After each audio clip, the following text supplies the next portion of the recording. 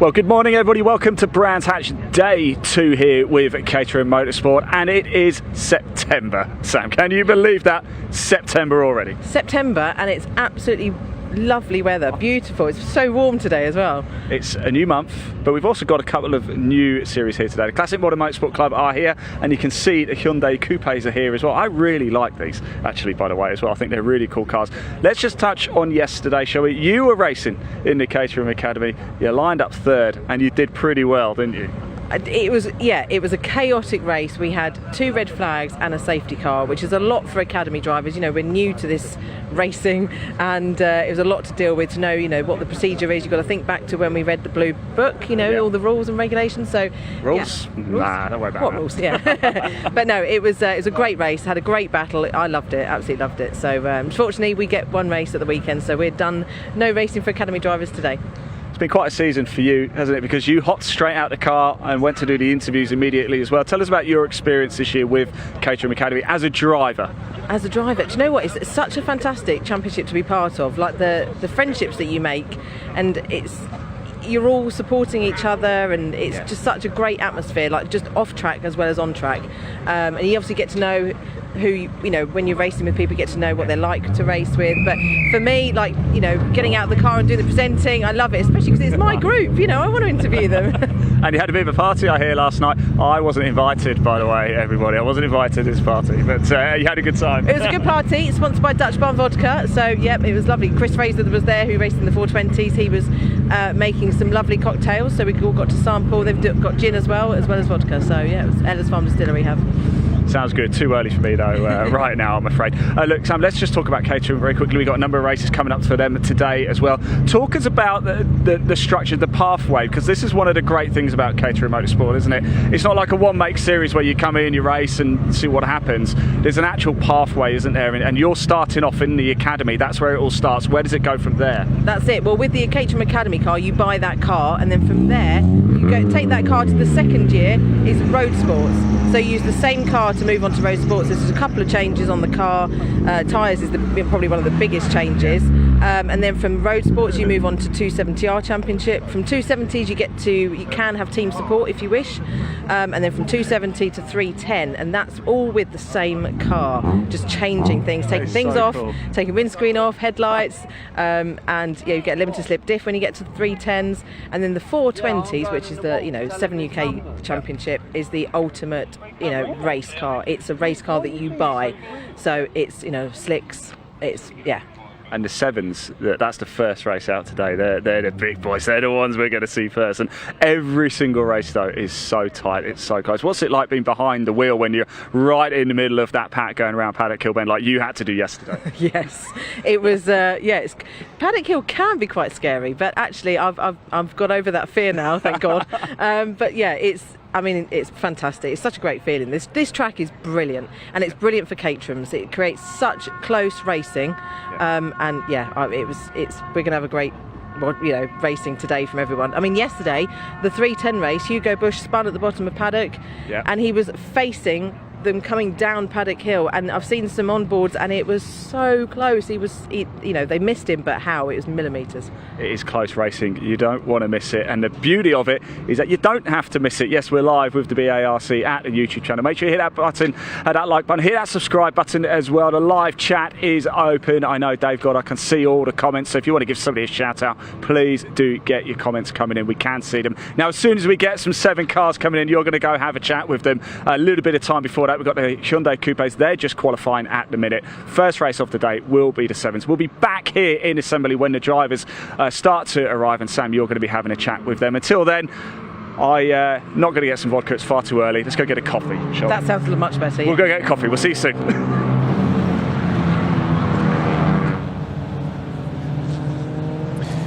Well, thanks very much to Ian and Sam down there. They're off for their morning coffee to get over the hangovers from the Caterham party last night. And a very good morning, race fans. Welcome to sunny Brands Hatch, the home of motorsport in the southeast of England, racing with the British Automobile Racing Club this weekend here on BARC TV. Second day of the weekend, beautiful sunny weather here in Kent, and we're on the 1.2 mile Indy circuits. My name is Dave Goddard. I'll be taking you through the action today alongside former Caterham champion and expert on all things with a 7 in their name, Chris Hutchinson. Morning, Chris. Good morning. Look at this sunny Brands Hatch out there, and the wind's not quite as brisk as it was yesterday, but we had some fantastic action throughout the 5 classes of Caterham Motorsport that we've brought with us this weekend, and 4 of them still here. We said with the Sam's, heard from Sam before there, so the Academy's race just yesterday. They're all done for the weekend, but we've still got Roadsport 270, 310 and the 7 Championship UK cars with us today, and plenty of racing action then, and from now until getting on for nearly 6 o'clock this evening. So yeah, sit tight and get ready for some brilliant action. Yes, today the commentary is sponsored by Vocal Zone voice tablets and PG Tips tea. Other brands of tea are available.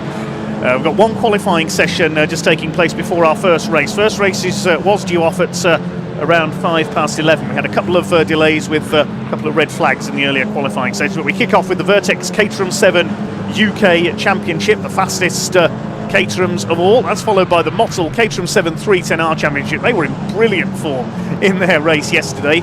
Then we've got the Ashstone MEP Super Saloons and Tin Tops, saloon cars of all shapes and sizes in that race. That's followed by the Hoosier Tyre Intermark Silhouettes. Now, if that name sounds unfamiliar, if you've ever seen National Hot Rods on a short oval circuit, then that's the sort of cars we will see. They are basically space frame chassis with carbon fibre and Kevlar silhouette body shapes over the top, powered by 2-litre race engines. They're joined as well by the WRDA Welsh Sports and Saloon Car Championship. They're on an away day here today, and they'll be racing on the same grid as the silhouettes to bolster things up a bit. Then we've got the Vertex Caterham 7 UK Championship out again after the lunch break, followed by the cars that are qualifying now, the OT Publishing Coupe Cup with Toyo tyres, the Hyundai Coupes aimed at the newcomer to motorsport.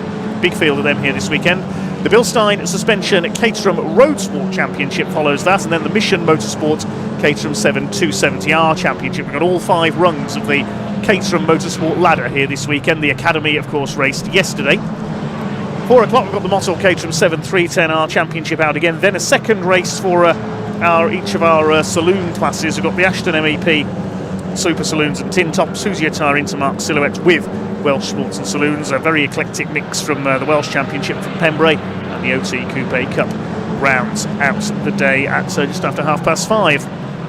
That's all how it's planned to work out here at Brands Hatch today. We should hopefully get a 45-minute lunch break in the middle. We may well see on track the Kent 7s. I'm hoping that they can do a lap of the track in the lunch interval here, because the Kent 7 Club have got a nice display of Caterhams and Lotus 7s here this weekend, just behind the hospitality suites where our camera is on top of here.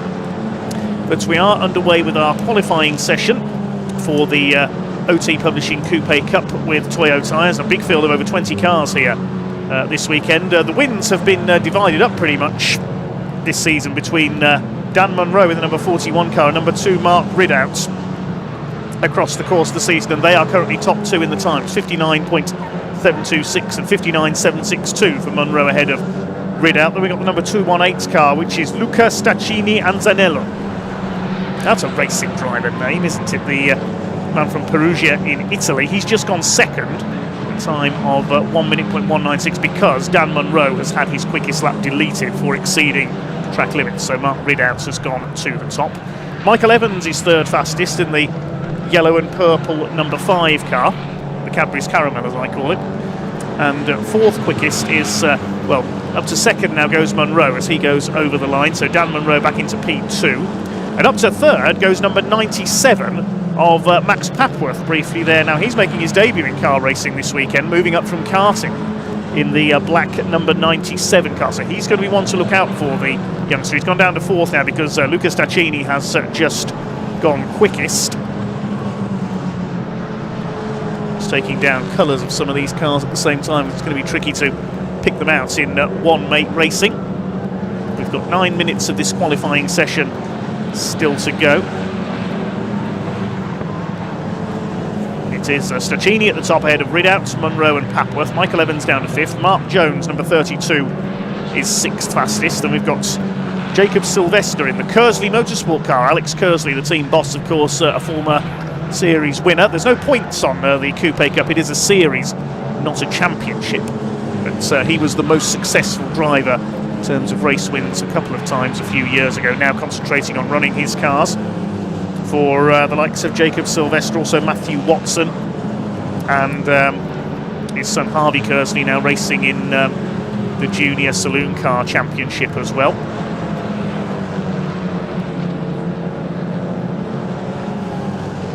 Let's see how things work out in the times. Stacchini quickest. Neil Hurren in number 87 has just gone second in his plain white machine. Oh, I've just seen out of the commentary box window the number 21 car, Simon Smith, has lost its rear bumper somewhere around the circuit.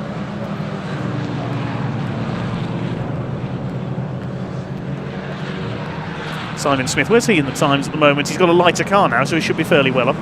No, he's down 20th at the moment. Car's heading up into Druids Hill Bend. We had a BMW go off there earlier on, Mark Cripps' car, and lay down a bit of oil. That was the reason for a delay earlier on. You can see a trail of dust that our Orange family, the marshalling team, have left on the oil slick there. There's Surtees and McLaren towards the end of this 1.2 mile lap, one of the shorter laps in British motorsport. All three generations of Hyundai Coupe in action. This series founded by John Winter, who will be running the action in the paddock. Not racing this weekend, but he has taken a few wins in the series in the past. Founded a few years ago as a way for novices to get into saloon car racing. You will see some cars with the novice cross on the back, the black cross on the yellow background. You have to wear one of those for your first 6 races. Also make up marshalling signatures on your licence by marshalling at events. Dan Munro has gone quickest, number 41, with a 59.436. Stacchini is on a 59.703. Neil Hurren third, then Ridout, Papworth, and up to 6th is the number 27 of Darren Banks in the purple Generation 3 car. There he goes, up. Oh, somebody's gone wide. Cloud of dust there on the outside of Paddock Hill Bend. Who was that? Can't see through the dust now. Is somebody off on the outside there? Yes, there's a car facing the wrong way.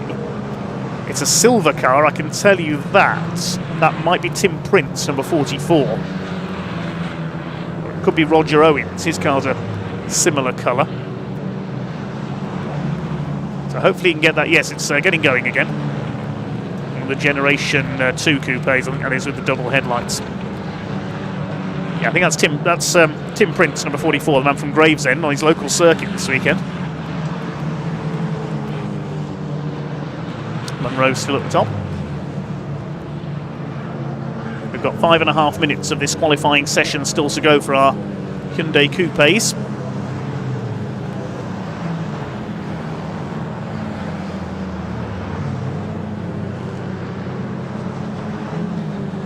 Andy, our ace cameraman, on the roof of the hospitality unit, just sent in a photo of the Kent Sevens all on display.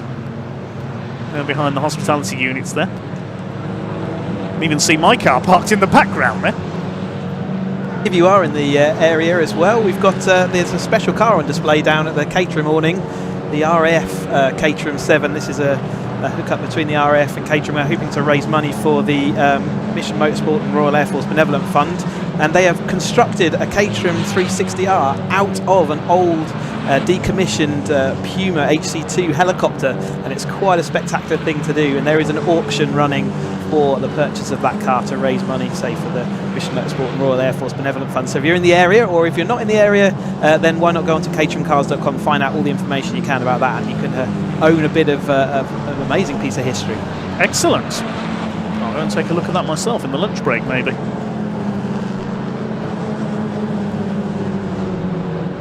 Beautiful weather today. It was a bit cloudy yesterday here at Brands Hatch. Had a few drops of rain early in the morning, but stayed dry but grey. It's lovely sunny weather here today. Perfect conditions for motor racing.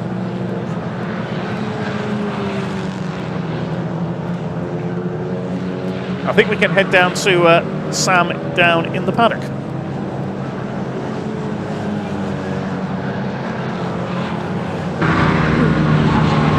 Hello, welcome back to assembly. We've got the 7 UK cars in here now. Not all of them arrived yet, but last few coming through. But I'm going to have a word with Wes Payne, because He is now in the running for the AM Championship, because Harry Senior has been moved up to a Pro-Am after yesterday's podium finish. I'll just move out of the way for Chris Fraser. So I'm going to have a word with Wes to make sure he knows that that's the case. I'm sure he does. So yes, which is good. Carl Jones is second in the AM Championship, and then Chris Fraser is third, but it's very close on the points. So I'm going to have here we go. Let's see Wes. Hello Wes. Hi, I was just saying, I'm good, thank you. How are you? I'm well, thank you. Good. I've just realised I've been promoted to another position because Matt Armstrong pulled out, I believe. So yeah, I've just. Matt can't make today, so. Oh, can he not? Oh, it's well, one more place for everyone else. Oh, so. one more position, excellent. And also, we were just saying, because Harry Senior's been moved up to the Pro-Am category, that puts you as first at the moment for the AM Championship. Yeah, thanks for the reminder. I didn't need the pressure. Yeah, no, I mean, Harry's always been quick, so good for him to become a pro. But yeah, pressure's on me now to stay here. We'll see what happens at the end of the race. Yes. Just going to go out there and enjoy it. Do you like, how's Brands Hatch for you? Do you enjoy it as a circuit to race? I didn't enjoy my Thursday because I've been in the car.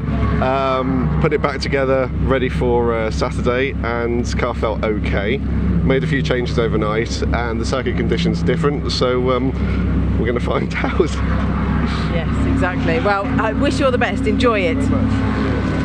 Right, let's move on round. I'm going to have a quick word with Mark Farmer. So he's another one that's joining us at this round. He just does one-off races in a 420. Sorry, guys. I need to keep you nice and cool, don't we, Mark? How are you doing? How are you finding being back in the 420? I've got a mouthful of sweeties. You've got what, sorry? A mouthful of sweeties. Oh, I've caught you getting some sugar. Yeah, but I'm trying everything, including increasing blood sugar levels. Yeah, it's not working. Oh. Gonna have to try something else. But you enjoy it though, don't you? Oh, I love it. Yeah, it's great fun. It's so much fun. Yeah, you're not allowed to have this much fun. No. Shouldn't be allowed. Shouldn't be. There we go. Yes. Well, enjoy the race as you will. But yeah, thank you, Mark.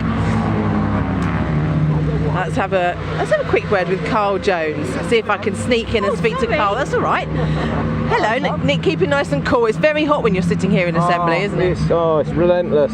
I'll tell you, it was lovely and cool this morning. I thought we'd got a really nice cool race. So we set all the temperatures for a nice cool race, and it's heated up so much. It's absolutely sweltering, yeah. But so the temperature affects the cars quite a bit. These cars, doesn't it? Yeah, definitely. With tyre pressures, especially. So you got to be on your game with tyre pressures, that's for sure. Hopefully we are. Fingers crossed. But I was just saying to Wes, because Harry Senior's been moved up to the Pro-Am category now, that puts Wes leading the AM Championship, and you're second. Yeah. After today, though, Wes won't be there. Oh. No. Yeah, I know. We was looking. You had me there. I didn't know. I mean, fair game to Wes. He's drove really exceptionally well this year. I had a really bad knock-ill, so that's really knocked me back quite a bit. So we've got two more races today, then obviously Donington, and let's just see if I can knock him off the perch. It's going to be a tough gig to do it, but let's see what we can do. Wicked. Well, wish you all the best. Thank you very much. Thank you, Carl. Right, let's go and speak to Jake Swan, who's another one that's joined us this weekend. Jake did the full season. He's done it many times, but he's joined us just for Brands Hatch. It's a local track for you, Jake, isn't it? So that's why you thought you'd come and join us again. Yeah, it's nice. It's only 20 minutes from home, so we thought we'd come and show our face again. Remember what we're meant to be doing, you know, do a little bit. But you've been doing a bit of some other racing as well. Tell us about that. Yeah, we've been racing offshore powerboat, done that last weekend, and we raced 1969 Chevrolet Camaro, so totally chalk and cheese to this, and it's been exciting. Does it take a while to get back into like how this feels and remember? I mean, I know you've raced these so much, but does it take a while to adjust to this car again? You thought it would, but no, it didn't. It was a little bit like riding a bike. I'm not that great at riding a bike, so that's probably not the best analogy. But no, you got in it and it felt like home again, so it wasn't too bad, thankfully. Yeah, good, excellent. Well, have a good race. Thank you, Jake. Let's go and speak to Will Smith, see how his weekend is going. Hello, Will. Hi. How's the weekend been for you so far? Are you enjoying Brands Hatch? Loving Brands Hatch. It's a great place to come. Yesterday was probably one of my worst results of the season, so they're not so good from a race point of view, but hopefully we can move forward today. Yeah, definitely. It's very, very warm compared to yesterday, isn't it? Yeah, completely different conditions. The track temp's obviously going to be rising all the time, so we try to allow for that, but it's a bit of a guessing game because you don't have to practice beforehand, so fingers crossed we got it right. Yeah, fingers crossed. Well, enjoy it. Thank you. Thank you. I think these guys will be going out very shortly, but quick word with Mike Evans. Mike, you've had a great weekend so far, haven't you? Yeah, it's been really good. We bit of a surprise to be this far up, to be honest with you. It's just everything just seemed to click yesterday. So yeah, it was good. You must like Brands Hatch then as well. Yeah. I don't like how physical it is, but I like the circuit. To drive on, it's fantastic. To race on, it's a little bit more difficult. Yeah, it's hard to overtake, but it's also exhausting, isn't it? There's no respite around this track. Yeah, and the only respite you do get is sort of down the pitch straight, and everybody's trying to attack you. So yeah, really tricky. And the toe is super important here, isn't it? Yeah, I mean, from the last corner to Druids, it's worth half a second. It's huge. Yeah, brilliant. Well, have a good race, Mike. I think but they haven't opened the gate yet, so we'll just quickly go on round and speak to Harry. Harry, I was just telling the other guys about the chance that they've got Wes has got the AM Championship now. He's he's fighting for that one. Now you've been moved up, but hopefully you're going to go for a win today. Yeah, hopefully a win. Second yesterday, just tiny margin. I think 7/700ths of a second or something over the line. So don't need to go much faster to get a win, but Lewis is always a tough competitor. Yeah, out of the AM Championship into the Pro, I don't really have a chance at it. I think it's definitely a 2-horse race between Lewis and Paul, but I'll try and get in the way as much as possible. Brilliant, that's what it's all about. Well, enjoy. Right, I'll have a quick word with Lewis if he doesn't mind. Right, Lewis, keep it nice and cool there. So you just got to, is this, you just going to get your head down and keep in front, and any other plans for this race? No plans at all. No. Just sort of keep it on the track, I guess. It's Caterham Race, you can't plan it, and definitely can't plan it around here when it's so short and it's quite feisty. So yeah, I think we should try and stay near the front, at the front, and yeah, see how it goes. It's quite physical, this track, isn't it? Yeah, very tiring, really tiring in one of these cars. You're constantly turning, constantly thinking, and yeah, but it's great fun, really good fun. It is. We were saying, some of us drivers were saying, like Silverstone Grand Prix circuit, where you get so much time to think and sort of take a breath. But here, there isn't. Knock Hill before was just no time for that at all. No, yeah, bang on there. To be fair, especially you'd think you might have a little breakdown, start finish straight, but you're constantly turning to your right. You're constantly looking in your mirrors. Yeah, it's challenging. Very good driver circuit. Yeah, brilliant. Well, have a good one. Enjoy. Right, these will be going out very, very shortly. I don't like to get in the way sometimes of their focus. And I know yesterday Ian came and spoke to me on the grid, but I'm used to it, I suppose. But I don't like to disturb them too much. But they are just heading out now. So I will hand back to Cheesy and Dave in the comments box.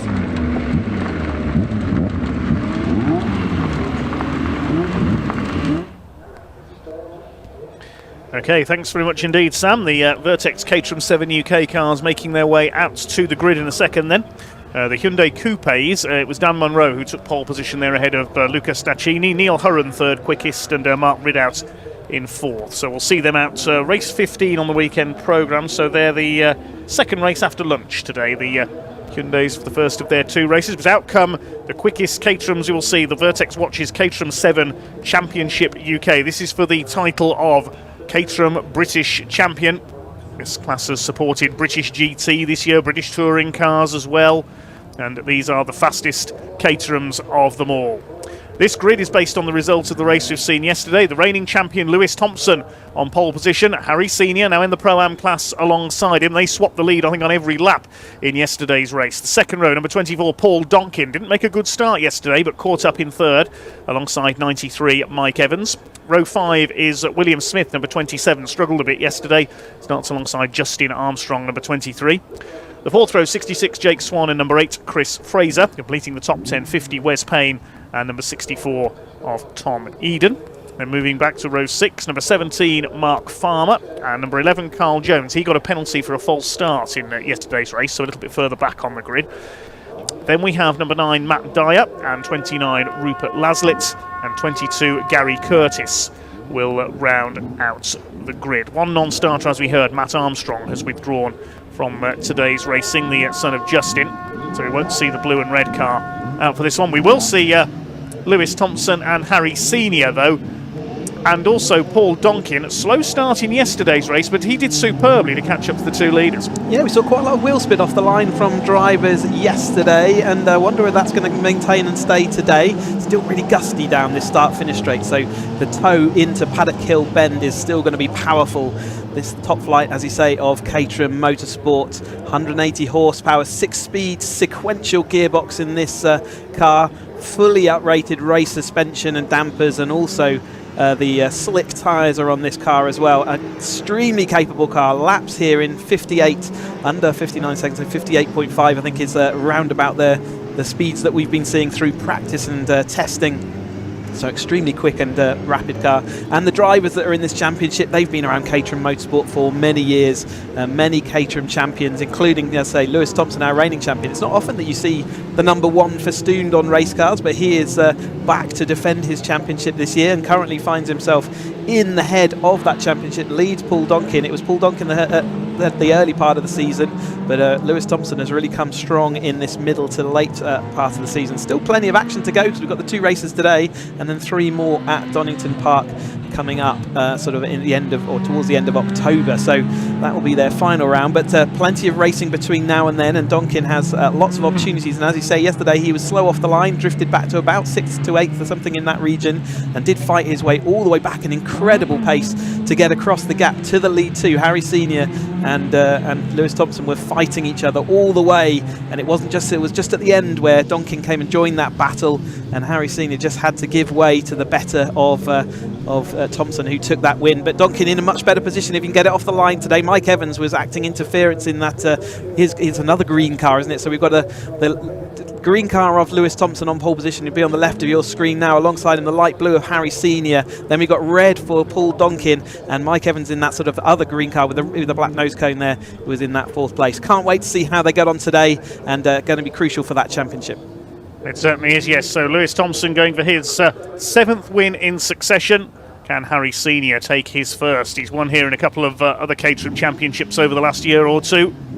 Will we see more place swapping between the front row men? We're waiting for the all clear then from the marshals. We get the all clear from the marshals. The red lights come on now. Revs are up for our first race of the day here at Brands Hatch. The Vertex Caterham 7 Championship UK is going. A rocket start from Mike Evans in the 93, straight into the lead, down the outside line often stronger off the line here at Brands Hatch. It's the man from Birmingham who leads the way into the first quarter, side by side for 2nd place. Lewis Thompson on the inside, and trying to come up on the outside is Justin Armstrong. Bit of a lock up there from Harry Senior, so 2 cars with an amazing getaway there, and it is Mike Evans, who has yet to score a podium this year, leads Lewis Thompson, the championship leader, the defending champion. Justin Armstrong holding off Harry Senior. The rest of them pour through out of Graham Hill Bend onto the Cooper Straights. They're all the way clean. A little bit of dust you can see in the background there was kicked up at the back on the exit of Paddock. Donkin made an initial great start off the line. I think he must have get caught out during Paddock Bend, because he's now back down in about 8th place. He's dropped a lot of places. Mike Evans, absolute rocket ship off the line. He's going to see whether he can lead 1 lap, but Thompson's going to deny him that opportunity. Thompson back to the front then, over the top of Mike Evans. Then we've got Harry Senior, who got a terrible start, but managed to hold on there somehow to get back to 3rd. And Justin Armstrong, another screamer of a start off the line. But Donkin again losing out. He's having to fight with Chris Fraser back there, like I say, over the line in 5th place in class, but that's going to be about 9th place out on track. He's got a lot of cars between him and Thompson, who he wants to be fighting with. Yes, Donkin exactly the same as yesterday. Unfortunately now he fought his way back up and caught the 2 leaders, bridging quite a big gap in the process. So let's see if he can do the same again today. Thompson with the lead then, obviously done the fastest lap of the race. Mike Evans flying along in 2nd. There's Harry Senior, the light blue car, in 3rd place ahead of Justin Armstrong, upholding family honour with son Matt not able to race today. First 4 have broken very slightly from William Smith in the metallic orange car in 5th position, as Evans tries the outside. That's the move that Senior and Thompson were making on each other every lap into Paddock Bend yesterday. Down Paddock Bend, then up Halewood Rise. The other side, this roller coaster of a circuit. Maybe short, it's very spectacular, the Brands Hatch Indy circuit. This quartet's braking very slightly. They go over the powder that was put down on oil from a BMW in qualifying for the Super Saloons earlier on.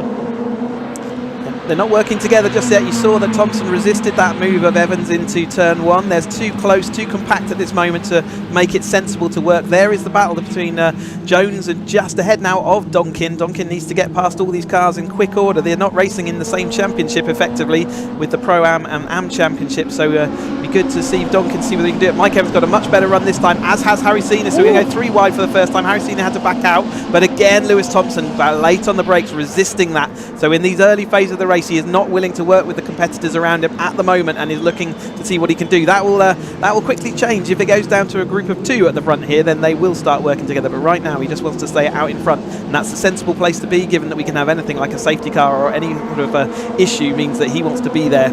And Donkin is breaking away with that front group though, so he has not got caught up. He has made short order of some of these midfield drivers, and is now back into to exactly where he needs to be. But Jones is next on his shopping list. Wes Payne fighting away there with Tom Eden and Chris Fraser towards the lower reaches of the top 10. Donkin on the tail of Carl Jones in the 11 car. Harry Senior did the fastest lap of the race last time. That's just been eclipsed though by William Smith, who's just done a 49.682. That's the orange car in 5th place, so he's going with this lead group as well now. Thompson continues to set the pace. Senior has a look to the inside. Mike Evans puts the squeeze on him on the run up to Druids, but he's not going to stop him getting through. Harry Senior down the inside in the blue car, up into 2nd position. And we have a familiar sight at the front of the field from yesterday. Now, if you're watching yesterday, you'll know how many times these two swap places, Thompson and Senior. First 5 have broken away slightly. William Smith going with the leaders. Carl Jones in 6th. There's the number 17 car. That's Mark Farmer further back, and he's got Matt Dyer on his tail there towards the back of this slightly reduced pack. 15 cars out there with the withdrawal of Armstrong. Donkin, Armstrong Senior still in 4th. Donkin has managed to get ahead though of Carl Jones. Did what he needed to do into Paddock that time through, had the tow. Now it's that familiar sight of Thompson and Senior. They worked together all yesterday, and it does look like they're slightly breaking clear of Mike Evans and then Justin Armstrong. Will Smith has maybe made the right setup decision today and is in that battle. And next up is Donkin, now ahead of Jones. Jones being pulled clear ahead of Jake Swan there, and Wes Payne, Chris Fraser, and then Tom Eden, then Mark Farmer, then it is Dyer out the back there. The AM class is being led by Justin Armstrong. 2nd is Carl Jones. 3rd is Wesley Payne. Chris Fraser, the Dutch Barn Vodka sponsored car, chased by Tom Eden in the Royal Blue number 64. Lead gap is coming down. Now is Harry Senior going to have a go here as they go along the Sir Jack Brabham straight towards Paddock Hill Bend? Going to have a look to the outside. So I think Lewis Thompson is going to be wise to him. Yes, he is. Moves up to take the high, wide and handsome line, as Brian Jones would have put it so many years ago. And up the inside goes Justin Armstrong up into P3. Where did that come from? He came from a long way back there. Fighting back on the inside is Evans. On the outside is William Smith. Battle is really joined for 3rd. It's going to be 4 because here comes Paul Donkin in the red and white car. Man who's raced everything from Caterham's to Porsche 911s and Citroen C1s to Ford Focuses and Ariel Atoms. He's raced everything in his time, Paul Donkin. Closing up on the lead group here. It's 4 for 3rd place now, 2 for the lead. Indeed, and Mike Evans is having to resist a lot more than he was yesterday. Yesterday got sort of dragged along in the early part of the race with the 2 leaders. They seem like they are breaking clear, and Senior was just saying to Thompson last time out, I'm happy just to sit here. He's not even sitting in the tow. They have still got this gusty wind, which means that some laps the tow will be more powerful than the others. Will Smith is going to move ahead of Justin Armstrong, then round Paddock Hill. Donkin just having to wait at the moment. Mike Evans still holding on for the time being, but Will Smith, like I say, after yesterday's moving back, I think he was in 8th place until the last lap when he just about managed to scrape it back to 6th, which was a great result for him. He was also in the championship battle, but yesterday saw him sinking away a little bit from that. Like I say, still plenty of action to go throughout the course of this season, with still 6 races to go, so it's still not over and done with as they head into Surtees then. But it's still Donkin got to the rear of that group, hasn't managed to push through, and he's trying to fight with the man in green out here in the front of our race, Thompson, who has led every single lap so far. At some point Senior probably will start leapfrogging him, and Thompson won't resist, but we saw yesterday that as soon as Thompson wanted to, he was late on the brakes in Paddock. He's got a little bit of an answer to all this, as we see Donkin trying to come alongside of Armstrong, and Will Smith taking over the top of Mike Evans. Looks like he will sweep around the outside. Will Smith indeed does, and goes up into P3.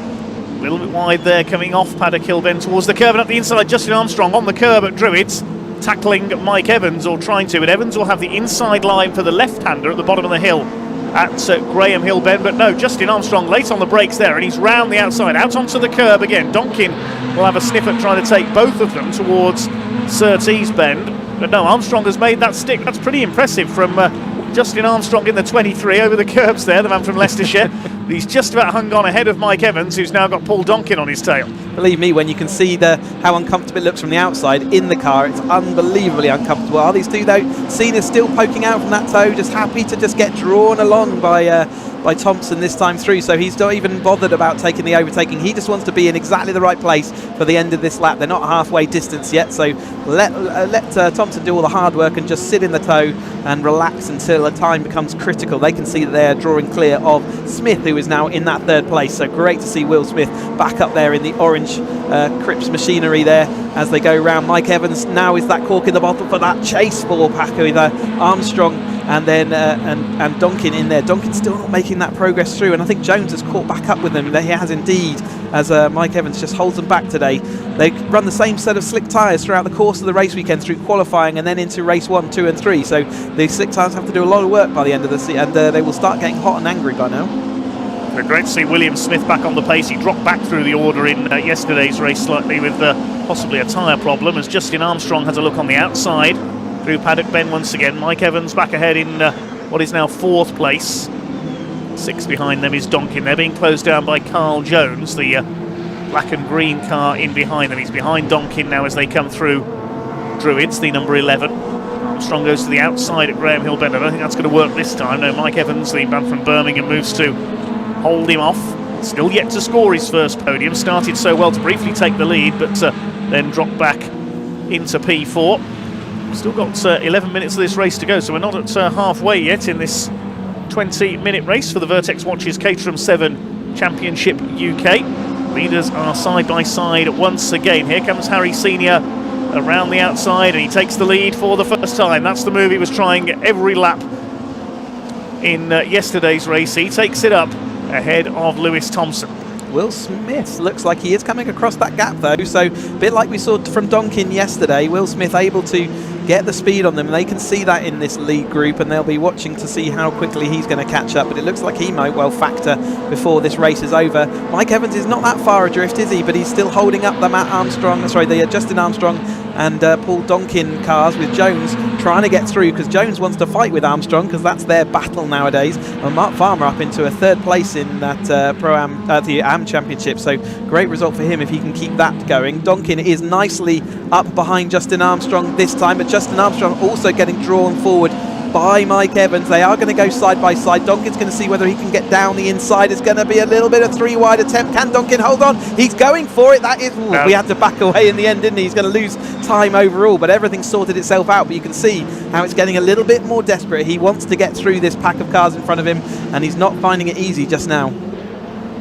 Line astern they go, and I've just noticed Chris Fraser's car has come to a stop on the exit of Druids there. We've got Wes Payne out of the race as well, as Armstrong has a go on the inside of Evans at Graham Hill Bend. That's going to allow Donkin up the inside, because Armstrong had to back off there.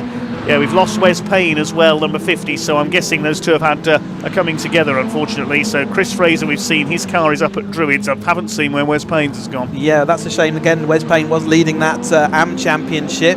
As I watch the lead change, here we go. So Thompson back to the front then, over the top of Senior, managed to get it done by the time they got to the line as well. Remember, we saw that yesterday until the very final lap, when Thompson was also able to hold on and dedicated that win to his nan, who he sadly lost very recently. So he is out front here doing the best he can. Will Smith is still coming across that gap. It's 1.7 seconds last time across the line. There is the Chris Fraser Dutch Barn Vodka at the outside. I can't see, as I say, the Wes Payne car, but sad to the end to their racing today, but the action's still heading onwards here out front. And Evans and Donkin so now are ahead of Armstrong, so Evans is now going to have to resist from Donkin. There is that Will Smith car, the orange car, orange helmet, easy to spot out there, and he is chasing down. 1.7 across the line last time. What's it going to be this time?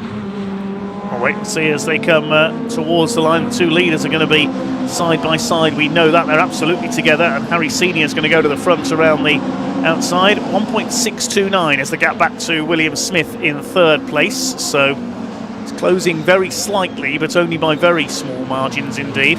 There is Smith in 3rd, then it's a gap of 3 seconds back to 4th place. Donkin's got through into 4th place now, so he's ahead of Evans and Armstrong. Hard to know which battle to watch in a typical Caterham race. That's true here as well. Absolutely, but Donkin's done what he needed to do, using every single last bit of the track on the greenery and the exit there.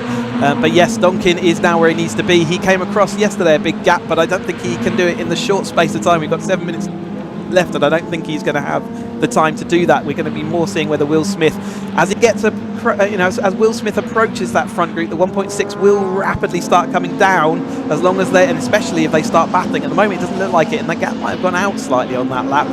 Yeah, I think 50.09 for Smith. So the tyres are definitely going off compared to their peak.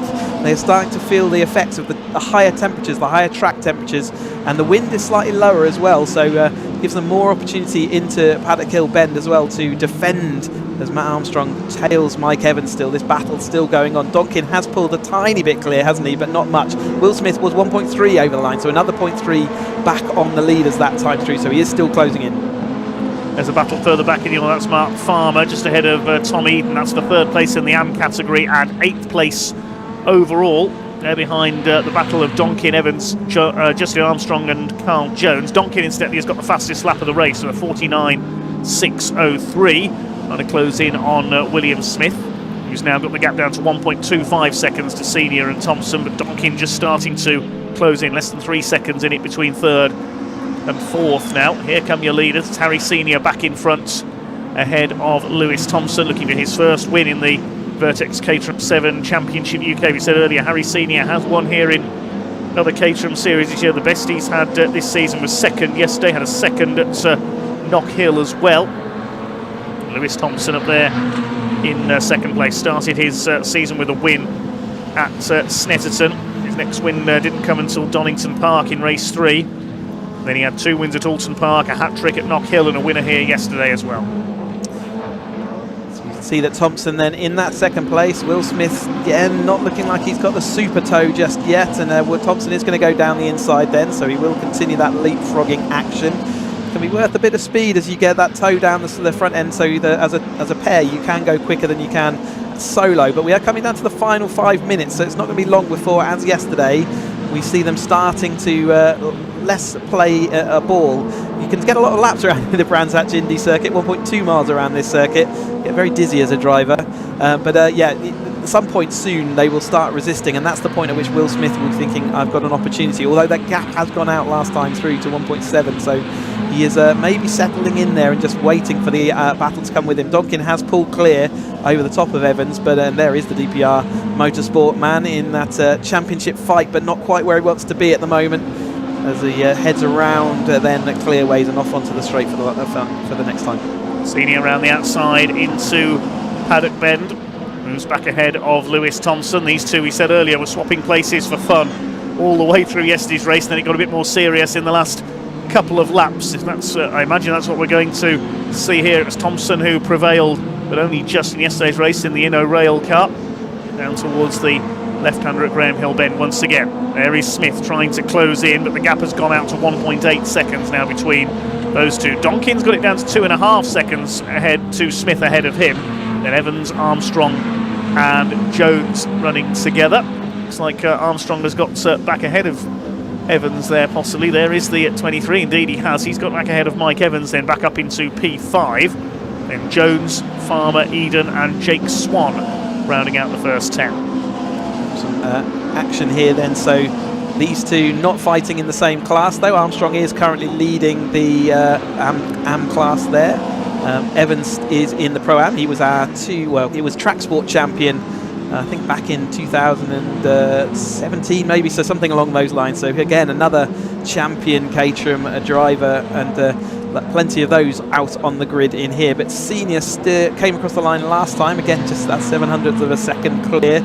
They're going absolutely nose to tail. There's Will Smith going through our thing, and Will Smith's having a lonely race, so is Paul Donkin. I don't think at this stage, well, Donkin's getting closer to Will Smith, but with 3 minutes left to go, I don't think that's going to happen. They might well be just looking after their tyres now for race number 3, and it will be up to Senior and Thompson to decide between themselves, now fighting for that Pro-Am Championship together, see whether who is going to take that. It was Thompson yesterday. Can Senior do anything? He's desperately wanted that win all season long. He's been so close on many occasions. Is Brands Hatch Race 2 going to be his time? He had to look on the tighter line through Druids. He lost the lead again into Paddock Bend, as has happened so many times in the 2 races so far. There's Smith in 3rd place. Donkin is still 4th. This is the battle for 5th. Mike Evans got back ahead of Justin Armstrong once again. I think he did that into Paddock. Cocks a wheel up on the curb there. Armstrong to the inside. Evans tries to put the squeeze on. Side by side, Armstrong back up the inside into Surtees and retakes 5th position. Cracking fight between these two. Armstrong is heading for victory in the AM class. Here come the leaders once again. Harry Senior once again goes to the outside. He led at the timing line by 0.021 of a second. He retakes the advantage around the outside at Paddock Hill Bend. Thompson decided not to be late on the brakes, let it still happen, so he's still comfortable. Smith is still there, Donkin's getting closer, but it is Armstrong and Evans who have been absolutely throwing punches at each other. They've been side by side every single corner, and there's Jones catching up again, which again, that's probably why Armstrong wants to push on, but Mike Evans is fighting back. He's just drifted a little bit wide there. Is Jones going to have a chance? No, just had enough time to chop back across, but they have been side by side for pretty much the last 2 laps, every single corner throwing a punch back left, right and centre, and slinging it down the inside, making it work as well. So great battle for them, even if it's not for the same championship points. But Armstrong currently ahead then, and Evans just behind, and it did look like Evans was dropping away, but he's immediately back on the pace. 1.5 minutes to go, so not that many laps left of this first racing action for the 7 Championship UK today. Donkin could well catch Smith for 3rd place here. The gap is down to less than a second now between those two. There go the leaders. Lewis Thompson is back in front as I expected. Nothing between these two, nose to tail at front of the field, getting a little bit crossed up there. Harry Senior coming out of the right-hander at Druids. Will Smith is now 2 seconds further back, but he's less than a second, 0.89 to be precise, ahead coming down quick, of isn't it? Paul Donkin. Yeah, that was 2.5 seconds a very short time ago, so that gap is coming down rapidly. You can see it visibly on your screen there. They're almost as close as our leaders are here as they head round McLean. So they are going to go on to their last lap now then, with 47 seconds. Lap record 48, so they're not going to be able to beat anything about that. This will be starting their last lap then. What is Thompson going to do this time? Certainly going to look to resist. And in fact, Senior not in a position. He's going to go for the last dash to the line, I think, at this point. See whether the toe could take him across. It's going to depend whether Augusta Wind's going to help him. Matt Dyer's just ahead as well. Is that going to come and act as interference? Lock up there. You can see how hard now Thompson is having to push. First time we've seen him locking up there, except out the side of the second lap last time through. So who is going to do this? And also watch behind Donkin and Smith. They're getting close as well. Close. There were only 44 thousandths in it as they crossed the line between those two. Donkin did a much quicker lap, 49.433. But we watched the lead battle. There's the fight between Smith and Donkin in 3rd. It'll be interesting to watch both of those battles out of the final corner. The clock counts to 0 now. Is Lewis Thompson going to hang on the run to the line for another race victory? It'll be 7 in a row if he can hold off Harry Senior. Senior's going to try and go to the outside. They're going to finish side by side. Here they come. It's going to be a photo finish over the line. Senior gets it by 0.091 of a second. A first ever win in the Caterham 7 Championship UK for Harry Senior. 3rd place goes to Will Smith by 1/10 of a second ahead of Paul Donkin as well. What a cracking finish. And Harry Senior has done it. Lewis Thompson's run of wins is ended. Meanwhile, further back in the order, Jones coming through for 5th ahead of Evans and Armstrong. What's happened there? Yeah, there must have been something happened between maybe Evans and Armstrong on the last lap that let Jones sneak on through. It's not really affected the result for Evans, but Armstrong we'll have to see if we can get a replay of that. Yeah. Did they go over the curbs at Cleo at Surtees, I wonder? But a great result for Senior. Finally managed to do it. He put himself in the perfect position. I was worried that Thompson was going to get the toe from Matt Dyer, which would have helped him across. But today, it's the reverse from yesterday. So Senior finally gets that win now in the top flight, the Pro-Am Championship. Great for him and his championship season. Thompson, though, still great result in the championship, 2nd place. Will Smith takes that 3rd place, just holding on from Donkin over line. 9,000th of a second between the two of them. Fantastic action. And Carl Jones taking the AM victory over the top of Armstrong and Palmer. So brilliant action from the 7 Championship UKs. Okay, I'd like to see what happened for P5 and 6 there on that final lap if we could, but we'll confirm the results for now. There we go, 900ths of a second. Harry Senior takes his first ever Vertex Caterham 7 Championship UK win over Lewis Thompson, who sees his run of wins come to an end at 6 in a row. William Smith takes 3rd, just ahead of Paul Donkin, and then Jones snatching 5th and taking the AM class victory ahead of Mike Evans and Justin Armstrong. Farmer, Eden and Swan completing the top 10. Gary Curtis from the back of the grid coming through for 11th, then Laslett and Dyer Completing the finishers, we lost Wes Payne and Chris Fraser. Pause for breath needed after that one. Then we'll wait to hand down to Parc Ferme. It's Paul Donkin who took the fastest lap there, 49.433, his quickest lap. Worth an extra point in his championship, so really good for him. Thank you so much to all the marshals out there. You can see them doing some sweep up and checks works. And on behalf of the drivers, thank you ever so much to all our marshals out there who help us go and do what we love to do, which is the racing. And hopefully all the action is great out there all throughout the rest of the day. We've got plenty of Caterham action to do. But Sam is down with the drivers then in Parc Ferme. Let's go and hear from them after the great race.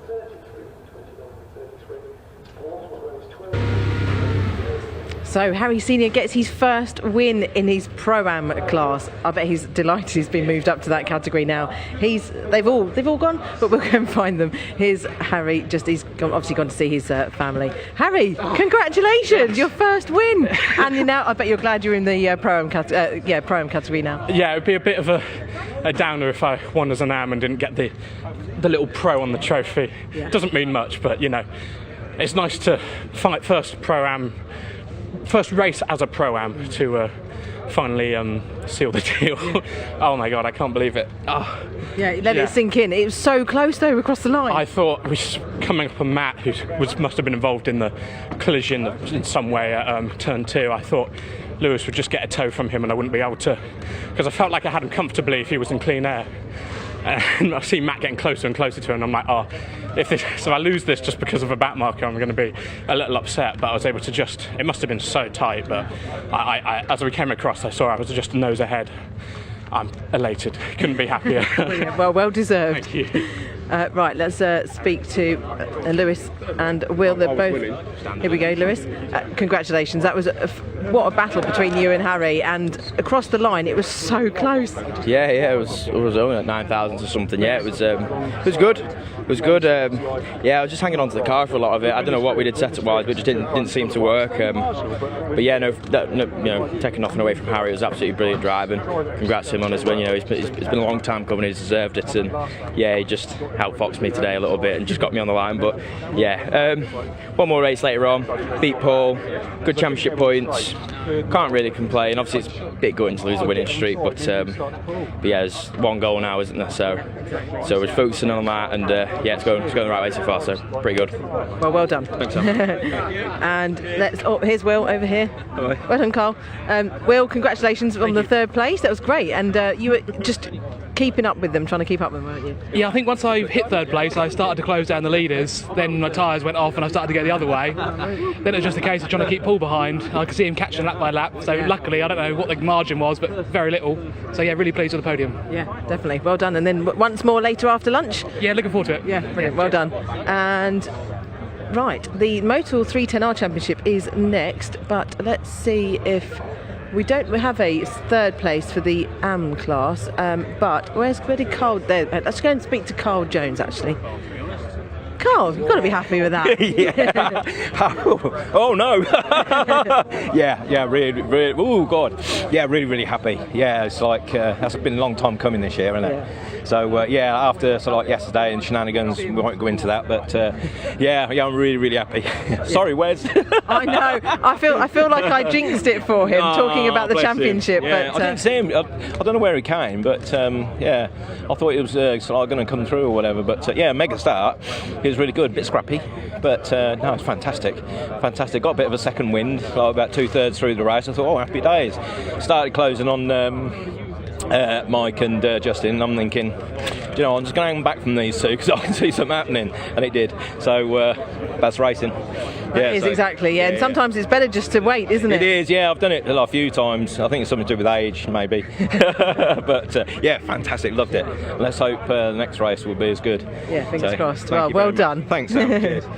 And right, I was going to speak to Mike actually. I don't know where he's. Where is Mike? There he is. He's down here. Let's go and have a word with Mike, seeing as we've got a few minutes, I think, before the next race. Mike, you had a mega start. Yeah, the start was good.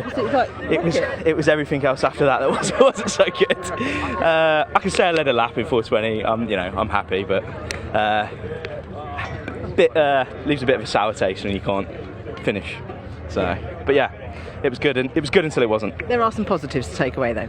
Yeah, the first 2 laps. But yeah, I enjoyed it. It's just a shame about the last lap. Yeah. So that's racing for you, but you got another go later. yeah, we'll give it what we got. So yeah, but thanks. No problem. Right. Let's go and have a quick word with. They're all being called to go down to the podium. So before they do that, I'll come and speak to Jake. How was that for you, Jake? Not necessarily ideal. It's probably the polite way of putting it. No, we just got caught up in a bit of drama, and once you end up having to stop, that time is never recouped. So you end up just sort of sitting in no man's land. That's how it goes, though. Other people's dramas generally catch you out. It's the way of the world. That's it, they do. Well done. Nah, that's all right. Right, I'm going to hand back to Cheesy and Dave because these guys are going to go down and see the podium. Motul 310R is out next. I think just picking up a few of the 420s from the track, or a couple of non-finishes, and then they will be on the grid. So we'll see you shortly.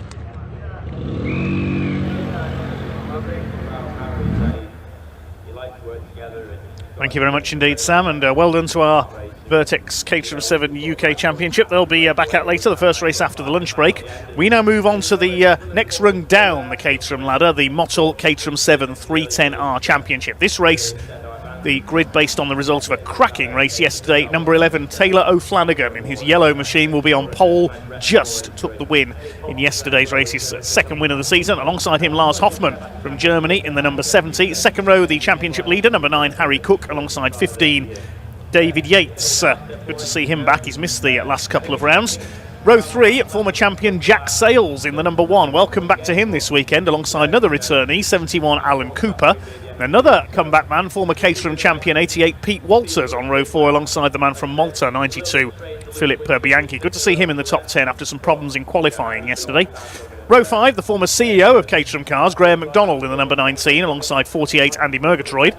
Then back on row 6, we have number 81, Tom Willis. Watch for him coming through. He had the wheel arch knocked onto his tyre during yesterday's race, which slowed him down a bit. He had to be content with 11th. He starts alongside the number 4, which is Duncan Mallet. Row 7, number 2, Mark Jones, and 38, Jeff Price. On row 8, 16 of Steve Metcalf, and 3, Will Wood. Row 9 is number 29, Craig Denman, the former Lotus Elise champion, the man from South Wales, alongside 33, Ryan Errol. Penultimate row, number 12, Ron Mounsey, and 68, Chris Welch. And at the back, just double checking, yes, he is there, number 22, Hugo Bush. He was sent spinning into the gravel with a little bit of contact at Paddock Bend in yesterday's race, was just missed by everybody flying past him, and had to retire into the pits. That's a second retirement in a row. He had a collision at Knock Hill in race 3 as well, and that has quite possibly affected his... well, let's check how many 0 scores he's got now. Yeah, that's 3 0 scores. He can't afford any more scores to drop this year if he's going to challenge for the championship, Chris. No, absolutely, and he's got a lot of cars in front of him, and after the racing yesterday, it's going to be pretty tough to get past everyone and try and get back to that lead group. But he's got 2 races to do so wherever he finishes today in this first race, he will start the third race from that position. But what a cracker of a race it was yesterday. It was absolutely action-packed from start to finish, and didn't really know who was going to win it. And Taylor O'Flanagan even taking to the gravel and grass on his penultimate lap, which actually meant that he was in a really good position to take the toe up into Paddock Hill for the last time, and got it all stuck and just ahead of Lars Hoffmann. Harry Cook, our championship leader, though, doing everything he needs to do, was disappointed, I think, to end up in that third place. I was speaking to him last night, him and his father, and but he's doing everything he needs to do, and slowly putting his hands onto that trophy. It's not going to get it all done today, but he's getting closer and closer with every time that he gets on that podium. David Yates having a great run out. Great to see our reigning champion Jack Sales back out with us in the number 1 car, the white T and accountancy car. Alan Cooper and Pete Walters back in the fold as well. And then we got plenty of action further back down the field, which we were watching as well with interest yesterday. But 20 minutes of action for this 310R Championship, the 4th step of the Caterham Motorsport ladder. So at the moment we've just seen the 7 Championship UK cars having a great ding-dong, and now I'm looking forward to this. Again, very experienced racers here with plenty of championship experience and champions amongst our midst. And I would say a good 10 cars that can take the victory here. They've got 150 horsepower under their right foot, limited slip differential, but it is ultimately underneath it all still the original Academy car they would have started with maybe 4 more years ago. as we're just watching the Hugo Bush there coming then to take, he will take the rear of this field. But our front runners, Taylor O'Flanagan on the left-hand side, winner from yesterday in the yellow car. Then we've got the Motul-sponsored Hoffman on the right of your screen in the red car. The British Fossils car of Harry Cook. I've got told yesterday the gold sort of logo on that is actually a blown-up fossil if you were able to look from above on it. And then we've got David Yates in the Matt Blythe Motorsport blue and black car. Then we've got the T&A Accountancy white car of Jack Sales, alongside him the grey of Alan Cooper. They're your colours for the front six, but don't forget there's plenty of cars behind them, and they'll all be adding to the battle, no doubt, as we go on through this 20-minute race, second race for them this weekend. Watch for the grey and Dayglow red car just at the back, very back there. That's Hugo Bush. Watch for him coming through from the back of the field after his non-finish yesterday. Taylor O'Flanagan looking to make it 2 wins for the weekend, 3 for the season. The red lights coming on then. The Motul Caterham 7 310R Championship. The revs are up and it's go. Decent start by the two front row men. David Yates also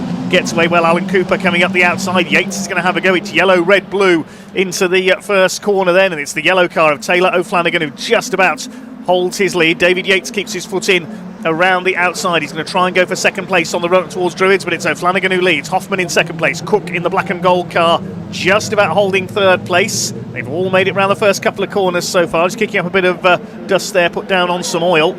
Going for the inside. Who's that going through into P4? That looks like it could be Bianchi in the number 92 car. Philip Bianchi's got the flag of Malta on his bonnet, so that's the way to tell his car. O'Flanagan leads from Hoffman. It's Cook in third. David Yates still there in fourth. That is Bianchi in P5 in the 92, so he's had a good start from 8th on the grid, and in behind him is Alan Cooper as they come round to complete lap number 1. Hugo Bush had also made some great progress up into Druids that time through. If he's made up maybe past 6, 7, 8 cars as he heads on, and in fact I can see him there going across the line now. So where does that put Bush? 14th, so he's made up gained. 7 places on 1 lap. Taylor O'Flanagan though is down the inside, still managed to hold on over Hoffman and Cook. Their front three here out front and clear of David Yates, who's fighting alongside Bianchi up into that 5th position, side by side as they go through Druids this time. Then it's Graham McDonald. I saw him make a great start. It was a good start all round for the grid this time rather than loads of wheel spin, but McDonald certainly was one of the choice cars moving forward early on. He's got Willis, one of the drivers who lost out late on yesterday, and that was disappointing for his championship because he can't afford to drop any scores. We just get them all high. Now we've got Jack Sales sideways, I think, across the... Yes, just he's got clipped on the way into 30s. I hope everyone's There's another car going off. I think it's Hugo Bush. So maybe Hugo Bush getting caught out with that incident as well then. What a shame for Jack Sales then sideways, but he will be glad that he's out there. We've got 3 wide though, just about to be developing for our leaders. And we are going 3 wide. Taylor O'Flanagan is down the middle there. Hoffman's going to lose out. Cook looking to see whether he can go around the outside. He's got the momentum and he's going to make it. It wasn't Hugo Bush. I've just seen him go through. Apologies there for cutting across you, Chris. Bush is in 11th place. Similarly coloured car that went off up there. The number 12 was involved, I can tell you that, as the lead pack heads down towards Graham Hill Bend. Indeed, Hugo Bush is right there, right at that lead battle. I think he's fighting in the top 10 already. He's come through half this field in just a couple of laps. So there is Hugo Bush. He's following along behind Cooper, who's lost out a little bit in the early part of this race, and Murgatroyd in the green car. So they are battling just behind this lead pack, and it is Hoffman that led across the line last time through, but it's Cook as it went all the way around the outside of both of them. Is this time a really statement of intent from our championship leader as he pulls clear a little bit of Hoffman, who's going to have Taylor O'Flanagan right in his wheel arches. David Yates, who's right back into this battle. There's the side-by-side between McDonald and Bianchi. In fact, that's Walters coming through there and over the top of Willis as well. So Walters also figuring heavily, our ex-Caterham 310R champion and multiple Caterham champion. So welcome back to the grid for him. But Cook is still leading Hoffman, leading to O'Flanagan. So there's the side-by-side. Tom Willis on the outside. We mentioned that he can't afford to drop any more scores. The reason being he missed the trip to Zandvoort in the Netherlands. So there his 3 zeros that he can drop. It's chasing after Graham McDonald, who's lost a wheel arch, we noticed in there. So Harry Cook it is who leads the way, the number 9, the man from Dorset in the British Fossils car. David Yates up there in 4th place, being chased by Bianchi, the 92, the man from Malta. Here they come up over the line then. Taylor O'Flanagan in the wheel tracks of Lars Hoffman. These two have been tied together by a piece of string virtually all weekend. Hoffman to the inside. He's never going to get through there. Side by side, he's snaking around under braking. The German up the inside. Cook doesn't give way, and he goes out wide, gets 2 wheels onto the gravel, and Hoffman's through. I don't know how he squeezed his way through there. And now O'Flanagan is going to try and do the exact same thing up the inside. Two cars side by side. Cook will have the inside for the left-hander at Graham Hill Bend. David Yates and Bianchi closing up as well. Behind them is Pete Walters in the 88, and somehow O'Flanagan slides round the outside of Graham Hill Bend. You don't see that very often, and David Yates is going to go for P3, and he's done it. Yeah, so Cook's now back down into fourth. One little mistake. In fact, I would call it, it was quite a not a desperate move. It was a very opportunistic move, should we say, by Hoffman that time through into turn one. He was right on the last minute of the late breakers. There's an extra bump there on the extreme left, which is what caused the car to squirm around. Taylor O'Flanagan, though, is going to fight back. David Yates is going to have a look down that extreme inside over that bump. You can see he's lost the rear of the car. He's going to lose it across the front of the grid. He managed to grab it all together. So that exact same bump that caught out Hoffman caught out David Yates that time as well. So lucky that the rest of the field, experienced drivers in this, and they were using all of that experience to avoid that. That could have been a biggie. But Taylor O'Flanagan still ahead of Hoffman, ahead of Cook, who's back into third place now. Pit stop for new underwear needed for David Yates there. I think that was a scary moment. He's snaking around again there. I wonder if he's flat spotted his tyres through there. I really thought he was going to be T-boned through Paddock Hill Bend. Watch the blue car on the inside. I was just thinking they can't get four wide through there, and then the back end broke on David Yates' car, slides across. How he missed Harry Cook, I don't know. And then luckily he managed to gather it up and didn't get collected on the way past. Here come the leaders then. Bianchi and Walters for avoiding that. That was would have been a nasty one. As we go then 2 wide, 3 wide. Why not nearly 3 wide? So Hoffman looking on the outside of Taylor O'Flanagan. Cook wide line and holding on against Walters, who's trying to sneak down the inside, but they just had enough time to sneak across. So it is still Taylor O'Flanagan, still third place for Cook, but he's going to be wanting to get to the front of the race just to have a little bit of a relax. You know, it's a really quite stressful situation for him. He's got cars absolutely nibbling at his rear end, and he really does want to be clear of those and up in front of them again.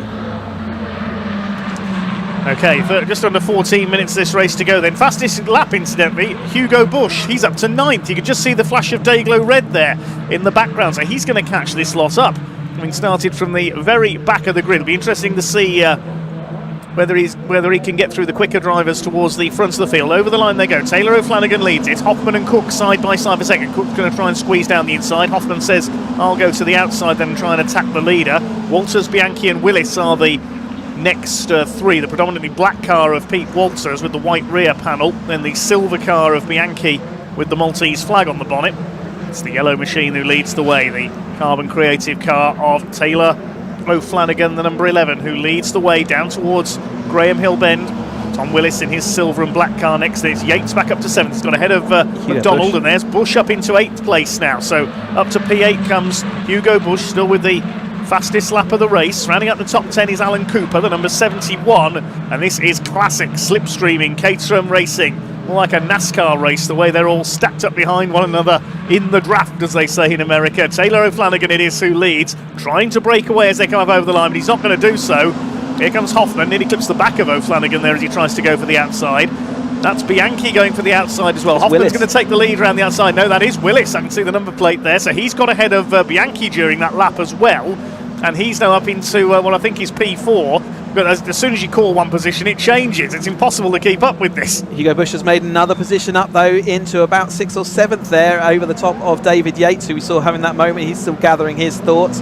But yeah, Hugo Bush has made a quick order of the rear of this 310R field, but it gets more and more difficult the higher up you go. You can see how many battles and what's happening out front. But Hoffman currently does lead, and he is over the top of O'Flanagan and Cook, still in that 3rd place. Walters holding on over the top of Bianchi just at this moment. Bianchi holding on well, but Willis is the guy making progress in the middle part of this race. He is firmly up there into that 4th place and back to that lead battle as we're going to go side by side between Taylor O'Flanagan and Hoffman once more. Cook going to see whether he can join the cattle. He's going to go to the outside of Hoffman into Paddock Hill Bend this time through. Can he carry the momentum around the outside? He's got a little bit of an overlap. He's squeezed all the way towards the gravel, just kicks up a tiny bit of dust, but managing to hold on. Can he go around the outside? There's Willis looking down the inside, and I think Cook is going to make that move stick. It's taken him 3 corners to get it done, but he is now going to go down the inside of Graham Hill Bend. Does make it up to 2nd place. Awfully hard work just for 1 position, 1 point extra on track, but it is really important for the championship. He is fighting with Hoffman for that championship. Yeah, they came into the weekend separated by around 25 points, so we'll have to wait and hit the calculators to see how it's changed after yesterday. As Pete Walters goes over the curb, he's got Hugo Bush on his tail trying to cut towards the inside. So he's up on the back of the 88, who started his career like so many of these drivers did in the Caterham Academy a few years ago. Harry Cook's going to try and have a look for the lead, I think, around the outside. Hoffman's under fire from Willis, trying to make up the lost points yesterday when that wheel arch was knocked onto his tyre. He finished down in 11th place, had to slow up. Here they come out of Paddock Bend. O'Flanagan on the inside. It's Cook that's taken the lead. Hoffman around the outside. This is brilliant stuff. They really have been, in my opinion, the highlight of the Caterham season this year, the 310Rs. They've been like this in every single race. So close between the top runners. Through goes Hoffman. O'Flanagan's gone wide onto the curb. Willis could get P3 here with a bit of luck on the inside as they come in towards Surtees. No, O'Flanagan holds that third place. Then it's Walters, and I think Bush is up into 6th place. He's having to go up the inside now to try and take 5th as they come onto the straight. Has he got it done as they come towards the Sir Jack Brabham straights? Yep, I think he might well. He's up the inside, certainly. He might be able to. In fact, it depends where the toe's going to go. The toe's going to go to the way of Walters. That's going to drag him clear just as they head into Paddock Hill. But I'm sure Bush will be late on the brakes. He is late on the brakes, tucks it down the inside. Another place. He's kind of making up that position per lap, which is kind of average around here. Cook's also been making a position per lap for the last couple to move him back into the lead. Taylor O'Flanagan did well to resist Tom Willis at that point, and he has managed to get over the top of Hoffman there as well. Willis back in this battle though, and there is Hugo Bush is next up. Can you believe, all the way from the back of the grid, they're going to be looking in their rearview mirrors and going, oh, what the heck, how have you managed to get here so quickly? And then it is Walters and then Bianchi, Yates, Cooper. I thought Hugo Bush had spun up at Surtees when he tangled with Jack Sales earlier. It wasn't. It was Ron Mounsey, the number 12, who's now running at the back of the field. So Harry Cook it is who continues to lead the way. Are they going to slipstream him this time on the outside on the run in towards Paddock? There's the yellow car of O'Flanagan in second. Side by side for third. Willis and Hoffman in the Motul liveried red and white at number 70. And Hugo Bush is now behind them. He could get onto the podium on this lap with a bit of luck. There's still 9 minutes of the race to go. Hugo Bush, he's still got the fastest lap of the race, 53.252, and contact there up the inside. Willis clips the back of Lars Hoffman. I hope that hasn't caused any damage. Looks okay. Yeah, looks okay at the moment. We'll see again. They're still side by side. They come down towards Graham Hill Bend. Up the inside is Hoffman. He takes P3. There's Bush behind them with the orange roll cage. Willis back up the inside. Hoffman is being pretty obstinate in that third place now. He's not giving way. Willis does get through on the inside, slices his way through, and Bush is going to have a go as well. Opportunistic move there from Bush, right diving down the inside. Great move. Hoffman is really dropping down the order. Unfortunately, though, it does mean that Willis is now under fire from Bush, so Willis has made all that difficult move to get into third place, and suddenly he's going to have two cars. There's Bush to the outside. Hoffman's going to go down the inside as they go 3 wide into Paddock Hill. Who's coming out on top? Hoffman is. Then we've got Bush coming over the top. Willis losing 2 positions that he just fought so hard to gain. He might lose another one from Walters down the inside. Up we go into Druids Bend. So Hoffman back up into third place now then over the top of Bush. We've got the 2 leaders just out in front. What an amazing action from this 310R grid once more. I've seen cars go outside and inside to take places at 3 wide moments at Paddock. I've never seen one go through the middle like Lars Hoffman just did before. That is a brilliant bit of driving by the German. And now he's got Hugo Bush on his tail. Willis is down to 5th place. Who's behind them? Pete Walters cutting over the curb there. He always does there. And round the right-hander at Clearways into Clark Curve. The first 2 have been able to escape as a result of all this squabbling. It is Cook and O'Flanagan 1 and 2. Harry Cook continues to lead the way. Now who's going for third? It's Hugo Bush from position 21 on this grid up into third. He goes through on the inside of Hoffman. There's Walters under fire as well. I think that's Bianchi in behind him, and David Yates recovering after his big moment earlier on. But it is Hugo Bush, the man from Surrey, up into third position in the DPR Motorsport car, and now he's going to go after our first 2 who are just over a second up the road. He certainly had the pep talk from Dan Burt this morning, hasn't he, about what he needed to do, and he's gone and done it in the early part of this race. Still got 6.5 minutes of this race still to go, so plenty of opportunities also to try and catch those 2 leaders back up. Has he got the raw speed? The problem he's got is he's going to have to be constantly defending from Hoffman, who is not willing to let and settle in to see whether they can catch up, and in fact Willis is just behind him, so you can see that their battle is going to be probably the one that goes alive each time they come up into Paddock Hill Bend. Hugo Bush does have a slight lead, and it's Willis who's going to looking like he's going to pull alongside Hoffman. It is, so Hoffman will have to little bit of a late break there, and that's going to compromise him. Hugo Bush does have a chance just to ping off up. He just clips the curb, but you can see that he's got a few lengths now of breathing space before this chase battle. Bush then into that third place, but don't forget it's Cook and O'Flanagan out front, and they're just sharing the lead at the moment. This battle closing up further back as well. Walters, Bianchi, there's Yates. I think that's Cooper behind him, and Duncan Mallett's in 10th place in the number 4. He's got ahead of Graham McDonald. Both those cars missing a wheel arch. There's been a bit of rubbing in the pack. Well, rubbing's racing, as they say. Further back in the order, number 2 car there, that's Mark Jones. He's in 12th place behind Graham McDonald. There's Pete Walters, the black 88 car. Philip Bianchi on his tail. He hit the wall coming out of Graham Hill Bend in qualifying yesterday, knocked his nose cone off. Had to do a couple of laps in the lunch break to make up his qualifying laps. 5.5 minutes to go, and Taylor O'Flanagan is back on level terms with Harry Cook. He's going for the outside into Paddock. He left it a bit late there though, and Harry Cook able to keep the lead. Bush still in 3rd place. Now, how far back is Bush? He's a second off Taylor O'Flanagan at the moment. Half a second back is Hoffman, then the rest queuing up behind the German. Willis, Walters, Bianchi, Yates, Cooper and Mallett completing the top 10. There they are through Graham Hill Bend. And yeah, Hugo Bush has broken a little bit clear of Hoffman and Willis, their battle, so they'll be concentrating on each other, and Hugo can actually settle in and try and chase down those front 2, which I think he'll do in fairly short order. With only a second gap, the tow will be powerful, especially if he gets the gust of wind, which looks like it's slightly starting to build up this start-finish straight.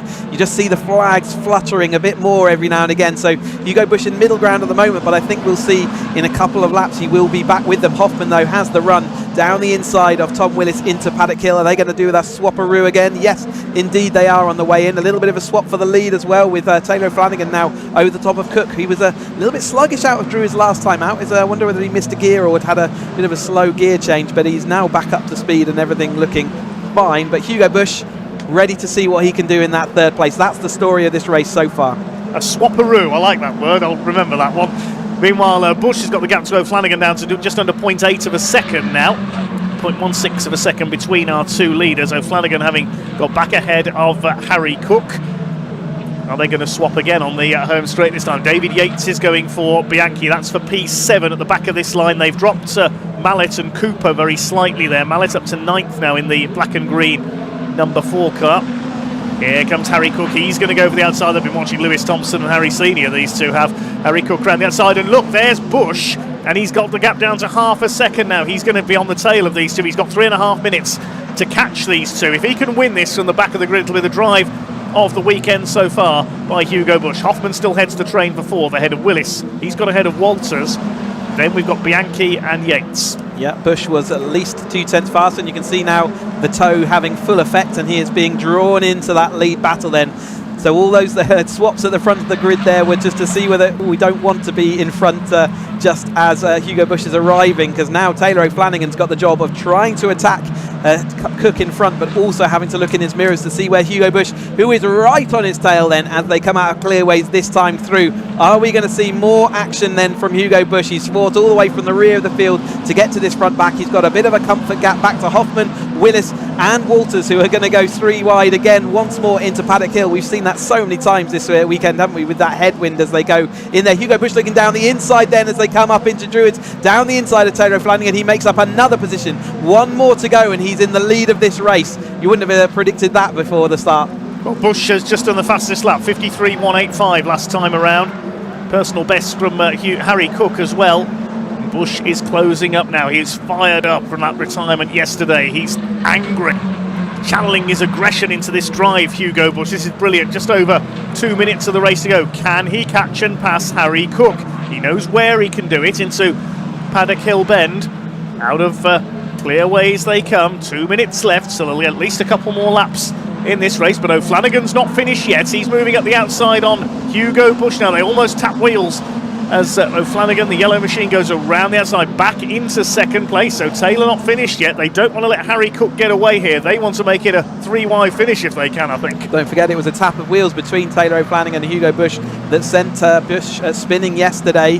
So Bush didn't leave him very much room. Taylor was forced onto the curb, and as he came back and bumped off of the curb, that is when the wheels clashed, and that's what sent Hugo spinning into a scary head-on. Well, he's just waiting for cars to hit him in the middle of Paddock. Luckily, all this 310R grid absolutely on their A-game, missing him and avoiding a nasty incident. But we're here racing again today, and these two are back battling at the front then of this 310R grid. Harry Cook still sitting out there quite comfortably in the lead, but with only a minute and 10 to go, we're going to be starting our penultimate lap this time, aren't we, in this 3-turn grid? 53-second lap, so as long as that stays there, which is exactly as it should be, penultimate lap as we head over here then. Hoffman still fighting Willis. Willis has moved into that 4th place. A great result for him if he can hold on to there. And out front it's still Cook, but only just ahead of Hoffman.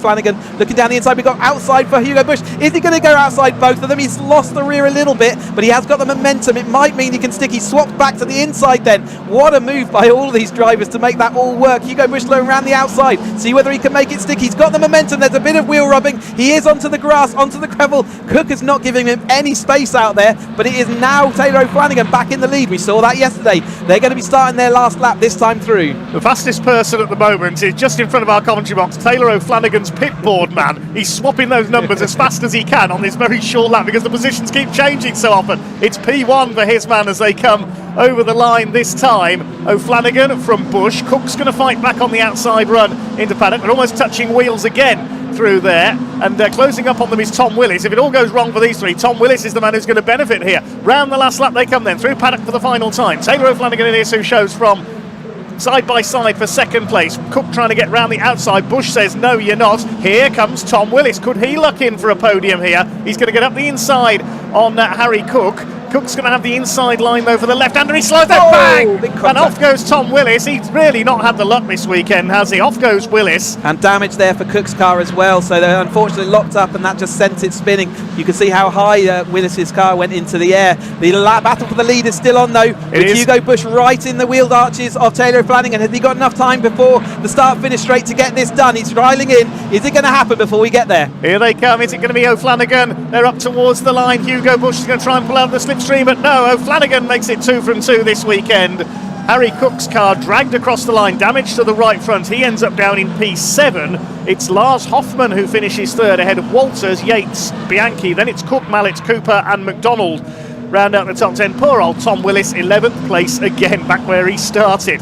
What an amazing race. All that effort and just one locked up wheel there into Graham Hill. He just lost you could see Cook lost the rear of the car. It stepped out on him, locked the front of the car as he was desperately trying to slow it up, and unfortunately just clipped that rear wheel of Willis, sent him flying in the air, and all that effort to Willis to get back up to the front of the grid unfortunately sees him back down in 11th across the line. O'Flanagan though did what he did yesterday and just managed throughout all the action to hold on somehow in his yellow machine. There he's waving to all the marshals and the crowd. There's a nice group of people watching out here at Brands Hatch. Why not get down here if you're watching this at home? If you're close by, come down here, watch the rest of the action. It's spectacular from the Caterhams. And Hoffman does take that 3rd place, and not so good for Cook there, 7th place at the end of that race after that contact, and means that he's going to be a bit compromised in his championship, but he's still holding on in there. So the win goes to Taylor O'Flanagan, 0.16 of a second ahead of Hugo Bush from the back of the grid up to 2nd place. P21 up to P2. Lars Hoffman completes the podium ahead of Pete Walters, David Yates, Philip Bianchi and the poor Harry Cook. Despite that damage, he did manage to drag the car home over the line on 3.5 wheels effectively to take 7th place. Then Duncan Mallet, Alan Cooper and Graham McDonald complete the top 10. Poor old Tom Willis, no luck at all this weekend. Came up from 11th place to fight for a podium and ends up where he started.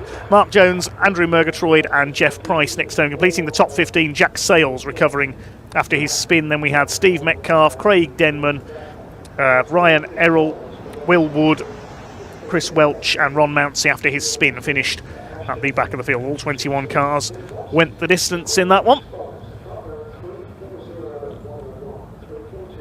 Let's head down into the pits with Sam Parker.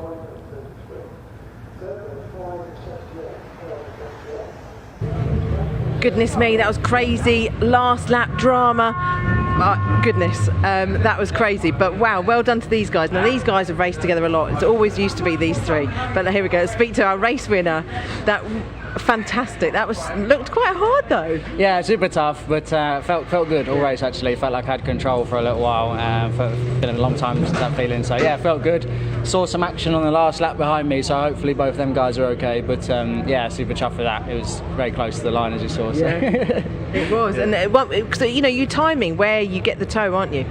Yeah, absolutely, and you got to tee up the last couple of laps here so much because you will almost guarantee to swap if they're really pushing. And we were close on the seconds of whether it was going to be last lap or not. So yeah, I'm very happy with that. Yeah, brilliant, well done. Thanks, Sam.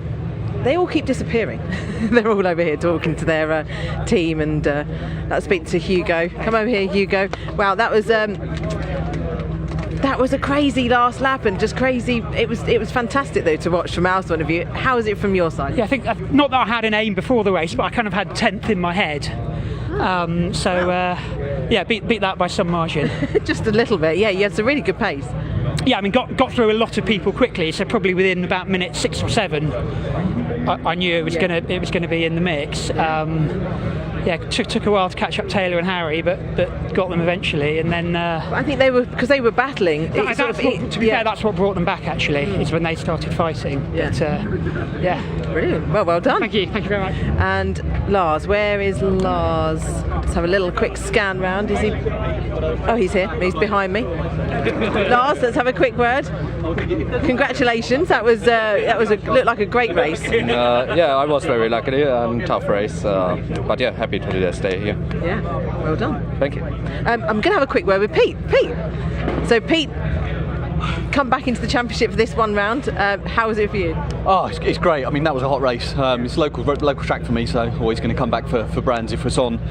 It's good to be back up there, to be honest. I was sat behind pretty much most of the championship contenders, about 2/3 into the race there, and just thought, I want to get involved, but I don't want to be a reason something happens, and then I'll just wait for something to happen, which luckily today it did. It did, yeah. That's the thing, it's hard when you're a guest driver. You don't want to get, because it is, it's the penultimate round, championship points are key. You don't want to get involved in accidents or cause anything like that, do you? No, but it works both ways. They're not losing points to me either, so if I'm there, they don't need to block and fight me too hard, because I'm not going to be affecting what they're doing. So just keep the wheels away from each other. That's all. That's it. Yeah. Right. Well done. Thank you. Okay, we've got some more Caterham racing a bit later, but next up it's the Saloons and Tin Tops. They will be out any moment now, so I'll hand back to Dave and Cheesy.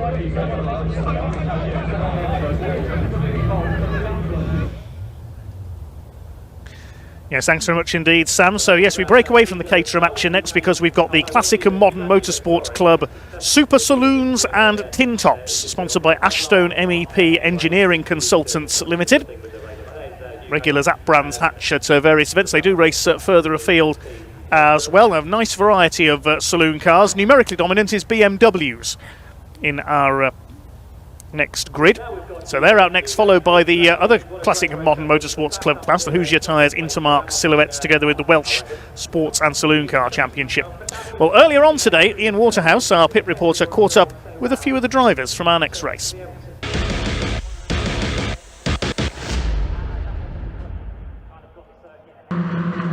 Yes, hello everybody, welcome to the assembly area, and what a collection of cars we've got here for you. Yes, the Classic Modern Motorsport Club Southern are in town. This is the Super Saloons and Tin Top Series. 29 cars in total. Going to be going around the Brands Hatch Indy Circuit. Look at this. Thank you, John. It's showing you all of the cars. This is quite remarkable. We've got BMWs, we've got Peugeots, we've got Fords, we've got Renaults, we've got Hondas, we've got a Volvo there as well. Somebody I wanted to speak to, I don't know if he's about actually, he just disappeared away from us. Oh, sorry, there he is. He's Martin Reynolds. Let's have a quick chat with him here. Guys, I'm really sorry to interrupt. How are we doing? All right? You're all right? Don't dismiss Martin very quickly. You were just saying you got a misfire. Yeah, I had a bit of a misfire on the first session, but it was a very mixed up session, as you well know. Yeah. It was very awkward to get a decent lap in, but we've cured it, so we're back out there. It's page 10 of the book of excuses. Yeah, but it's a good day again, good weather. It's a great day, it's a great weather. Yeah. Brands Hatch Indy with this many cars, this is going to be a fun race, right? It certainly is. There's going to be one to watch, definitely. Martin, is there anything you don't race in? Yeah, quite a few, but I'm looking at them. It's great to see you again, mate. Thanks for talking to us. Let's just move down, shall we? Alex Sidwell, the man on pole position. There he is, actually. Look at that car, a Holden Commodore, absolutely beautiful. Right, time to go racing here. The race is coming thick and fast today, so we haven't got too long to chat to too many drivers. I'm going to hand you over to commentator Dave Goddard. He's going to take you through the action. This is going to be something special. Enjoy, everyone.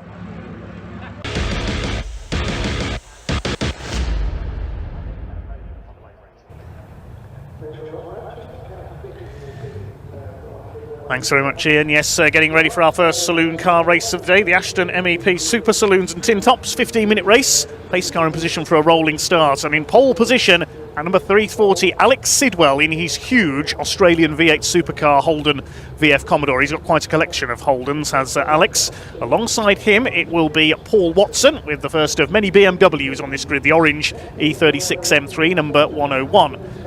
Second row, number 19, Dave Cowan with his BMW M3, and the first of the Tin Top class cars, number 33, Chris Bassett with a Peugeot 306 GTI. Row 3, number 5, Peter Selden. He's been racing BMWs for many years now. He's in an M2 alongside 78, Ronan Bradley in his M3 E46. Row 4, Matt Rowling, number 147 in his black Honda Civic Type R, alongside number 97, Dave Avis with a BMW M3. Completing the top 10, Martin Reynolds, as Ian's just said. Is there anything he doesn't race his collection of classic Fords in? He's in his Mark II Escort today, alongside Clive Hainsford in his very modified Mazda RX-8, the rotary engine car driven by the ex-Thunder Saloon racer.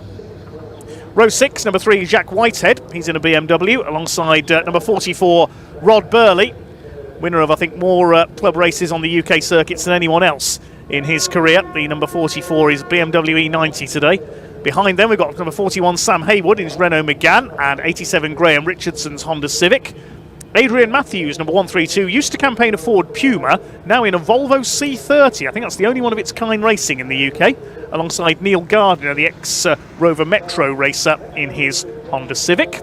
Behind them, Martin Scott, ex-BMW racer, but now in a VW Golf GTI, alongside Scott Brooker, number 888, in a Vauxhall Astra VXR. And completing the top 20, number 92, James Hunt, no, not that one, in his BMW E30. We won't call him Hunt the Shunt, don't worry. Alongside Rick Skelsey in his BMW Compact, number 29. That's the top 20 on the grid. Row 11, we have number 11, Mark Cripps. But I don't think Mark is there. He had problems in qualifying. So, yeah, it looks like that car's a non-starter. So Lee Clue in his Audi TT starts there alone. Row 12, we've got Ian Seal, number 7, in his Ford Fiesta ST. Yes, that's there. Alongside Colin Claxton, classic touring car regular with his Escort Mark 1. Row 13 is Andy Woods-Dean. He's been racing at Brands Hatch for many decades. He's in a Honda Civic EP3 alongside Wayne Shawnee. Yes, Wayne's car is back out. He had an off at Paddock Bend in qualifying. Row 14, Ken Hunt in his VW Golf Mark 3 alongside Terry Waller in his Ford Fiesta. I don't think Terry's car is there, unfortunately. And number 17 at the back should have been Tony Skelton. I don't think Tony's here, unfortunately, with his Renault Clio, which is a great shame. We believe Tony Skelton is the oldest racing driver in the UK. I believe he's 88 years young now. But I don't think Tony's there, unfortunately. Been racing at Brands Hatch since the 1950s, would you believe? Started off in 500cc Formula 3 back then. So it will be a rolling start. Here we go. And it is that massive Holden Commodore of Alex Sidwell. He's got a collection of these things. He's even got the old Holden Racing Team Transporter as he brings them to races on. He'll start as the favourite here for our Ashton MEP Super Saloons and Tin Tops. Administered by the Classic and Modern Motorsport Club. We've got our Caterham podium just taking place in the pit lane down below my commentary box.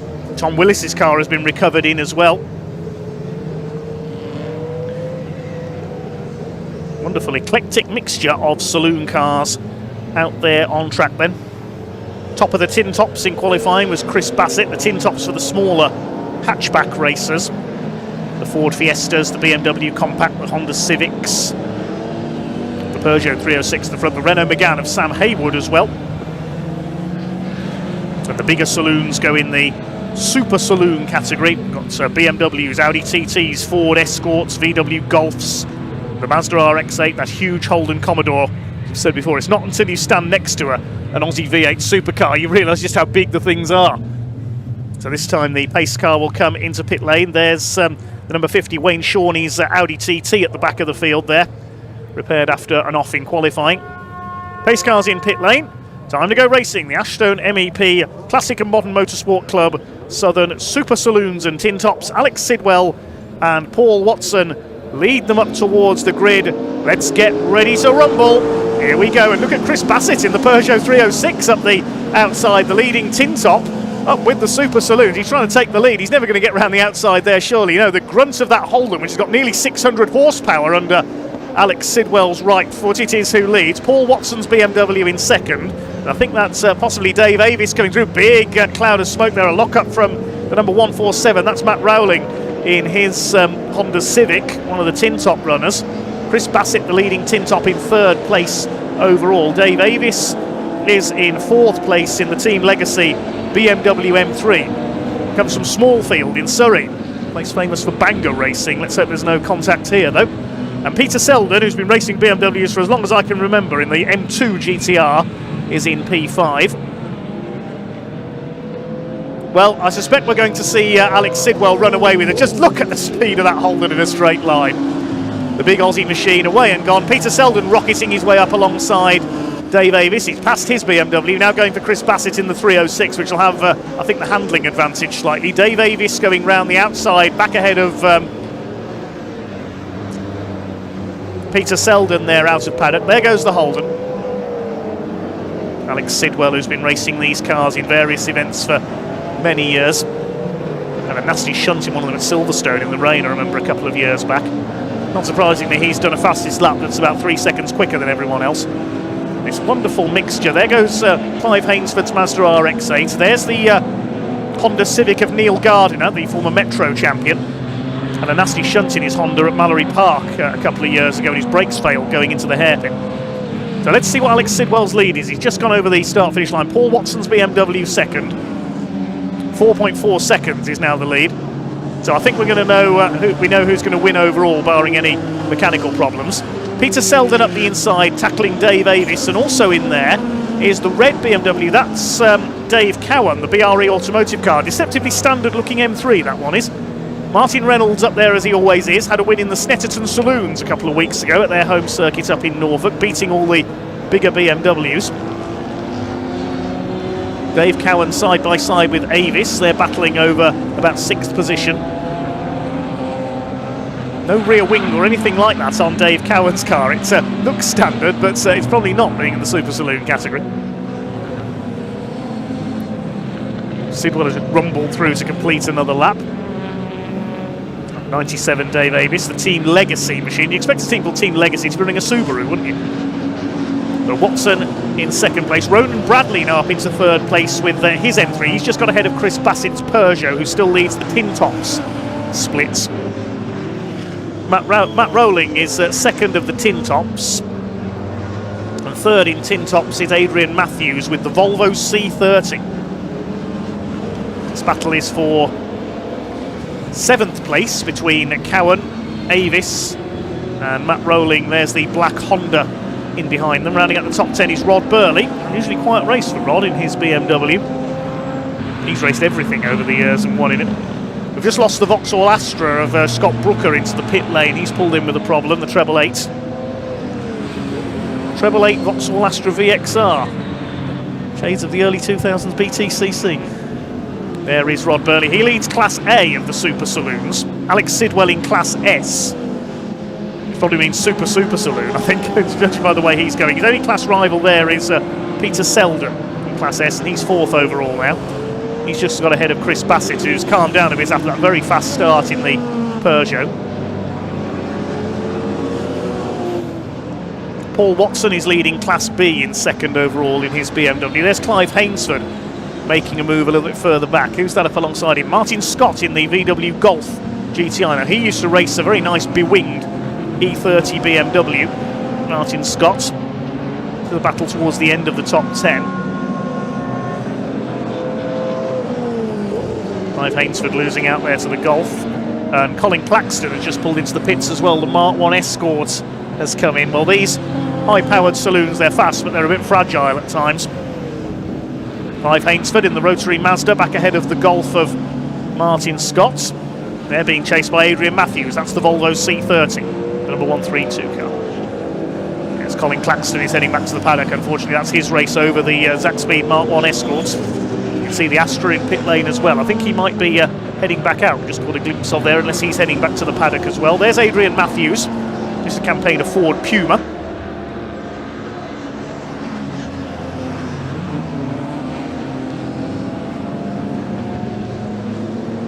Adrian Matthews third in the tin tops at the moment, behind Bassett and Rowling. Chasing Martin Scott's Golf for 12th overall. Well, Alex Sidwell is now leading by nearly 10 seconds. He's just done the new fastest lap, 51.193 seconds. There is the big Holden through Druids. Seen him have battles with the likes of Andy Robinson, the North East-based racer in his Ford Falcon in the past. Of course, Australian racing in his Ford versus Holden. The rivalry between the teams and the fans is like Manchester United and Manchester City down in Australia. Already into back markers. It's one of the Fiestas up ahead of him there. I think that's Terry Waller's Fiesta being lapped.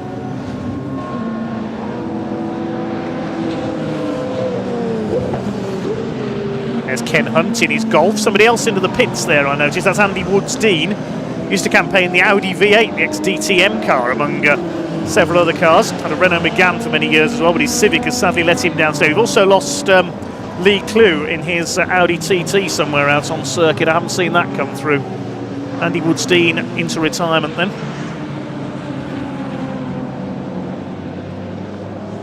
There's Martin Reynolds coming up from Paddock in one of his collection of many classic Fords, Mark II Escort. He's up to 5th, 3rd in Class B. So the two Class S cars are now 1st and 2nd. Peter Selden has now come through into 2nd place, the two super saloons, as I call them. There's number 3, that's Jack Whitehead in the green M3. Now he's dropped down to 19th place. So whether he's had an issue, I'm not sure. The E30 BMW, nice to see that out there going through. That's James Hunt.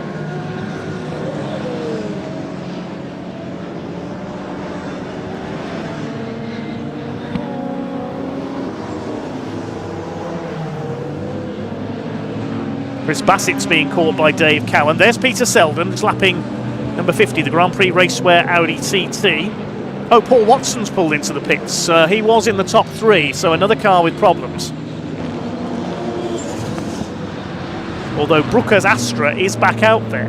Scott Brooker, local man from Sittingbourne. A lot of these drivers locally based here around the Brands Hatch area. There's Peter Selden. Comes from Sevenoaks, literally just down the road from Brands Hatch. It's race BMWs in various categories. The old Toyo Tyres racing saloons, the Project 8 racing saloons. Kumho BMW Championship as well. There's the BMW Compacts. That's Rick Skelsey, the Londoner. He's in 18th place, and I think the safety car is coming out. It's just come up on the timing screen. Yes, safety car is coming out. Not too clear why at the moment.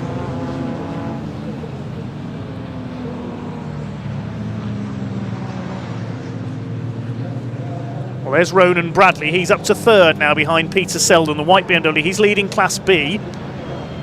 So we're going to just wait and confirm why the safety car is out here. I can't see anything at the moment untoward. There's a car stopped on the Cooper Straight, just on the left of the screen there. I think that's Ken Hunt in the Golf has come to a halt. So that might be the reason for the safety car on the exit of Graham Hill Bend. Yeah, Ken Hunt, number 144 from Gillingham in his VW Golf, has stopped. So that'll wipe out the 10.5 second lead that Alex Sidwell had built up, but he has got a few back markers, 2 back markers to be precise, behind him. I've just gone past my commentary box. Sam Haywood's Renault is behind him, and Jack Whitehead's BMW as well.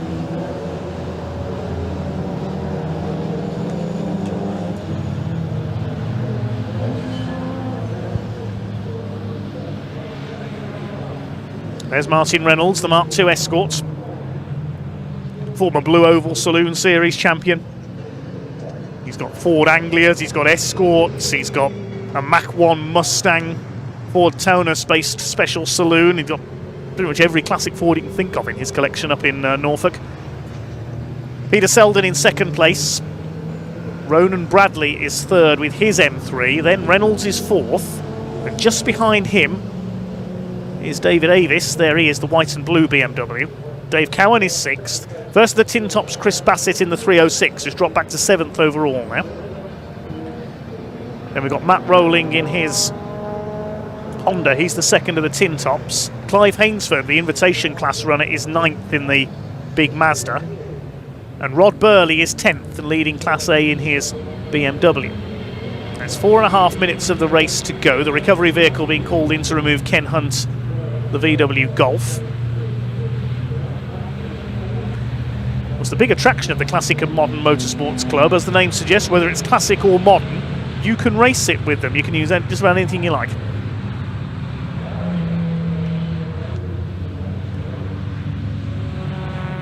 There's the Astra back out there. Scott Brooker just ahead of Clive Hainsford, who's raced hot rods on the short ovals. He's raced special saloons as well.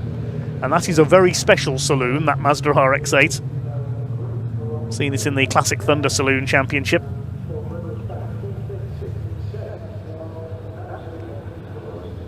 So another lap behind our safety car then.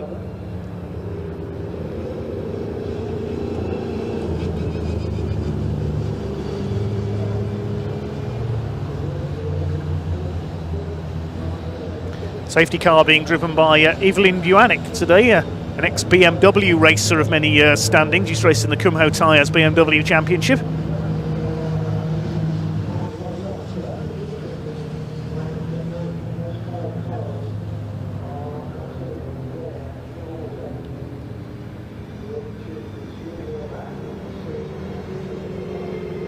If you are looking for the live timing today, then just go to TSL Timing. That's tsl-timing.com. You can find the live timing on there if you want to keep up with the positions. Sidwell, Selden, Bradley, your top three.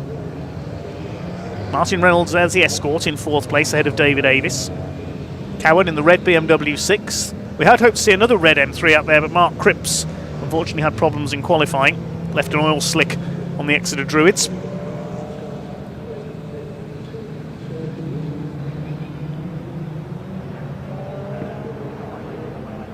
Now the class leaders, Class S is led by Sidwell, Class A is Burley, Class B is Ronan Bradley, Class C is Dave Avis, Class D is Martin Scott in the green Golf.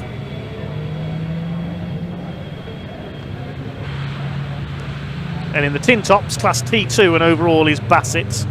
Class T1 is Graham Richardson's Honda Civic Type R, he's 14th overall, and Class TP for the standard production cars is the number 7 Fiesta of Ian Seal.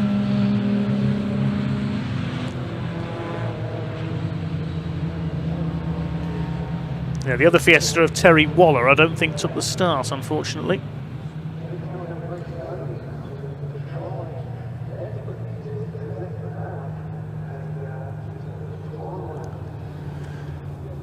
Tin Top series has run here at Brands Hatch for many years. Used to be sponsored by Cannon's Motor Spares.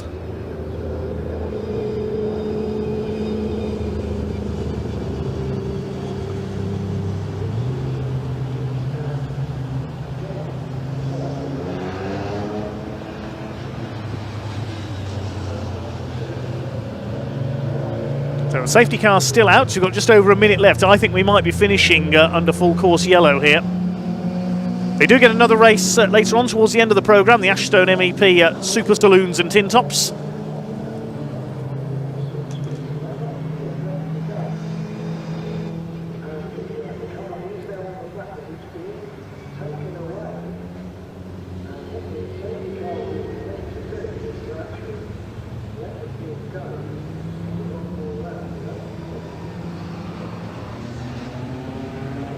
Ian Seal in the Fiesta leading Class TP, that's Tin Top production. There's Chris Bassett, he's going to take the overall win by the look of it in the Tin Top category ahead of Matt Rowling. 1.3 seconds separated them on the last lap, but of course they are behind the safety car, so it's neutralised. There's James Hunt in the E30 BMW. Only a few seconds left, so it's going to be checkered flag this time around. Unfortunately, the recovery of Ken Hunt's Golf taking a little longer than anticipated. And so we are going to finish behind the safety car. The clock has counted to 0, so it is going to be a win for Alex Sidwell in the Holden Commodore, who'd got a 10.5 second lead before the safety car came out.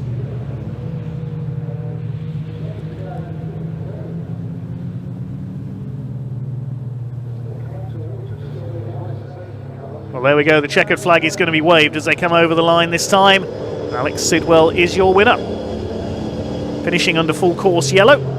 Peter Selden second in his BMW M2, and Ronan Bradley completes the podium. Tin Tops will be won by Chris Bassett in the Peugeot 306 GTI, just ahead of Matt Rowling in the Honda Civic. Third of the Tin Tops will be Adrian Matthews in the Volvo.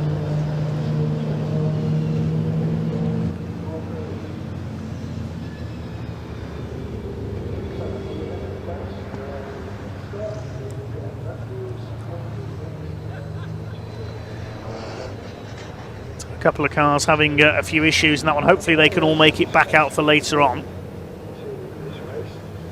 It's Ken Hunt. The reason it took them a while to, it's just gone past my commentary box, the reason it took them a while to clear Ken Hunt's car, the front suspension's collapsed, so it needed a lift onto the flatbed lorry. So Alex Sidwell the winner, ahead of Peter Selden, the race finishing behind the safety car. Alex Sidwell, not surprisingly, got the fastest lap, 51.193. Ronan Bradley wins Class B in third, ahead of Martin Reynolds. Then Dave Avis, the winner of Class C, ahead of Dave Cowan. Chris Bassett wins the Tin Tops and wins Class T2, ahead of Matt Rowling. Then Clive Hainsford wins the Invitation class in his Mazda. Rod Burley takes Class A. He finished 10th overall. And Class D goes to Martin Scott in 11th. Then it was Adrian Matthews and James Hunt.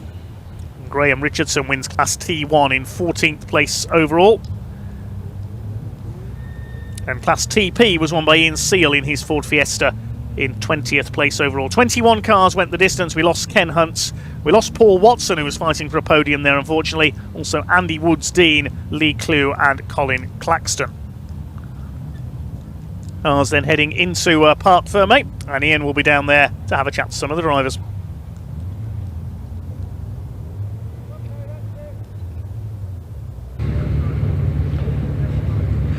Da-na-na-na-na-na-na.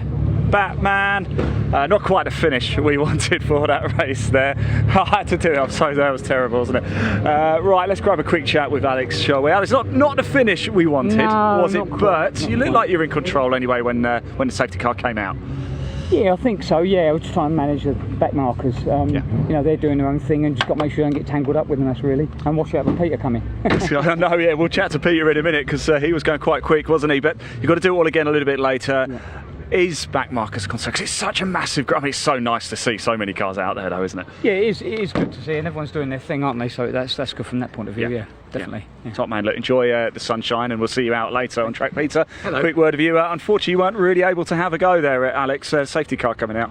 No, I wasn't. But in addition to that, on the first or second lap, a red light was showing on the main. Was it on the main straight, which was on the entire race, which slightly discombobulated me, and I slowed down, lost about 5-6 places, so I had to battle to get back to second, and it was just too big a gap. And then and of course the unfortunate incident with the Peugeot, I think. Yeah. Well, at least you put a bit of a show on for us, though. You know, so but thank you. You know.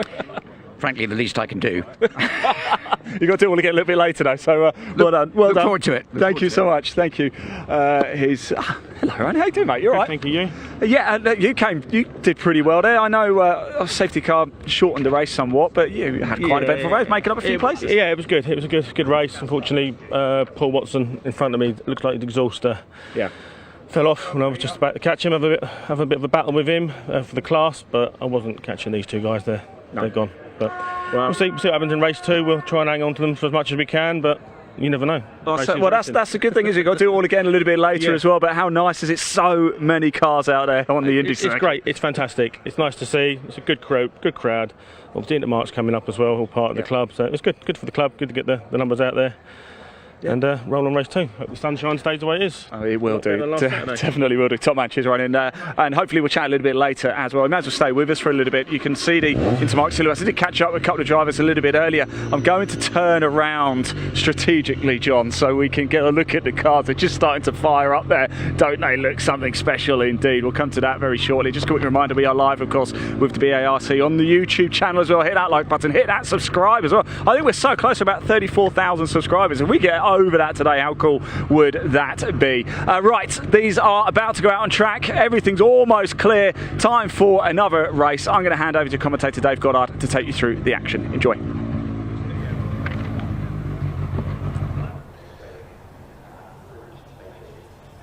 Yes, thanks very much, Ian, and thank you, Chris Hutchinson, as well. He's just presented me with a cup of tea.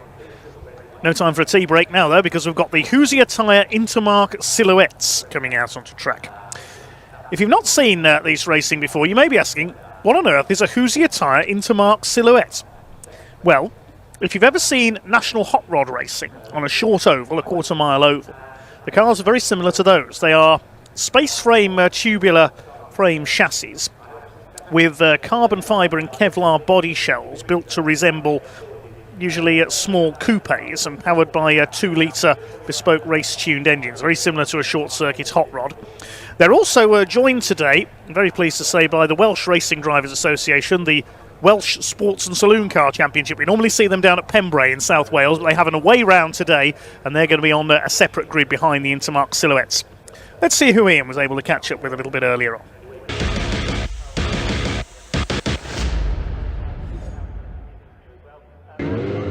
Right, welcome back to the sunny assembly area, everybody. We've got the Intermark Silhouettes now coming up for you. Look at this again. I mean, I'm in absolute seventh heaven here with all of these different cars. The Intermark Silhouettes, there is going to be a split grid for this, of course. A couple of championships running in this one. Somebody I wanted to speak to, though, was David. David, can we have a quick chat? Is that all right?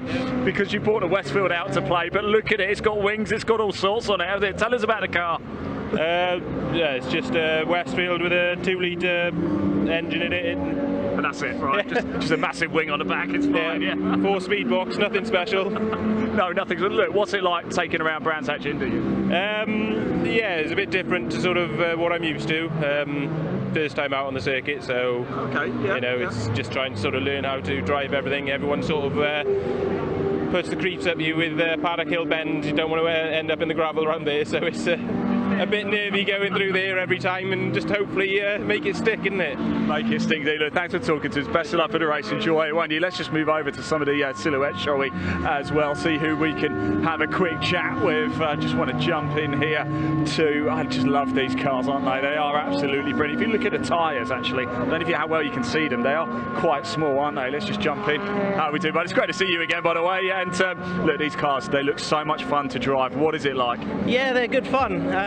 So the new Hoosiers that were on this year are a bit different to the Avons, so they slide around a little bit more now.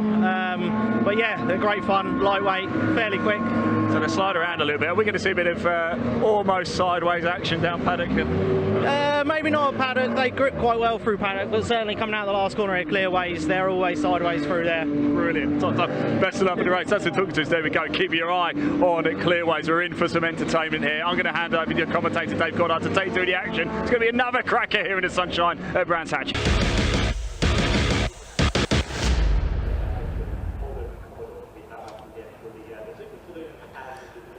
Great to hear from the assembly area down there, so we'll give you the grid in a moment. It's a split grid. We've got the Hoosier Tyre Intermark Silhouettes from the front of the grid, then there's a gap, and starting 10 seconds behind them will be the Welsh Racing Drivers Association Sports and Saloon Cars.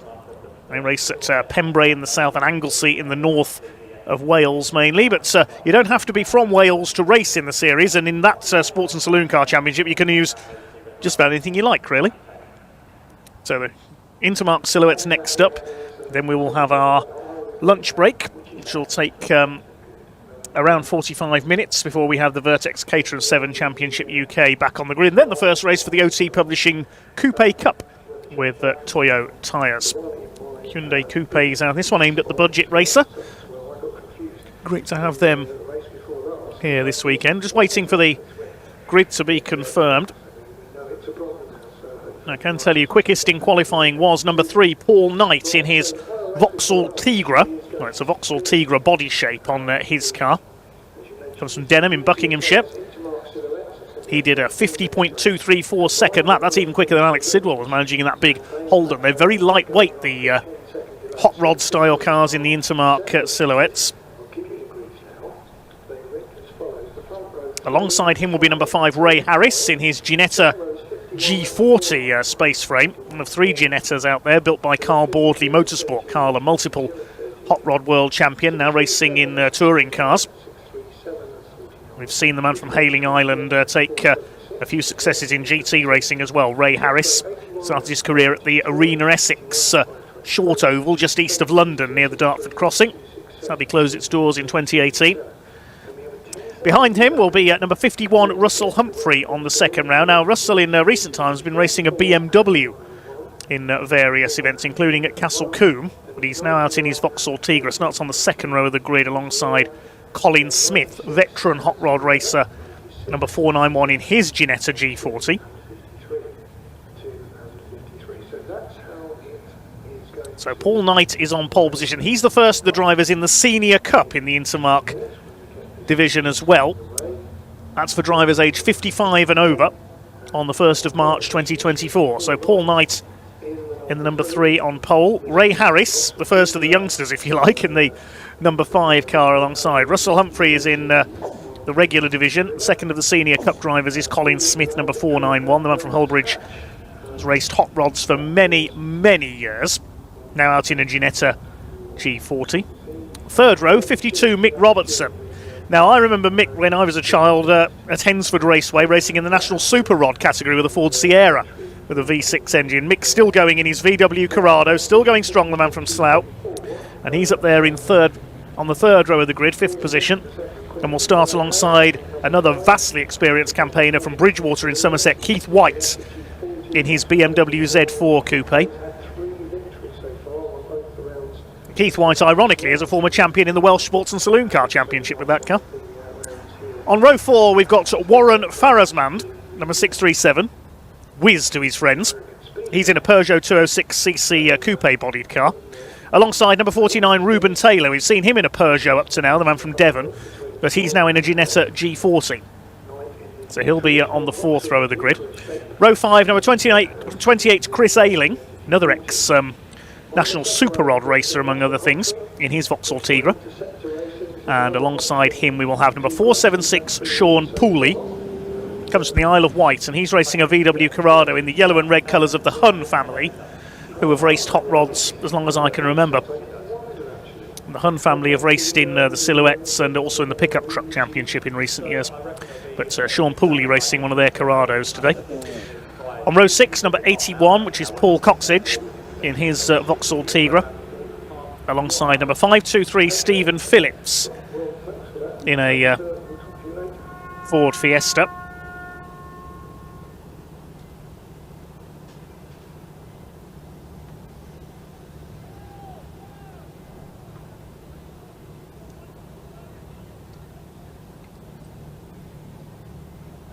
Behind Stephen Phillips, 263 Gary Deal and 267 John Price.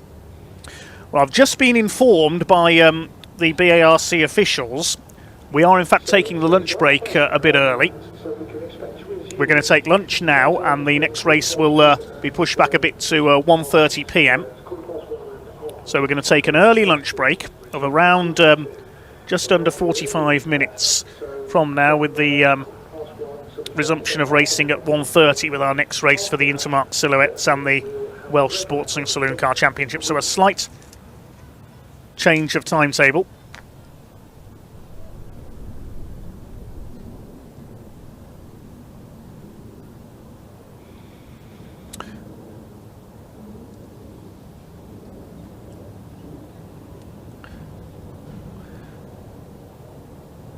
Okay, so we're going to take an earlier lunch break than planned, and we will rejoin you at around 1:30 with our next scheduled race for the Intermark Silhouettes and the Welsh Sports and Saloon Cars.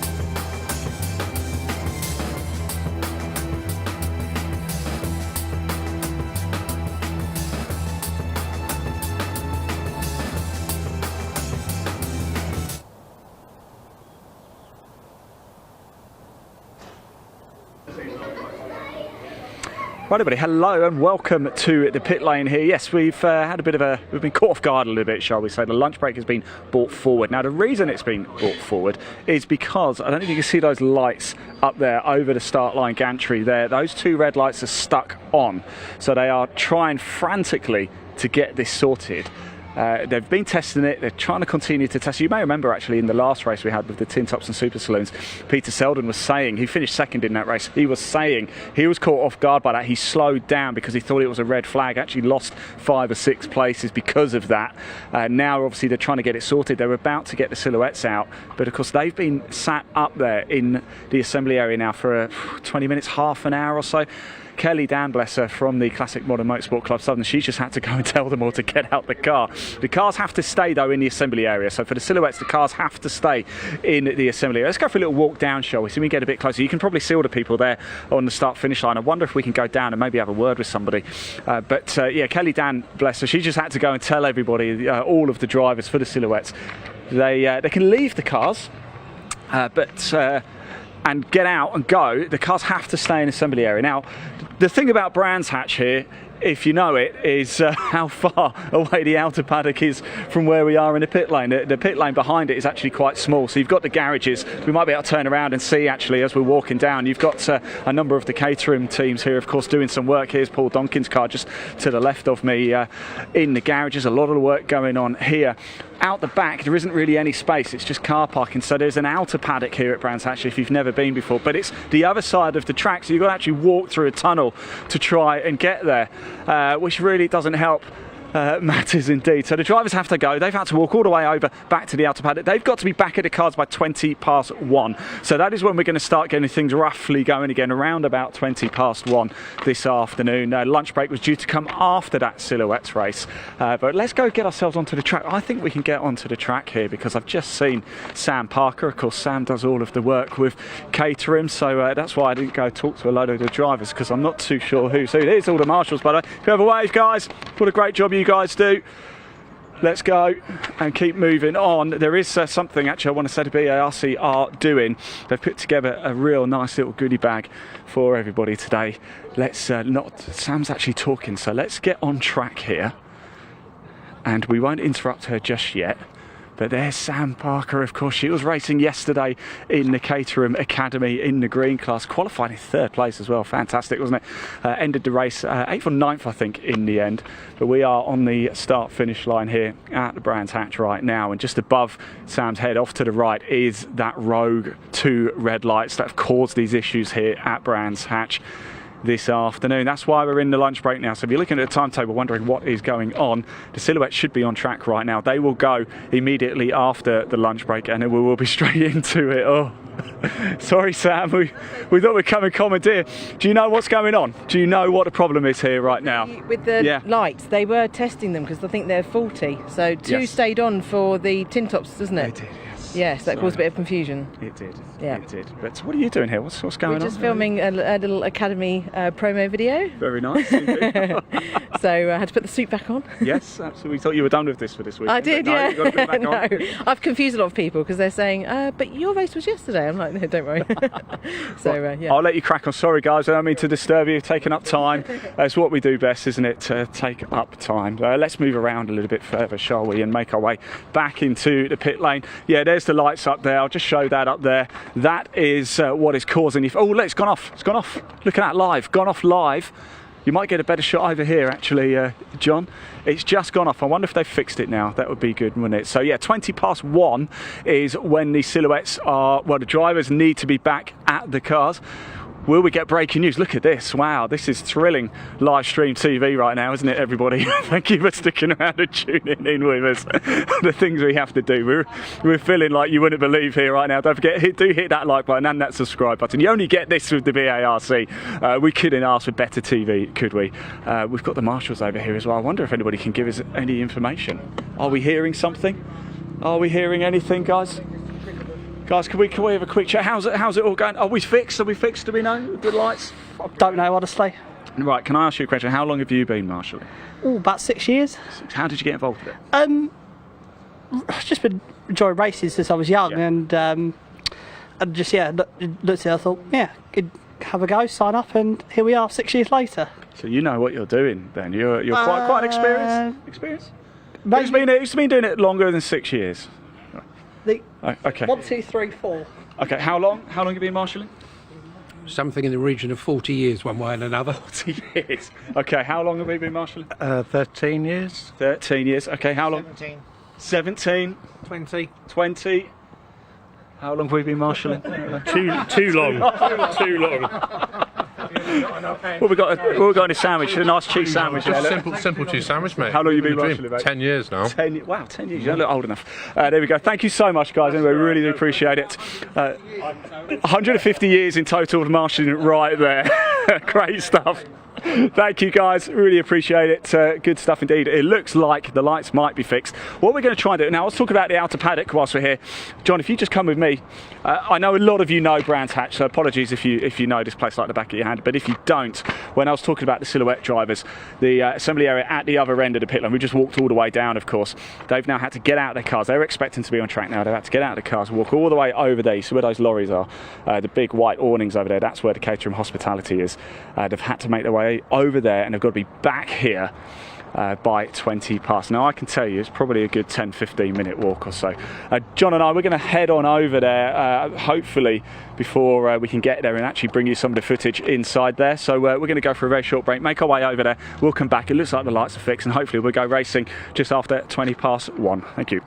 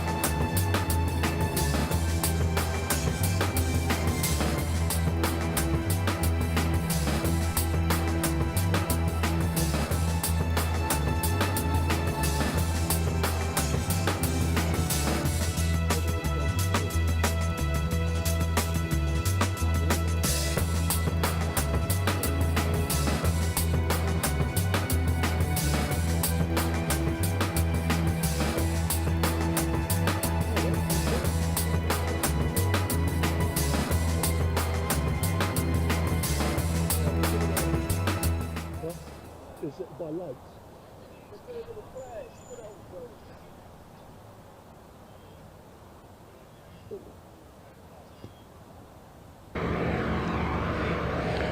Hello everybody, yes, welcome to the outer paddock. John and I have made the long walk over, but we've come down just to give you a little sight of everything. In fact, I'm not going to lie, we've just had lunch in the Caterham hospitality, by the way. We had, what was it, chicken and bacon pasta, wasn't it, with a bit of garlic. Well, I didn't have the garlic bread because I felt like I've got to interview people, so it probably wasn't the right thing to do.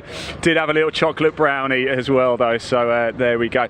I want to chat to, we've got some of the drivers over here. If you ever need a photographer, by the way, that young lady over there is the best in the business, so let's go over, because I've seen Paul Goldstein over here. You may remember him in the Caterhams yesterday. Picked up a race win. I was with him in Zandvoort. So, Paul, how are we doing? I'm all right. I thought I'd come and have a quick chat with you if that's all right. Yeah, of course, because we're still waiting for the next race to go ahead after the lights had a bit of an issue. But I heard about that, yeah. You're out a little bit later today, and but yesterday went very well for you, didn't it? It did, thank you, yes. Poor start. The odd numbers, 1, 3, 5, 7, all start on the slippery side of the track, so starting P1 isn't great, to be honest with you. I can expect P2 and 4 to get straight past me. Is that so? Okay. Yeah, so when we started yesterday, lights went out, P1 started wheel spinning. I was like, brilliant. And then I realised I wasn't actually going anywhere. Because I was wheel spinning. I looked at my mirrors and saw the person behind me was wheel spinning. So hence why I went from third down to fifth into first corner. Okay. So starting on pole is not where you want to be. Not really, no, you want to be on the left-hand side, scrippier. Just have to accept that going into turn 2, I'm probably going to be losing 2 places and then just to find my way back. Let's talk about your season so far. Of course, I saw you at Zandvoort. It went very well for you there, but tell us about the rest of the season. Yeah, so competing in the Roadsport Championship and the Caterham Graduates Championship, both going really well, leading both championships. I think in this one I've had now 7 podiums and 5 race wins. In the grads I've pretty much won nearly every race apart from one. When I started out the season I just wanted to get some podiums, so it's worked out way better than I ever possibly imagined. So next season is the intention to step up then, because there is the pathway with Caterham, isn't there? There is, yes. So I've already got my 270 spec car which I'm running with graduates this year, so I'll bring that to 270 here, and then I'm going to convert the Roadsport here to a 310 spec, which is the following year for Caterham, and actually race 310 spec with the graduates. So still do 2 championships next year, just the next ladders up. And Paul, the car, it's a bit of a favourite, isn't it? Yeah. Because look, the gold shape, we love it. Is it because of the name? Is it just because of the name? Oh, it's purely the name. So when we were trying to think of colour schemes, because everyone wants a nice fancy colour scheme, we couldn't work out what to do. And then my youngest turned around and said, well, our name's Goldstein, why don't we just go gold? And then actually, really good idea. But I like that, because what you race drivers probably don't know, the spectators in the crowd, I've got an 8-year-old and he just likes the car that's painted the best. Yours is certainly up there, isn't it? It is. It's also a commentator's dream as well. I get quite a lot of coverage. I know Dave got us very happy. Yeah, exactly. Very easy to spot me on track. It's actually quite easy for my fellow competitors. Oh, that's Paul. Commentator's dream. It's worked out really well. All because my youngest just went, let's go gold. Well, let's hope it's gold for you later, Paul. Thank you very much. Thanks so much, mate. It's good to see you again. Really, really is. Hopefully I'll be seeing you top step a little bit later as well. Let's just move down, because we do actually have one of the Caterham Academy cars here. So if you are actually thinking of going racing, the Caterham is a great place to be. We heard from Sam Parker a little bit earlier, and actually she races in the Caterham Academy. You can only do 1 year in the Academy, then you can move into the Road Sports, do 1 year in the Road Sports, and you keep moving up. And we saw the Sevens race a little bit earlier. That was the first race of the day, but this is, look at these cars here. Look, have a look at this. This is some of the cars that we've got here from Caterham. Look, they were just lifting the bonnet up. They've rather inconveniently just put it back on, which is a shame, but here's another one as well. In fact, if you like your stats and facts, we've got some of the stats and bits and bobs on this little sheet here, which I'll let John zoom in so he can have a quick look at that. And did I hear somebody just say that's one of the cars they're auctioning over off to the right? How cool is that? So how cool is that? There you go. So there's some of the bits and bobs that comes with the Academy race package. What is that? £38,990 for the actual car and £2,500 for the factory build, which is pretty nice. There's a QR code on there as well, which I'm not going to scan right now. We've got a Millwall fan there, unfortunately, mate. Let's keep moving on, shall we? Before I get punched in the face.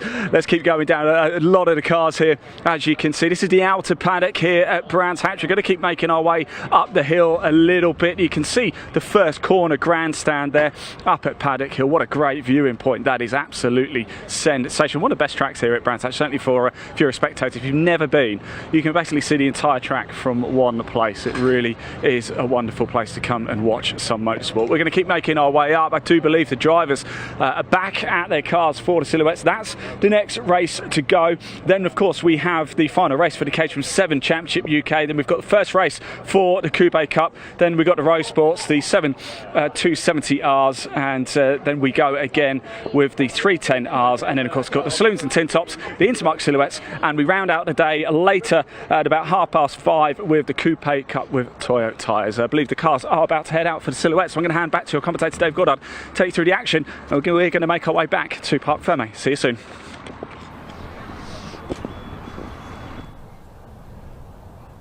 Thanks very much, Ian. We'll leave him to walk off his dinner in hospitality.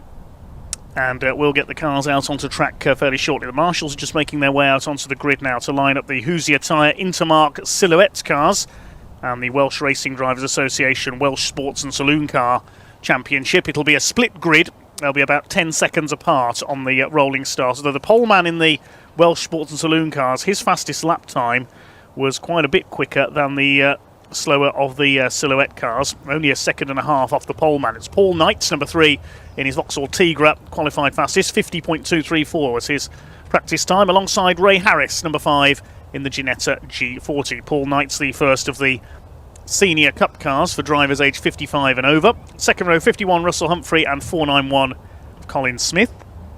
Then we've got Mick Robertson, number 52 in the VW Corrado, alongside 38 Keith White, as we said earlier, ironically a former champion in the Welsh Sports and Saloon cars with his BMW Z4 silhouette.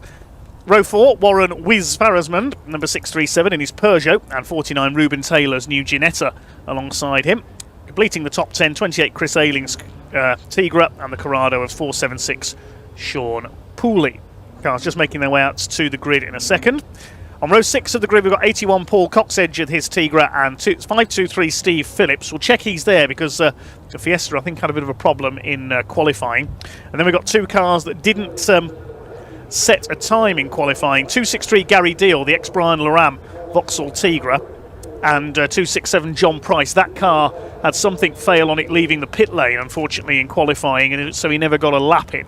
So I'll check if those 2 cars are there. Then we've got a gap. And then we've got the mixture of different cars in the Welsh Sports and Saloon Car Championship. Damien Longotano is on pole with his very quick Westfield SE, alongside 101 Malcolm Harding, familiar face from classic touring cars with his Ford Escort. Then we have got 99 Russell Haggerty in his NMR Kawasaki 1000cc engined kit car, alongside 40 James Harvey, he's in a Porsche Boxster. 96 Wayne Spiller and 11 Simon Baker are next in their Mazda RX-8. Wayne Spiller looking to retain the championship this year. And at the back of the field, number 2 Mike Cook, he's in a BMW 330, and Verity Banks, number 53, in her Ford Fiesta. So the space frame National Hot Rod style cars at the front of the grid. It's the white and blue Tigra of Paul Knight in pole position. And the dominant force in these cars over the last few years has been Malcolm Blackman, number 91, but he's recently gone back to the short ovals in National Hot Rods. He's bought a new Ginetta and gone back to his roots in short oval hot rod racing, where he's a 2-time former world champion. Another name you'll recognise from the history of the silhouette class is a certain Matt Simpson, who moved from short ovals, from National Hot Rods into the silhouettes, and of course went on to be a race winner in British touring cars. These days very busy with the Pickup Truck Racing Championship and also with son Ben in junior racing. A fine mixture of machinery we've got out there. Paul Knight's the white and blue Tigra has got the blue and day-glow yellow Ginetta of Ray Harris alongside him, regular GT racer as well. Russell Humphrey is next in his yellow and blue Tigra, the Interceptor racing car. Expected to be racing a Jensen with a name like that, wouldn't you? And 491 Colin Smith in his Ginetta. And then Mick Robertson, a real veteran of both circuit and oval racing, in the VW Corrado. Lovely looking car that one is. Good to see the couple of cars that had a few issues at the start of qualifying. Steve Phillips in the Autocross Fiesta, the 263 car, Gary Deal in Brian Laram's old Tigra, and John Price in the Gemini sponsored 267 car. Then we've got the Welsh Sports and Saloon cars. 8 cars out there in total for them. And a fine field they've assembled. The Mazda RX-8s are going to be the cars to watch there. Wayne Spiller and Simon Baker, they're battling for the championship this year. It's a class-based championship based on engine size. We had hoped to have Chris Everill here this weekend with his Ginetta G55 GT4 car with a 6-litre Chevrolet Corvette V8 engine in it. Unfortunately, last weekend that sustained some damage at Castle Combe in Wiltshire and is not able to be out this weekend. We do have Malcolm Harding, though. There we can see his lovely Castrol Escort Mark 1. Good to have Malcolm, the regular classic saloon racer, out as a guest appearance with the Welsh sports and saloon cars. We can see the WSSCC has dropped back. They're going to start a few seconds back on this rolling start. Damien Longatano, that would be winged Westfield, very quick in a straight line. Can he catch the Intermark silhouettes? Paul Knight on the pole, with Ray Harris alongside. This should be a pretty open race for the silhouette cars. Race wins for Russell Humphrey, Ray Harris, Colin Smith and Paul Knight so far this year, and Malcolm Blackman as well. Pace car pulling into pit lane then. You can see them forming up in two groups. And here we go, the Hoosier Tyre Intermark silhouettes and the Welsh sports and saloon cars. The revs rise and away we go. The red lights have gone out. And up towards the first corner, Paul Knight and Russell Humphrey and Ray Harris, side by side. In that first corner, Russell Humphrey tucked in behind, but it is Paul Knight, the number 3 car from Buckinghamshire, who has the early lead in the Tigra. Looks like a short oval as they come round Druids with the cars side by side, 2 by 2. There's Keith White on the outside, the number 38, the BMW Z4. Ray Harris to the inside as they go into Graham Hill Bend. He's taken the lead in the Ginetta. Mick Robertson running out a bit wide there, drops behind Keith Wright. And look, already the Welsh sports and saloon car machines catching up to the back of the silhouette slightly. It's Malcolm Harding who leads them. There's the 2 Mazda RX-8s, Wayne Spiller in the black car, Steve Phillips in that stunning looking Autocross Fiesta, the number 523. Leaders coming across the line now. John Price attacking the Fiesta. Side by side for third, Russell Humphrey and Colin Smith going round the outside, driving just as he did in National Hot Rods. Many of these are ex-short oval drivers. Up the hill they go, towards Druids for the second time. Keith Wright in 5th position. There's Wiz Farrismond up the inside. Chris Ayling takes the 52 of Mick Robertson, the Corrado. There's the other Corrado behind the yellow and red car. That is Sean Pooley. I think that's one of the ex-Hun family cars. They've always raced in those yellow and red colours. Ricky Hun, a former Hot Rod World Champion, has a beautiful Peugeot 205 based car. Malcolm Harding taking Steve Phillips Fiesta. So the Welsh sports and saloon car entries are overlapping already with the silhouettes. There's Malcolm Harding's Escort. He's leading the Welsh pack. He is a guest driver this weekend, ahead of Damien Longatano in that awesome Westfield. He's been a former champion in the WSSCC. Third of that group, quite a way further back, is number 99 Russell Haggerty, the ex-Ford KA racer, in his NMR Kawasaki, the superbike engined kit car. It's Ray Harris who leads overall by 1 1/4 seconds. This is the battle for second place. Knight, Humphrey and Smith, second, third and fourth.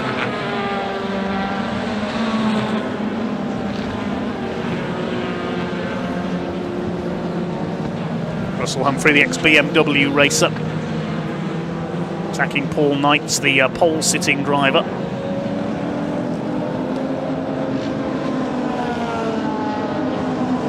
Humphrey coming under fire now. He's having to defend here into Paddock Hill Bend from Colin Smith in the second of the Ginetta silhouette cars. The Ginetta's built by Carl Boardley Motorsports. Carl, a former 4-time National Hot Rod World Champion. And off goes the 263 car. Gary Deal has put it into the gravel trap. He's gone in backwards. That's up at Clearways. I can see the yellow flags as I look out of the window. So he's gone in backwards at Clearways. Gary Deal, one of the newcomers to the silhouettes, the man from Braintree in Essex in the ex-Brian Laram Vauxhall Tigra. Will that bring out a safety car, I wonder? Race continuing at the moment with yellow flags out locally. Malcolm Harding still holding off Damien Longatano for the lead of the Welsh Sports and Saloon Car Championship splits. Where are they overall? 10th and 11th now. Well, it might be higher than that. They may have taken Pooley in the Sean Pooley in the Corrado. 2 races in 1 here at Brands Hatch in the sunshine. Beautifully warm out there.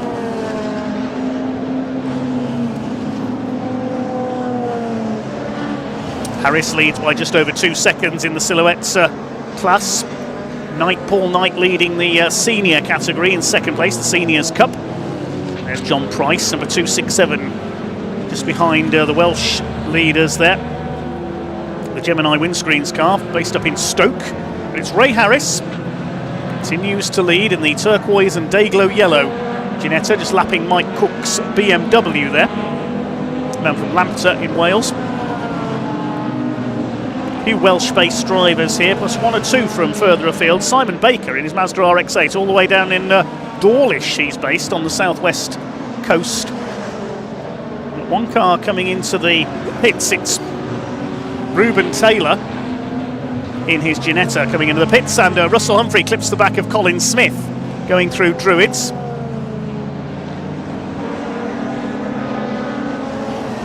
So Colin Smith holds off Russell Humphrey. A little bit of contact there. Humphrey getting a bit hungry to take third place back again. These 4 going clear of the rest of the field. Harris leads from Knight, Smith and Humphreys. Keith White is next in the BMW, and then it's Mick Robertson in the Corrado. Yellow flag is still out at Clearways, so no passing up there because Chris Deal's car is still in the gravel trap there. His race is over. Ruben Taylor is into the pits in the number 49, the man from Ivy Bridge in Devon. Quite a few southwest-based racers here this weekend. The battle for the lead in the Welsh Sports and Saloon Car Championship is just going into Paddock Hill Bend now. Longatano chasing Harding. There's only 0.3 of a second in it. There's Russell Haggerty in that bizarre NMR Kawasaki kit car. Sort of car you'd see in the Sports 1000 series run by the 750 Motor Club. He's got the Porsche Boxster of James Harvey from Cardiff in behind them. There is the Boxster. And he's going to move into third place in the points in the Welsh Sports and Saloon Car, because he's only 3 points behind Chris Everill going into this weekend, and Chris, the Ginetta driver, not here after some damage to his car last weekend at another event. Boxster with that big wing on the back. Class 5 of the Welsh Sports and Saloon Cars.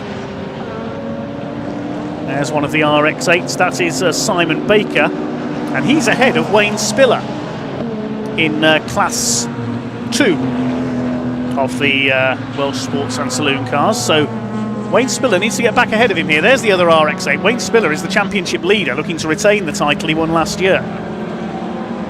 2 RX-8. You can see yellow flag still out at Clearways, so no passing there. Still your leader is Ray Harris. Here he comes, just over 8 minutes of this race to go. He's coming up to lap the RX-8s. We have seen a couple of RX-8s based machines in the Silhouettes formula as well. It was the Hun family who had them.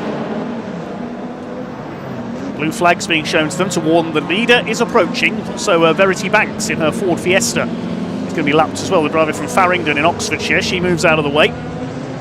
Lets the Ginetta through. The lead is now up to over 4 seconds, so Knight, Smith and Humphrey battling for second place are losing time to our leader because they're too busy scrapping with each other. 7.5 minutes of this 15-minute affair to go.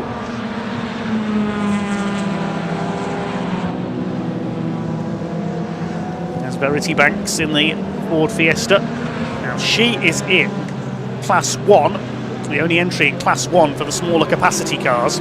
We sometimes see Alan Smith in his Ford KA in that division, but he's not out this weekend.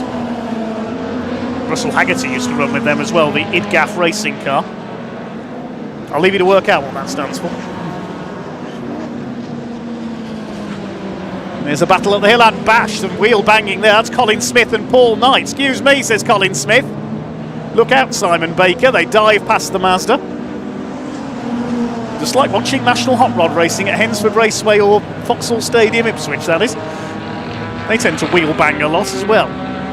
The current king of National Hot Rod, Scotland's Rob McDonald, along with the likes of Billy Wood in the Mazda MX-5 based car. And the legions of Ginettas. Still a yellow flag out there, so they'll have to wait to pass James Harvey's Boxster. When Smith goes through, he's in third place. These two are in second place now, I should say, ahead of Paul Knight, and into the lead of the Seniors Cup division. Colin Smith, the leading over 55. Ray Harris chasing Steve Phillips, that lovely looking Fiesta. Very much in the mould of the old special saloon racers of the 70s and 80s, that machine. And Russell Haggerty trying to get out of the way there as the silhouettes lap him. Haggerty is the third of the Welsh Sports and Saloon runners, but he's a long way back on Longartano and Harding. I think Longartano's got the Westfield ahead now, in fact, of Malcolm Harding.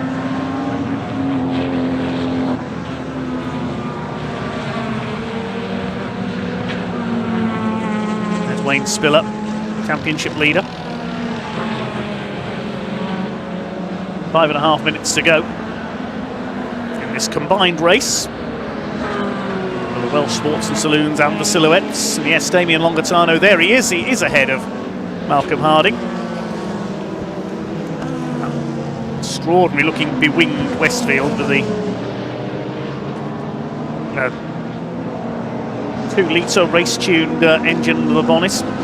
Haverford West in the southwest of Wales.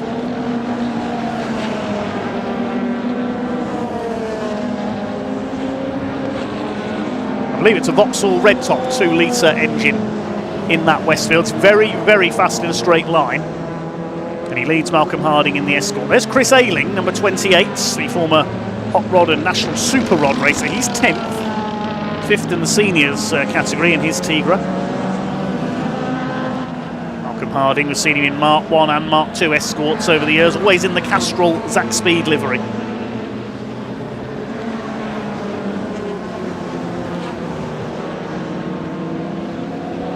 Malcolm Harding, it was the Mark II Escort that he rolled at Silverstone while fighting for the lead of a Classic Thunder race a couple of years ago, and probably carried on and finished the race. Now in the Mark I. Now how far behind Longartano is he? Only 0.7 of a second. You can see they're still together there. Personal best last time through for Harding, so he's starting to attack once again. He wants the win in the Welsh Sports and Saloon Car split. Of course, the great attraction of the Welsh Sports and Saloon Car Championship, it's an open series, you can use anything you like.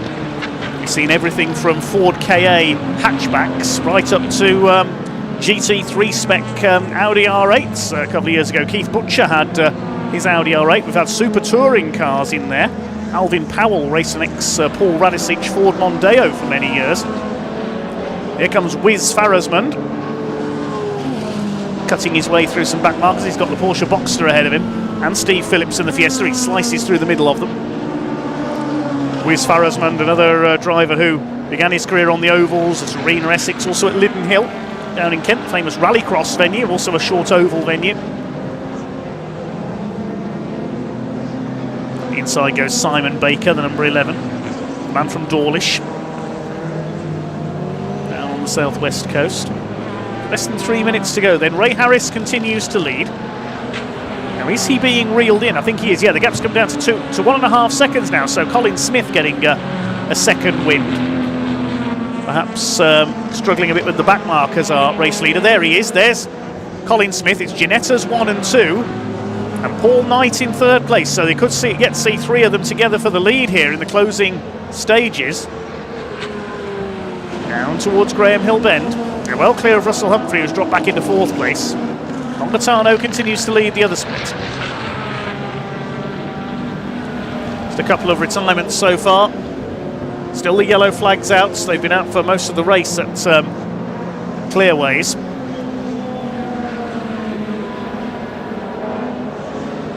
Because of Chris Steele's Tigra off down there. We also lost Ruben Taylor into the pits.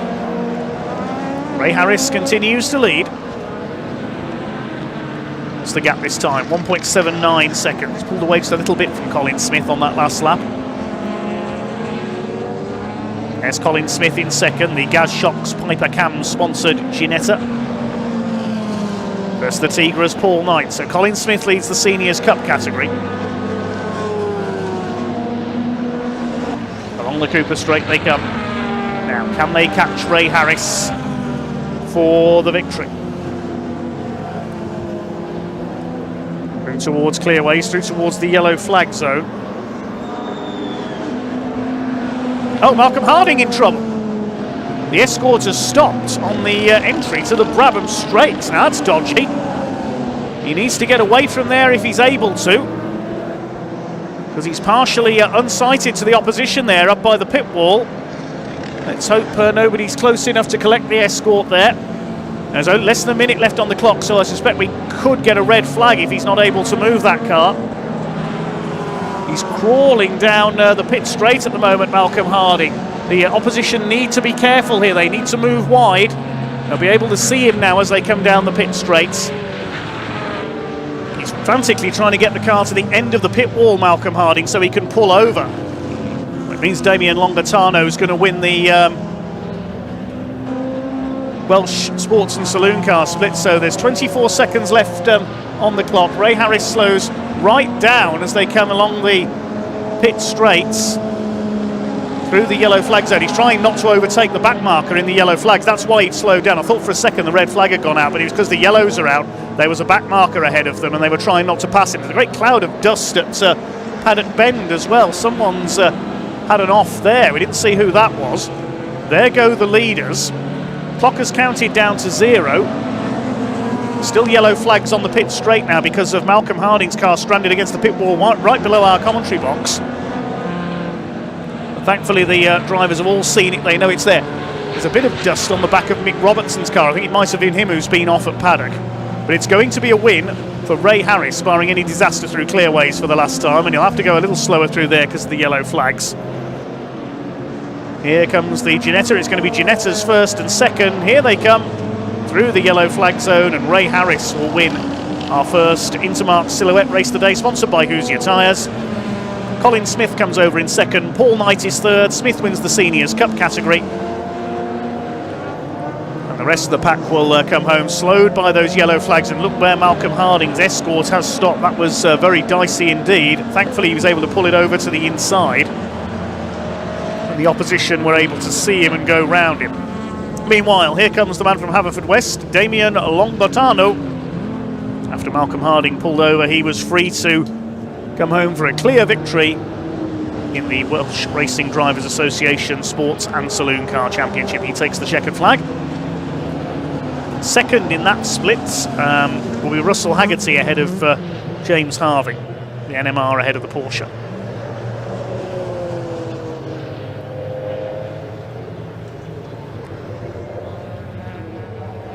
We'll confirm the results of that one shortly.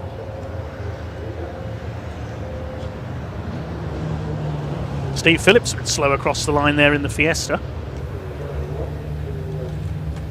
As Ray Harris heads back into the pits, the Driven Performance Engineering Ginetta takes the victory. No points on these races. It is a series, not a championship. The Welsh Racing Drivers Association cars do get points. And the provisional results as follows. Ray Harris the winner by 0.67 of a second ahead of Colin Smith, with Paul Knight in third place. Colin Smith winning the senior category. Russell Humphrey in fourth place ahead of Keith White and Mick Robertson, despite a brief off in the closing stages.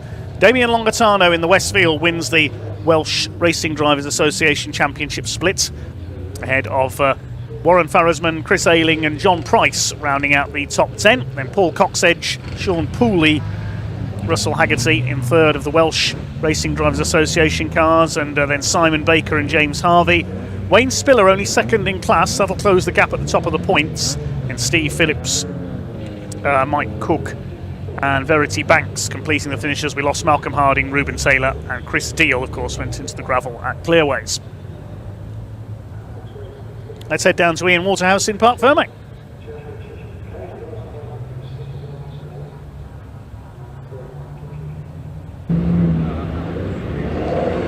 Well, it took a while to get going, but we got there in the end, and Ray, it was worth the wait in the end, wasn't it? Yeah, it was all right. A little bit of a lonely race for most of it. Then I got held up behind a couple of cars with the yellow flag here. Yeah. I was like, oh God, don't go past them and throw it away.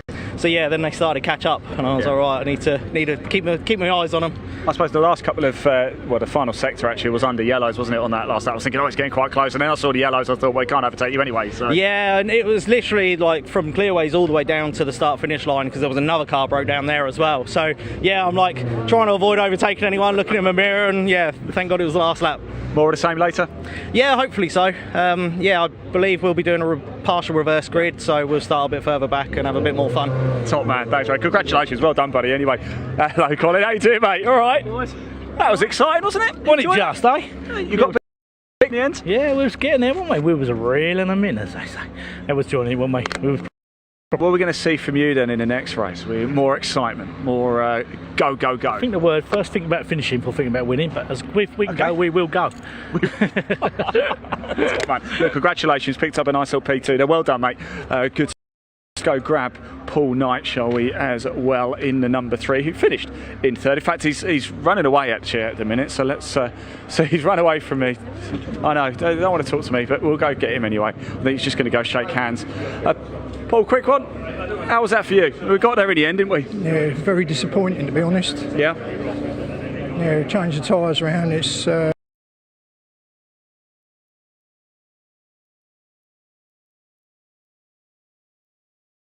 I think you might have to do a bit of media duty. Right, so there we go. Not very happy Paul Knight there, but he's got another chance later. We've got another silhouette race coming up a bit later this afternoon. We've got Caterham's about to go out on track as well.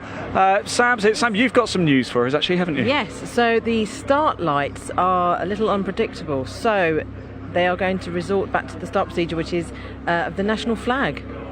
Wow, that's cool. Which is, it's very old school. We are going old school, aren't we? Yeah, we are. Like. Yep, so all races this afternoon will be that start procedure. Well, at least we've got that as a backup, haven't we? Right, Caterham's about to go on track. That means I have to hand the baton over, and in true Olympic style, Sam and I have been practicing our relay running. So, Sam, it's time for me to hand this over to you. 3, 2, 1, let's go. Go, go, go, go, go.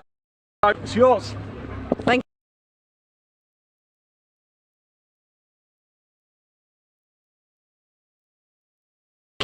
We could actually probably go and speak to some of the 420 drivers. Let's see, which way should we? We'll go around through this gate here. I think we're closest to that gate. So they're just still dragging a car out. They've got it out now, so then they'll have to put it on the flatbed and bring that back in. So while we're waiting for that, thank you, Ian. You're welcome. There you go, doorman as well. That's it. Thank you. So yes, while we're waiting for that, we get to come and speak to some of these guys.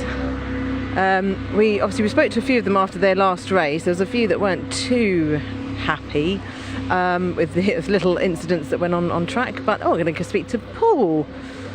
Hello Paul, how are you? I haven't spoken to you yet today, so how are you feeling after the last race? It was quite a good battle still, wasn't it? Yeah, it was good. I mean, my own worst enemy at the start. I fell back and had to fight back, so yeah, we're the quickest car on track there. Same as race 1, but we're not really making much use of it, so that's all on me. See what we can do in this last race. We're starting in a good position still. Last race of the day, it might get a bit more feisty. Let's see what happens. So you're on the outside of the circuit this time, aren't you? I am, yes. I'm where Mike was last time. He seemed to get a rocket at the start, yeah. So let's see if we can copy that. Well, so did Justin Armstrong. They were both on that side of the grid. See, this is what my excuse is for my race yesterday, because I was in 3rd place on the start, and I found it, well, I'm blaming it on the track. It was really slippery. And obviously you were on that side this morning, so let's blame it on the track, shall we? I would, because both Lewis and I had the exact same issue. So we'll see what the outside does. Yeah, we'll see what happens in the next 20 minutes, I guess. Yeah. Brilliant. Well, wish you all the best. Enjoy it. Thank you. Right, that's we spoke to these guys this morning, didn't we? But I wonder, I'm just going to have a quick word actually with how did you find the start on that race this morning, Lewis? Because Paul obviously struggled to get away, and we know that Mike and Justin had mega starts, didn't they, on the outside of the track? Yeah, I struggled as well. I mean, Mike was in front of me at turn 1, wasn't he? So when Justin was on my outside, so yeah, it's tough to get the start right around here. I mean, you know, you're on a slope on an incline towards the inside of the track, so every time you just drop the clutch, the rear end goes into a slide, and there's nothing you can do about it really. You know, we only get a lap to warm these slick tyres up, and it's not enough around here. We can't get enough temperature into them, so it's really difficult. And obviously, I think with Justin and Mike, they obviously managed to get the tyres probably a bit slightly warmer, but also I think it helps probably on a flatter part of the hill. It's sort of the track sort of dips and flattens out, and it's tough, but I think everyone's in the same boat, aren't they? So, but yeah, it seems to be that row gets a good start. It might be then, because you're in the second place, it might actually be a bit grippier on that part of the track. Yeah, hopefully. Yeah, I'd like to lead in turn 1. That's the plan. Brilliant. Well, wish you all the best. Enjoy it. Thank you, Lewis.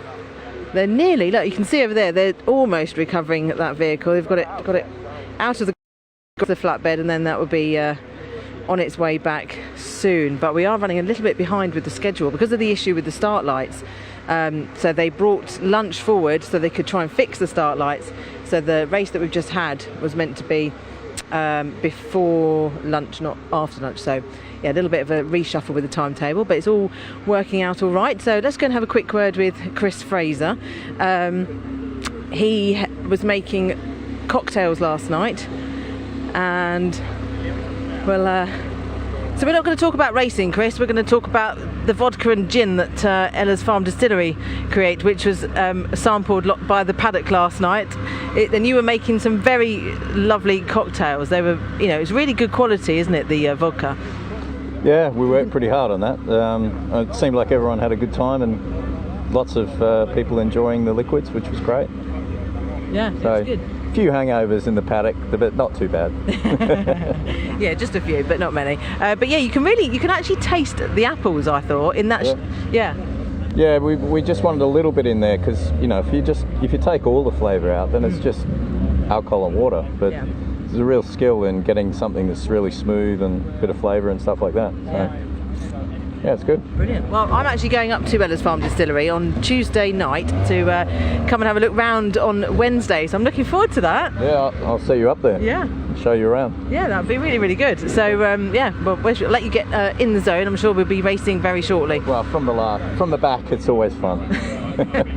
Yeah, it was a bit. What happened actually? Because I don't think I caught it on the camera. Wes lost it in Druids, and just as I went to go up the inside of him, he just sort of clipped the back corner, so it took us both out.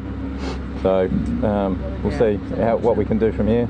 It's hard to overtake around here, but 20 minutes is also a long time around Brands Hatch. Yeah. So we'll see what happens. Hopefully keep it clean this time, and hopefully the car holds together. Yes, it will. Brilliant. Thanks, Chris. Right, there you go. That car is recovered. It's in, so I think they will be going out any moment. So everyone's starting their engines. So I'll hand back to Chris and David.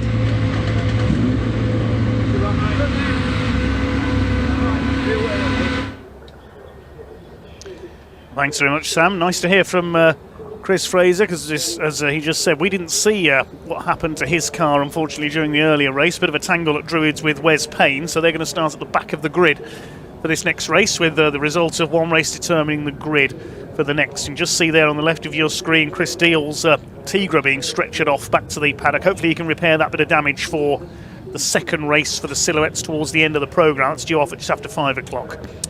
Vertex Caterham 7 Championship UK then. As we just said, the results of the race earlier, setting the grid for this one. Harry Senior goes up into pole position by virtue of his first ever win in the category, alongside title leader Lewis Thompson. Second row, 27 William Smith and 24 Paul Donkin, and on row 3, number 11 Carl Jones and 93 Mike Evans. On the fourth row, 23 Justin Armstrong alongside number 17 Mark Farmer, completing the top 10, 64 Tom Eden and 66 Jake Swan. Row 6, 22 Gary Curtis alongside 29 of Rupert Laslett. In the penultimate row, we've got number 9 Matt Dyer alongside 50 Wes Payne, and number 8 Chris Fraser, the Dutch Barn vodka car, starts at the back. So the third time we're going to see these cars out this weekend, the final 20 minutes of action for the 7 Championship UK top flight of Caterham Motorsport. And Harry Senior taking up that pole position then in the blue car, first time on the winner's podium, just as he converted to be a Pro-Am due to the way that he's been finishing this year. He's too good for the AM class, and we've got Lewis Thompson alongside him in the green car then in our reigning champion. Will Smith, much better race for him this morning to draw back to third place. And Paul Donkin, after what was initially a good start, then fell backwards. He is in the prime starting spot, though, in fourth place. We've seen some absolutely spectacular starts.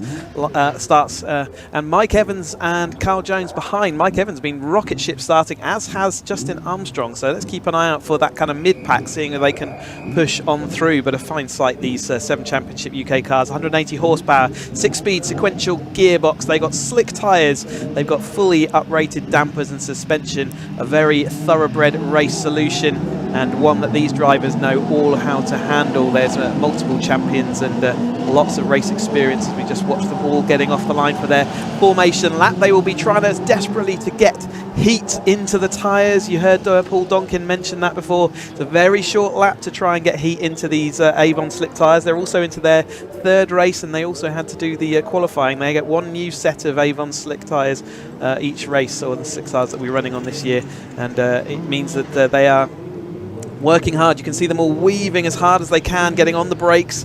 So not only do they have to get heat into the tyres, and that's why they're working and weaving so hard, they also have to get heat into the brakes, because if they've got cold brakes going into Paddock Hill, you can get a snatch brake, and on slightly cold slick tyres, that was an understeer lock-up situation, which you don't want. And unfortunately, Wes Payne did have some contact there with Chris Fraser on the opening lap of race 2. That's why you can see them go through your camera there at the rear of the field. Also a bit more speedy drive, and they're back down on the track that we saw getting kicked up, but hopefully that's not going to cause too much problems for them in the opening parts of this race. Sun is out. There is a little bit of a brisk breeze every now and then, quite gusty, so you'll see the tow and the headwind down the start-finish straight is still going to be in effect this afternoon. We've had some fantastic Caterham action this morning, and we're looking forward to more of the same. We get to see everyone out there once more before the conclusion of the Caterham action today. So making their way up to the grid then, it is Harry Senior, the light blue car with the red roll cage, who will start on the pole alongside the green and black of Lewis Thompson, the championship leader. William Smith in the, I think we called that the Iron Brew liveried car in when we were in Scotland, didn't we? Yeah. Starts alongside the red and white of Paul Donkin.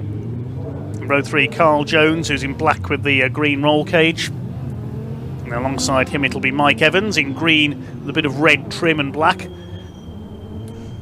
Still looking for that first podium. Justin Armstrong is in blue and day-glow yellow. Mark Farmer in red with a blue roll cage. And completing the top 10, we have the blue and black car of Tom Eden, and 66 Jake Swan is in white, well, more silver than white, and blue. Can Harry Senior do anything about the curse of the inside? Him and William Smith are not in the prime spots. Can Donkin and Thompson make the best of it? Watch for that. We're getting ready for this start. The grid is cleared, so we're getting ready. Yes, getting ready for a start on the flag this time. The 5-second board is being held aloft, waiting for the marshals to drop the national flag. The revs are up, and here we go. It looks like a clean getaway. Good starts from Mike Evans again, and from Carl Jones getting up the inside. Finds his way blocked by Harry Senior.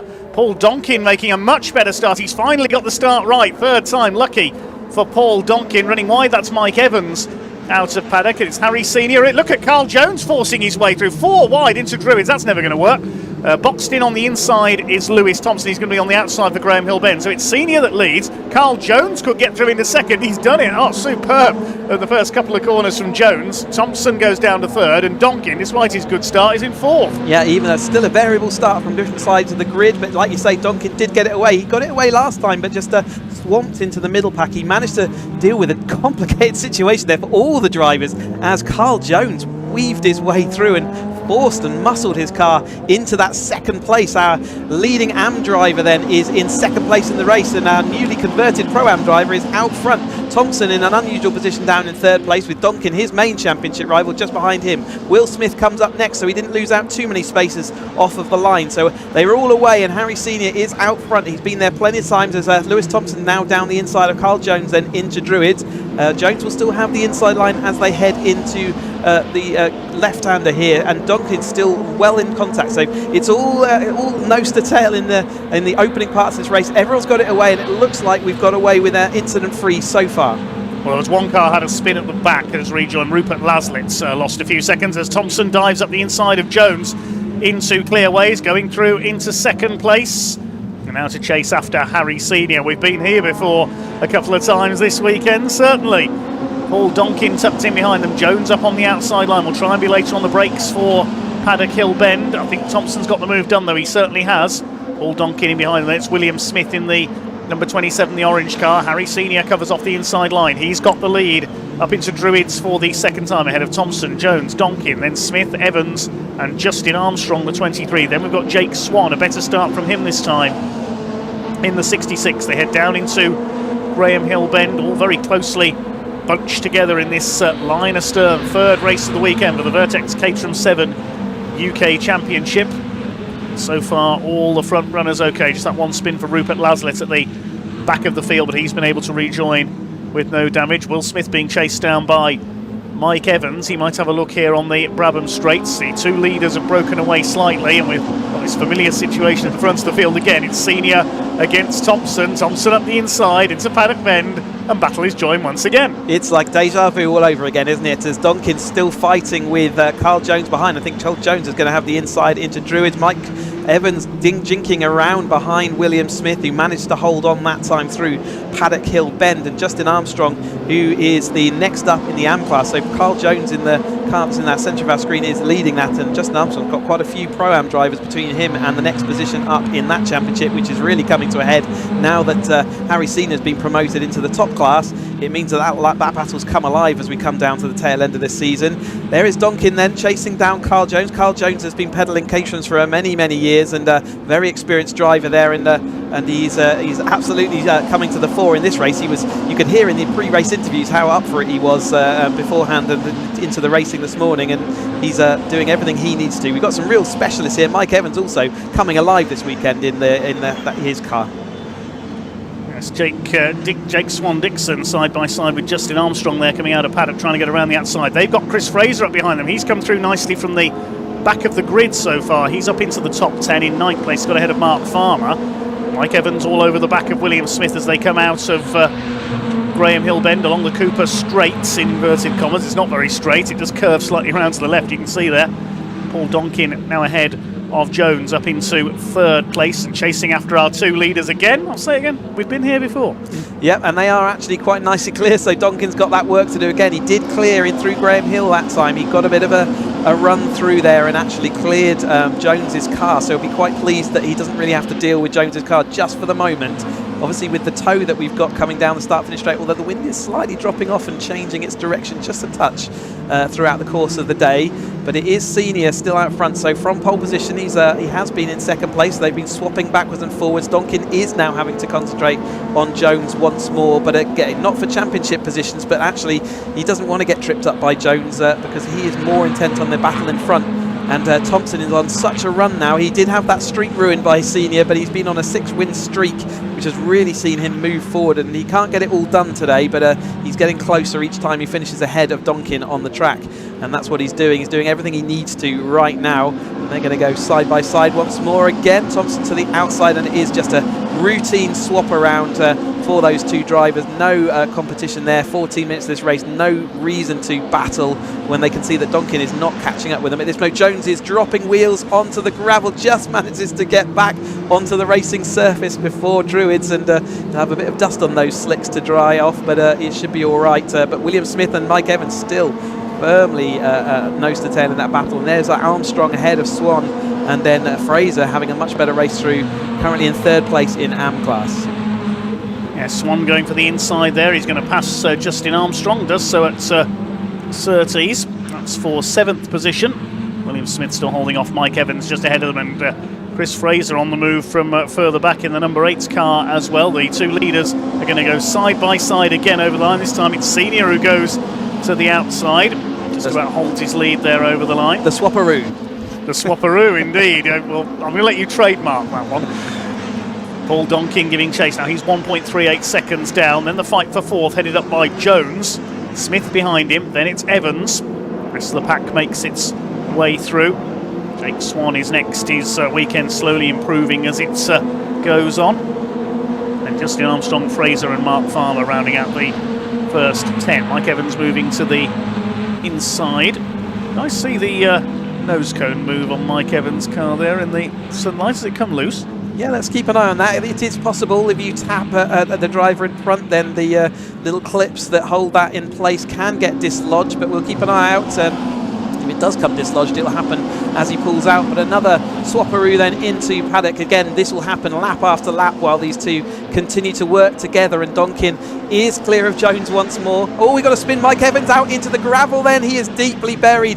That is going to be a beached Caterham. We might well see a safety car, and all that gap out front will then reduce, and it will be the front three back together. There is Mike Evans stranded. I didn't see how he got caught out there. Maybe a little bit of contact. It looked like he was fired out there, but that car is not moving anywhere. Now that's end of game for the man from Birmingham. Unfortunately, he was running well earlier in the weekend, was trying to fight for his first ever podium in the Caterham 7 UK Championship, but he's out of this race. We'll wait to see if the safety car does get scrambled. They continue for the moment. The leaders once again go side by side towards Paddock Hill Bend. Here comes Jake Swan now attacking William Smith for P5. He's really on the move here, Jake Swan. He's under pressure in turn from Justin Armstrong. He won't be able to make the move though because there'll be yellow flags out for Mike Evans' spun car. Yep, so far they've decided to cover it under the yellow flags, and Jake Swan's been pedaling these cars many years, very experienced driver and very race wily. He's got a racing brain in there, but he is chasing down William Smith, equally someone who has been driving Caterhams for many years, started with me back in 2013, has never really been away too far off the podium since that time, such as the success he's had in that number 27 car. Nowadays it's bright orange, as you can see, that metallic colour, and a fantastic sight these cars make, and he's trailing a couple of amateurs there, so Armstrong and Fraser. Farmer also having a fantastic outing for him. I think it's probably one of his best outings in the 420. Now he's away from the GT cars and having a bit of fun in these 420s. And as we go side by side for Jake Swan looking around the outside, but that is still the yellow flag there. Don't forget, you can see the vehicle there, the recovery vehicle looking to try and get that back, so he would have had to push himself back in line. It's not usual to have a side-by-side moment when the yellow flags are flying, but there goes Will Smith. He is still ahead of Jake Swan, and there's Armstrong and then Chris Fraser also having a much better run, but it is still Senior, Thompson, Donkin out front with a little bit of a gap, then a second gap back to Jones, and then the battle that we're looking at. So just going up towards half distance in this 20-minute race. William Smith still holding back Jake Swan. Had a look around the outside there, but possibly thought better of it when he saw that yellow flags might still be out up there, with Mike Evans' car being snatched out of the gravel trap by the telehandler. Smith still there in 5th place. This time Swan will hold back. He's got Armstrong and Fraser queuing up behind him. There we can see on the right of your screen the telehandler plucking Mike Evans' car out of the gravel. Battle heads up into the right hand. It's the battle for 5th, 6th, 7th and 8th places. This is the battle for 1st, 2nd and 3rd places, being reeled in slightly again by Carl Jones. Donkin is within less than a second now, 0.74 of a second, of the back of Harry Senior. Thompson a little bit sideways there, just at the curb on the inside of Surtees. So he's pushing hard to try and break away from Harry Senior, but you know what Harry's going to do once those yellow flags disappear. Yeah, absolutely, and it's going to get right back together again. They've taken away the big overtaking opportunity, hasn't it? So, which is why it's all coming back together so rapidly. And yeah, you say sideways, I say four-wheel drift. It looks like the slick tyres in this high temperatures. When we went outside of this nice air-conditioned commentary box for lunch, it really is quite stiflingly hot out there. And yeah, these tyres will be starting to get a little bit tired now towards the end of the race weekend. They have decided they cannot move Mike Evans' car then safely enough. And they tried hard to make sure the racing can continue, and they decided they won't go under safety car. They'll put the red flag out there so that they can get that all cleared and we get this race up and running. It will start either behind the safety car or from a regrid. I imagine they'll start from behind the safety car to, in single file, but we'll get that confirmed in a minute. But yeah, you could see that car really was beached, and I guess the telehandler just couldn't get him released in time. Okay, so we're under the red flag. They perhaps decided that you can see they're nearly getting it'd take too long, perhaps, under the safety car. It's kind of it was changing the dynamic of the race, wasn't it? So to get it moved. Yeah, we'll see. They'll pull the cars short. They'll pull the cars up short of the grid. The marshals will stop them so they can move them to where they want to do. Either that or they'll direct them down the pit lane, depending on how they want to deal with the situation. But it's certainly not the race over. 9.5 minutes, so just about half of the race to go. Just watching one of the cars maybe get down the pit lane. That's Laslett, who we saw didn't finish. He had a spin on the first lap. So I wonder whether he's going to try and join at the rear of the field. They haven't drawn them up short of the grid, so it does look like they'll probably have a safety car restart then. There's Mike Evans trotting across. I think we'll call that an elegant canter across the gravel to get back to his dusty car. Unfortunately, as his car was immobile at the time the red flags were flown, he will not be allowed to rejoin this race, and that will be him just getting his car back to the Parc Fermé, and it will be no harm, no foul. There's no damage that was discernible. It's just the fact he got beached. And once again, an opportunity to say ever so many thanks to our marshals who tried their best to put themselves there and get all the action to continue. But the race steward saying, no, let's cancel that for now, and let's put a red flag out, get it safely recovered back to the pit lane, then we can get proper action, which is exactly what we want for these 7 Championship UK cars. Give them a full use of all the corners to overtake us, and my goodness me, don't they use all of those.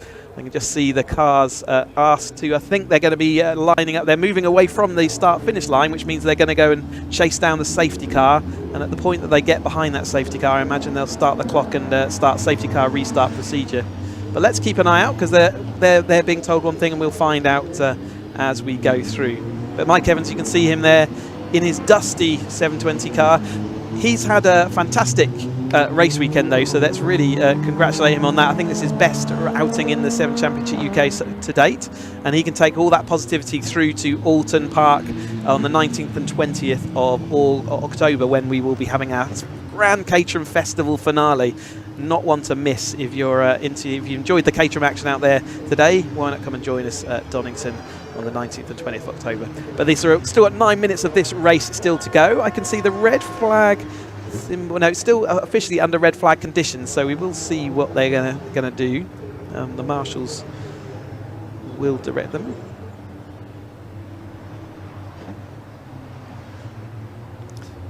So we've been told unofficially they're going to be called into the pit lane. I'm guessing because of the timing that we're running on. Maybe they're going to work out whether they're going to complete this race. So they're going to pull them back into Parc Fermé, is our understanding. They're not going to call the top 3 at the moment, and I imagine depending on timetable they might try and give them the opportunity to go out again a bit later. Let's wait and see. They're being given mixed signals from the marshals. Justin Armstrong there got told by one marshal to go through the cut through, but actually for the Caterhams they need to get back to Parc Fermé, which means they need to get on the pit lane. So that is now, that's okay, so that's exactly what needs to happen. But yes, it looks like we're not concluding this race just yet. We'll do a declaration once we understand what's going to go on. Let's go down to Ian to understand what's going on.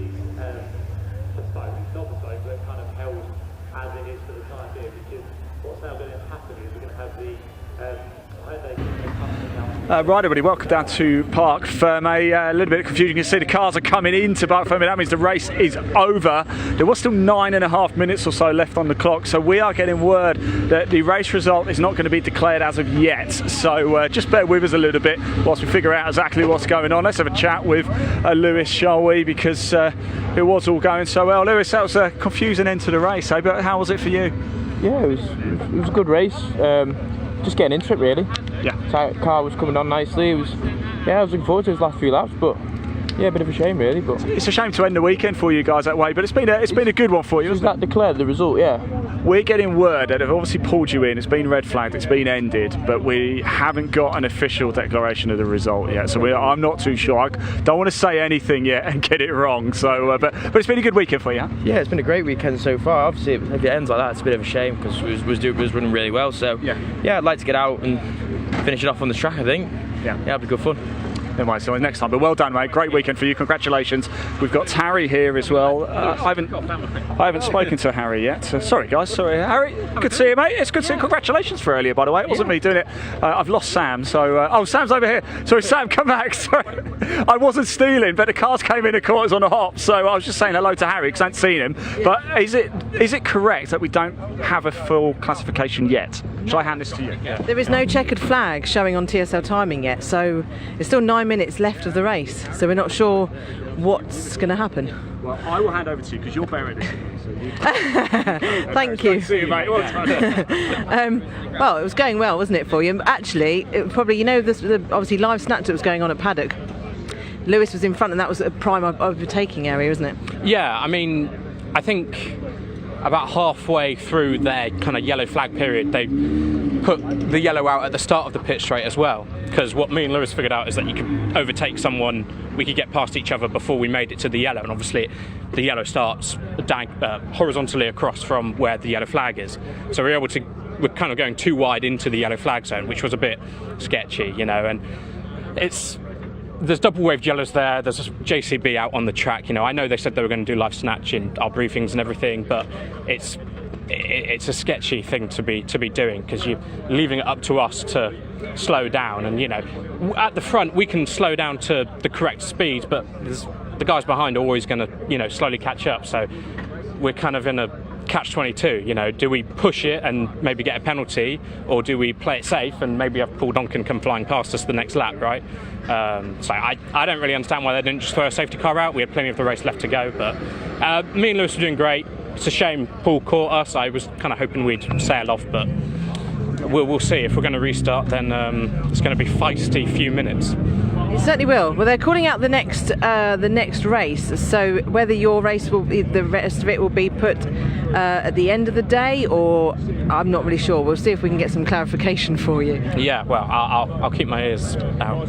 Yeah, I'm sure Simon will be here shortly to let everybody know what is going to happen. But obviously, you know, you don't want to be sitting on the grid absolutely cooking, do you, in this heat?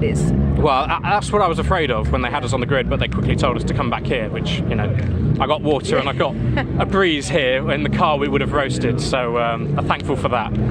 But yeah, we'll see. I don't know, maybe we'll go out after these guys and do the rest of ours, or maybe we'll can it in half points, and I don't know what the classification will be on count back, because yeah, like I said, the only overtaking spot was yellow flag, so I feel kind of unfair that I didn't really have the chance to get past Lewis to maybe have it on count back. We'll see. Still, if it is half points, it's still second place, which is good. Yeah, I mean, the points don't matter to me. Not for you, it matters to these two. Yeah. I'm just here for trophies. Brilliant, well done. Thank you. Right, we'll hand over to David and Cheesy, because they'll need to run through this next race, and then hopefully we'll have an update for you regarding the 7 UK cars.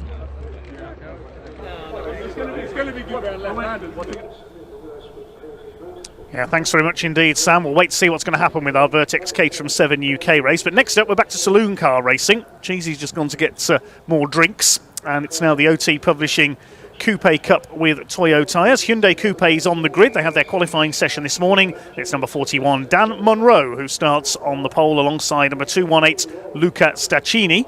Second row, 87, Neil Hurren, alongside number 2, Mark Ridout. Mark and Dan Munro have pretty much divided up the wins between themselves so far this year. Row 3, number 97, newcomer Max Papworth, making the move up from karting, so good luck to him. Starts alongside number 27, Darren Banks.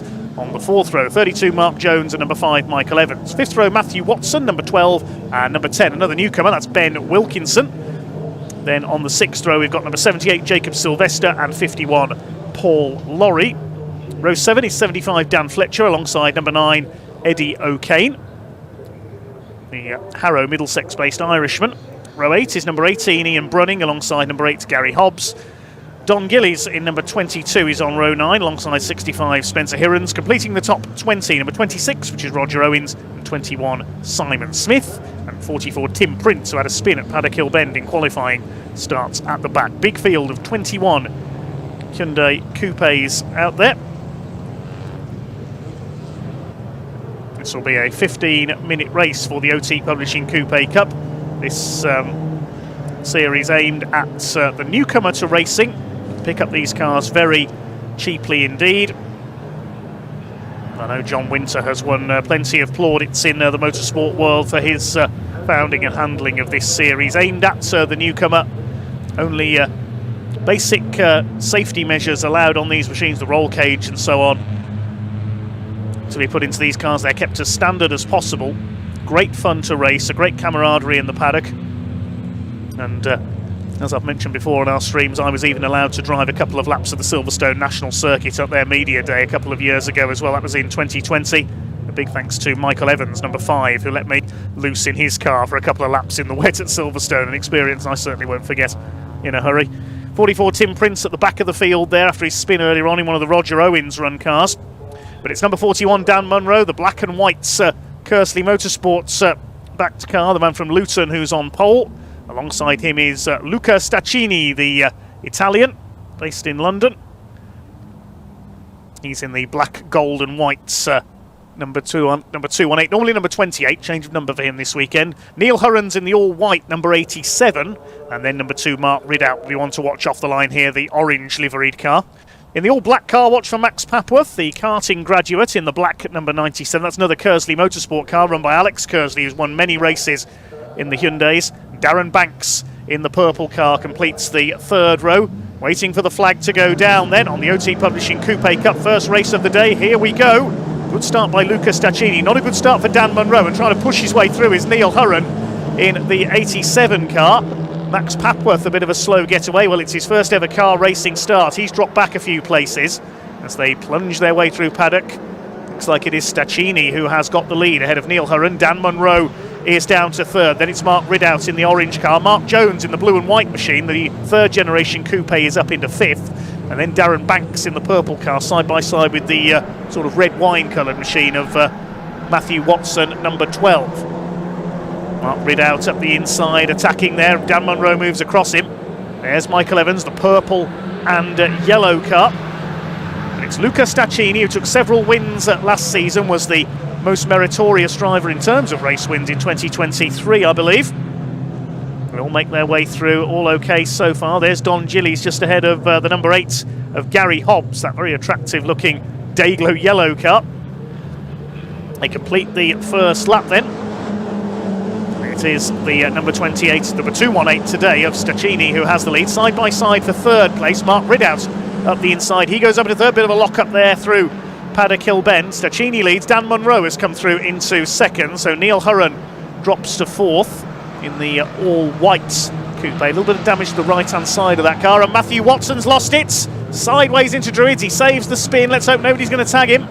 No, he's got it going again, but he's lost a few places. So Matthew Watson, the number 12, another of the Kersley Motorsport run cars, the man from Norwich, keeps it going. Just behind the number 10 of Ben Wilkinson, one of our newcomers. His father, Peter Wilkinson, raced here for several years in a Peugeot 306. He'll be watching on anxiously today, I'm sure. Darren Banks, the purple number 27. That car picked up some rear bodywork damage in qualifying. That's been repaired. Chasing on behind him is Max Papworth, recovering after his slow start, I should say. Over the line come the leaders. Staccini from Munro, Ridout and Hurren. Those four have broken away from Mark Jones in fifth. Then it's Banks under fire from Max Papworth. He's having a squeeze up the inside. I don't think he's quite going to get through there. He has to lock up the brakes. He clips the curb on the inside. A little bit over enthusiastic there from the ex-Carter. Getting busy at the front of the field as well. Mark Ridout has done the fastest lap, 59.789 for the orange coupe. These cars designed to be as evenly matched as possible and provide good, fun, enjoyable racing. We always say motorsport should be fun. In the OT Publishing Coupe Cup, it certainly is. Ben Wilkinson under fire. That's the number 78 of Jacob Sylvester, the yellow car on his tail. Mark Jones heads the battle for fifth ahead of Darren Banks. Michael Evans in there in seventh place. I remember he was involved in a big smash at Graham Hill Bend in this series a few years ago, and his father Alan was involved as well in the number 33 car. Staccini continues to lead, but Dan Munro is on his tail, having a Caterham style move up the outside there into paddock, and Mark Ridout is closing up as well. Staccini, based in London, comes from Perugia in Italy. Dan Munro has a look to the inside, Mark Ridout to the outside, getting very busy. This is Caterham style racing. Dan Munro comes from Luton in Bedfordshire. Mark Ridout from Wimborne in Dorset. Dan Munro, he's never going to go around the outside at Graham Hill Bend, is he? Oh, the newer coupe of Staccini hangs on, but only just now. Munro's got to run down the inside, though. He ran a bit wide there, Staccini, on the exit. This could be Dan Munro's opportunity at Surtees corner. Up the inside, is he going to take the lead? Staccini's gone wide over the curb. Munro leads. Bit of rally crossing there from Staccini. Is that a bit of smoke I can see coming from Munro's car? I thought that was tyre smoke as he went into Paddock Bend last time through. No, that looks more like engine smoke to me. Yeah, there's a little bit of smoke coming from the leader's car, so we'll keep half an eye on that. Here comes Neil Hurren up the outside, the number 87 from London, the ex-Toyota MR2 race. He used to race with Paul Lorry in the MR2s. which was a class run by the what was then the Track Attack Race Club. That effectively preceded the Hyundai Coupe Cup. Yeah, you can see there, a little bit of smoke. That's steadily getting worse as well. I don't think it's tyre smoke. You can see it again there. I thought it was tyre smoke at first. No, that's engine smoke from Dan Munro's car. Now Mark Ridout has come through into second place, and he could soon be in a position to inherit the lead, I think, because if that smoke gets worse, we could see Dan Munro get the black and orange mechanical flag and he'd have to pull into the pits. I hope he's not dropping fluid as well. There goes the 41. Don't know what's causing that smoke. It doesn't look blue enough to be oil smoke. They come round to complete their 5th lap. Munro still leads. It's not slowing him down, whatever causing the smoke. He's just done a personal best lap. Second place is Ridout, then Stacchini and Hurren side by side. Hurren trying to go around the outside, doesn't want to go too wide there and end up in the gravel. Through Druid, Stacchini holds the inside line, holds that 3rd place. All 21 cars at the moment are still running. 9.5 minutes of this race to go. For the OT Publishing Coupe Cup, they'll be in the final race of the day as well. First 4 have broken away. They're about 3.2 seconds clear of Mark Jones in 5th. Somebody kicking up the dust there in the background. Behind Jones is Darren Banks, then Michael Evans, and Neil Hurren goes wide, coming into clearways, tries to cut back in. Stacchini sticks his nose down the inside. But Neil Hurren keeps his foot in. Keeps that 3rd place. He'd made the move at Surtees. Was able to keep it stuck in on the exit, despite Stacchini's attempts to fight back. Here's the 5th place fight. Jones from Banks in the purple car. Then we've got Michael Evans in the yellow and purple, as I've always called it, the Cadbury's Caramel liveried car. Dan Fletcher, I think he's up into 8th in the 75. He's been with the series for a couple of years now. Max Papworth is down to 9th, and Ben Wilkinson, number 10, rounds out the top 10.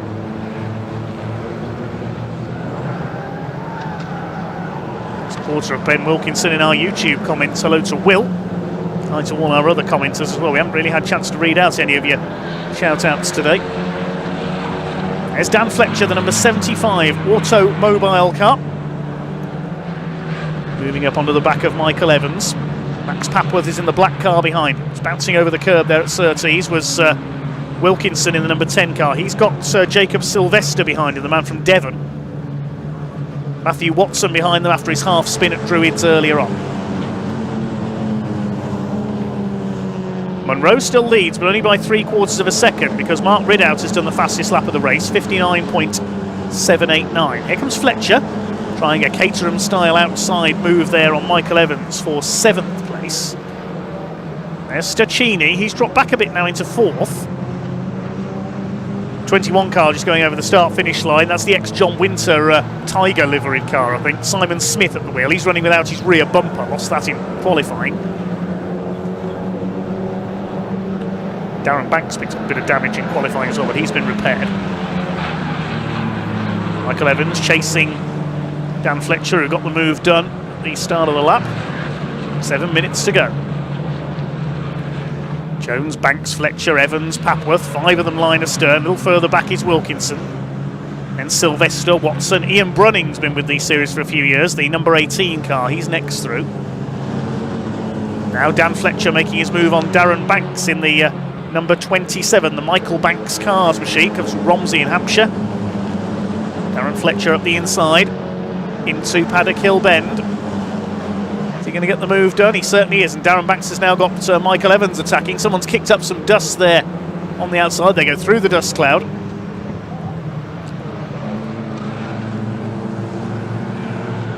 There is Max Papworth on his debut. Chased by Wilkinson, another newcomer, running out wide onto the grass there, Darren Banks. Dan Fletcher had already gone through. Michael Evans runs a bit wide over the curb as well. Very easy to do in these little cars. Seen the likes of Alex Kersley, Wayne and Johnny Rocket, the father and son pairing. Mark Dickin, the former motorcycle champion. All been regular winners in this series over the years. Now there goes the leaders, and the gap is coming down. Less than 0.2 of a second in it now, because Mark Ridout He's ready to attack Dan Munro for the lead. Still that little bit of smoke there as Mark Ridout goes for the inside. They clash together.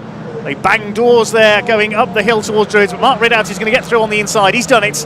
Into the lead goes the KJS Body Shop car. Well, if they bounced off each other, they might need KJS Body Shop to put that bit of damage right, if there is any. Dan Munro fights back in the number 41 car. He's going to try and cut to the inside out of Graham Hill Bend and get a run on Mark Ridout up towards the left-hander at Surtees. Can he take the lead back again? He certainly can. Dan Munro retakes the lead. He's loving this. Neil Hurren's got a grandstand view of it all from third place as well. Just over 2 seconds covers the top four because Stachini's closing back up as well in the 2:18. Here they come round to complete lap 10. Still 5 minutes of this race to go, and it's Dan Munro just about holding the lead. What can Mark Ridout do? What can Neil Hurren do? He's going to go for the outside in the number 87 to try and take second place away. Well, proof that relatively cheap saloon car racers can produce brilliant racing here at Brands Hatch. Munro holds the inside line. Neil Hurren switches across to defend from Luca Stachini, who's back on his tail, has a quick look down the inside at Druids. He won't get through there. 41 of Dan Munro continues to lead the way, but only just. Mark Ridout will try and get another run on him towards Surtees this time. Pull away a little bit from Neil Hurren. That little bit of smoke seems to have lessened from Dan Munro's leading car. Let's have a look as he comes through clear ways. No, it seems okay now, so I don't know what was causing that problem earlier on. Didn't slow him down, certainly. Possibly an overfilled oil tank, who knows?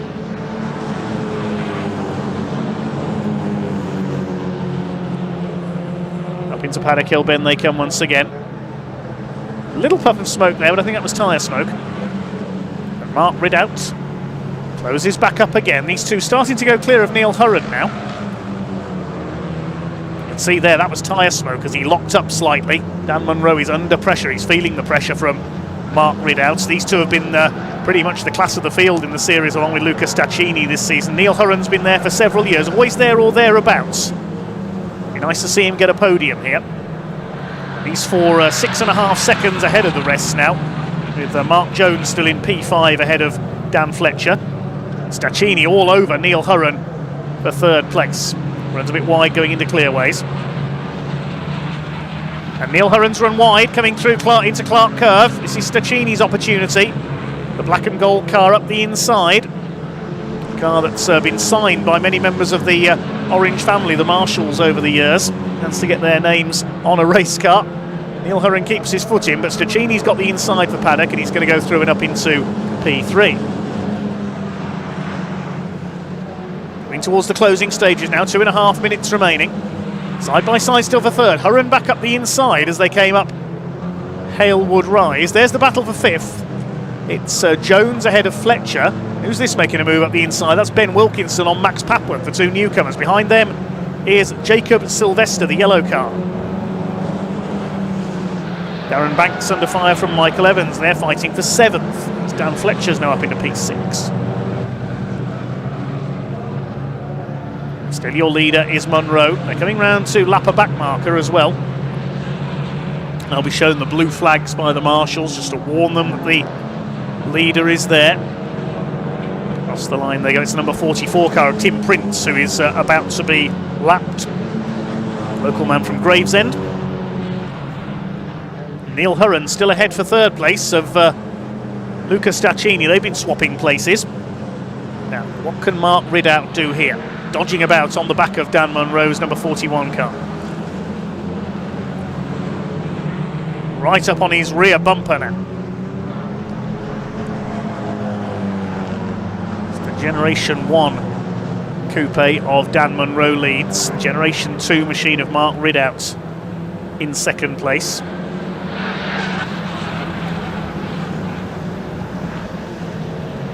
Tyres squealing as they row these cars through the turns, these Toyo tyres.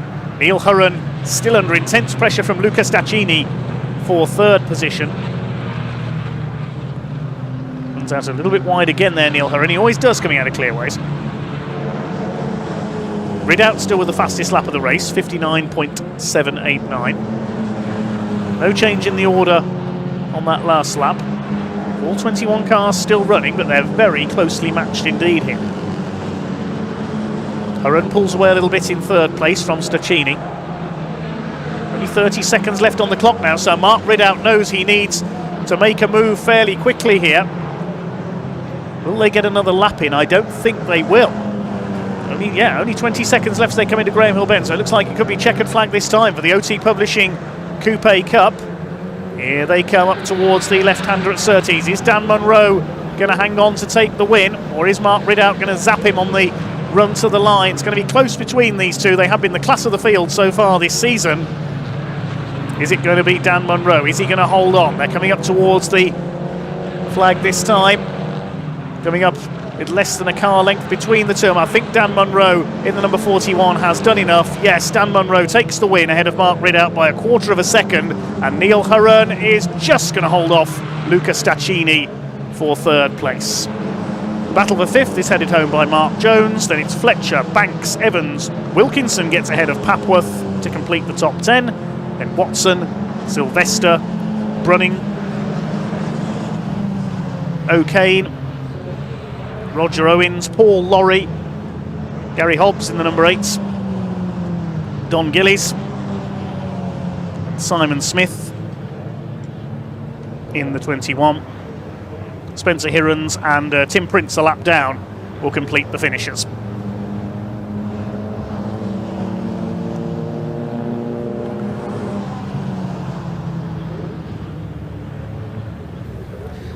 So the win goes to Dan Munro in the number 41. He and Mark Ridout never more than about half a second apart there in the second half of that race, but Ridout just couldn't quite find a way through. They swapped places on one occasion but quickly swapped back again at Surtees. It's another win for Dan Munro ahead of Mark Ridout by 0.26 of a second.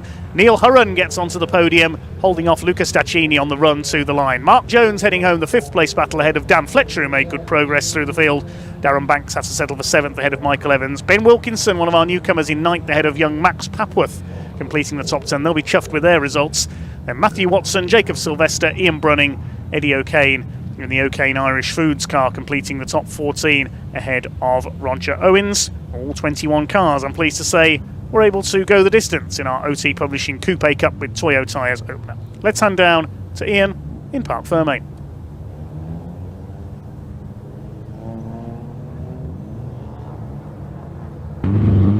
Yeah, hello everybody, welcome to Parc Fermé. A bit of confusion actually here. They're just weighing the top three and Dan's come out and got himself a bit stuck here, hasn't he? So, not his fault, by the way. They did come out this way, but what a great race that was. Fantastic stuff, wasn't it, Dan?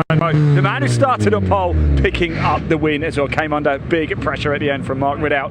And of course, Neil Hurren managing to hold off Luca right at the end too. Great racing. I think we are going to speak to them soon, I promise. But there's just Dan, I think just leave it there, mate. I don't see any reason why. Made a bit of a mess of that, haven't I? Well, don't worry about it. It's only live on camera. Don't worry about it. Look, you just won the race. Congratulations. But you managed to hold off some big pressure from behind, didn't you? Yeah, well, that was tough. I think I had a bit of early contact with Luca. And the left front's gone a bit, so I'm absolutely wrestling this car to get into the corner. But I managed to get away with it in the end, and that's a brilliant result. How did the tyres hold up for you in the end? Yeah, they're not too bad actually. I think it's just I think just a little bit of damage on the front left, but we should be all good by race 2 and we'll go again. You just be able to brush it out, it'll be fine, won't it? Well done, Dad. Congratulations, mate. Great stuff indeed. Let's go have a quick chat with Mark, shall we? Wow, that was some great racing out there, wasn't it? Yeah, that was a lot of fun and very hot. Very hot indeed. Look, yeah. We've got race 2 coming up a little bit later. Tyres okay? We're struggling with understeer, to be fair. Yeah. We were getting hot. So, it's just, just trying to manage the tyres really. We'll have to see later. Might cool down a little bit later. Congratulations anyway, great stuff indeed. Let's go grab Neil, shall we, as well. He's just down here because he was having a great race with Luca. I think I'm just worried, John, we're going to get run over here. Neil, don't disappear, stay with us a second because wow, you put on a bit of a show out there for us with Luca, didn't you? Managed to hold him off though. Just about. It was good fun. He was trying to get me on the inside here. I worked out that's what he's up to. I kept close to the side and up the right. So you're a wise head, eh? I've seen he knows I go wide there, so and then I realised I always go wide there, so I thought maybe I won't, and that kept him in his place. But it was good fun. It was good though. It was great to watch as well. Thanks for putting on a show there. Congratulations. The 4 up front were having quite a good battle to start with, so it looked like fun. But yeah, good fun. Top man, excellent stuff. Better next time. Right, so there we go. Top three. Don't need to do that much better. I think we better move out of the way, actually. I think the Caterham's next race have gone out on track already, so they're already lining up. So I'm going to hand over to Dave, your commentator, to take you through the action. Enjoy.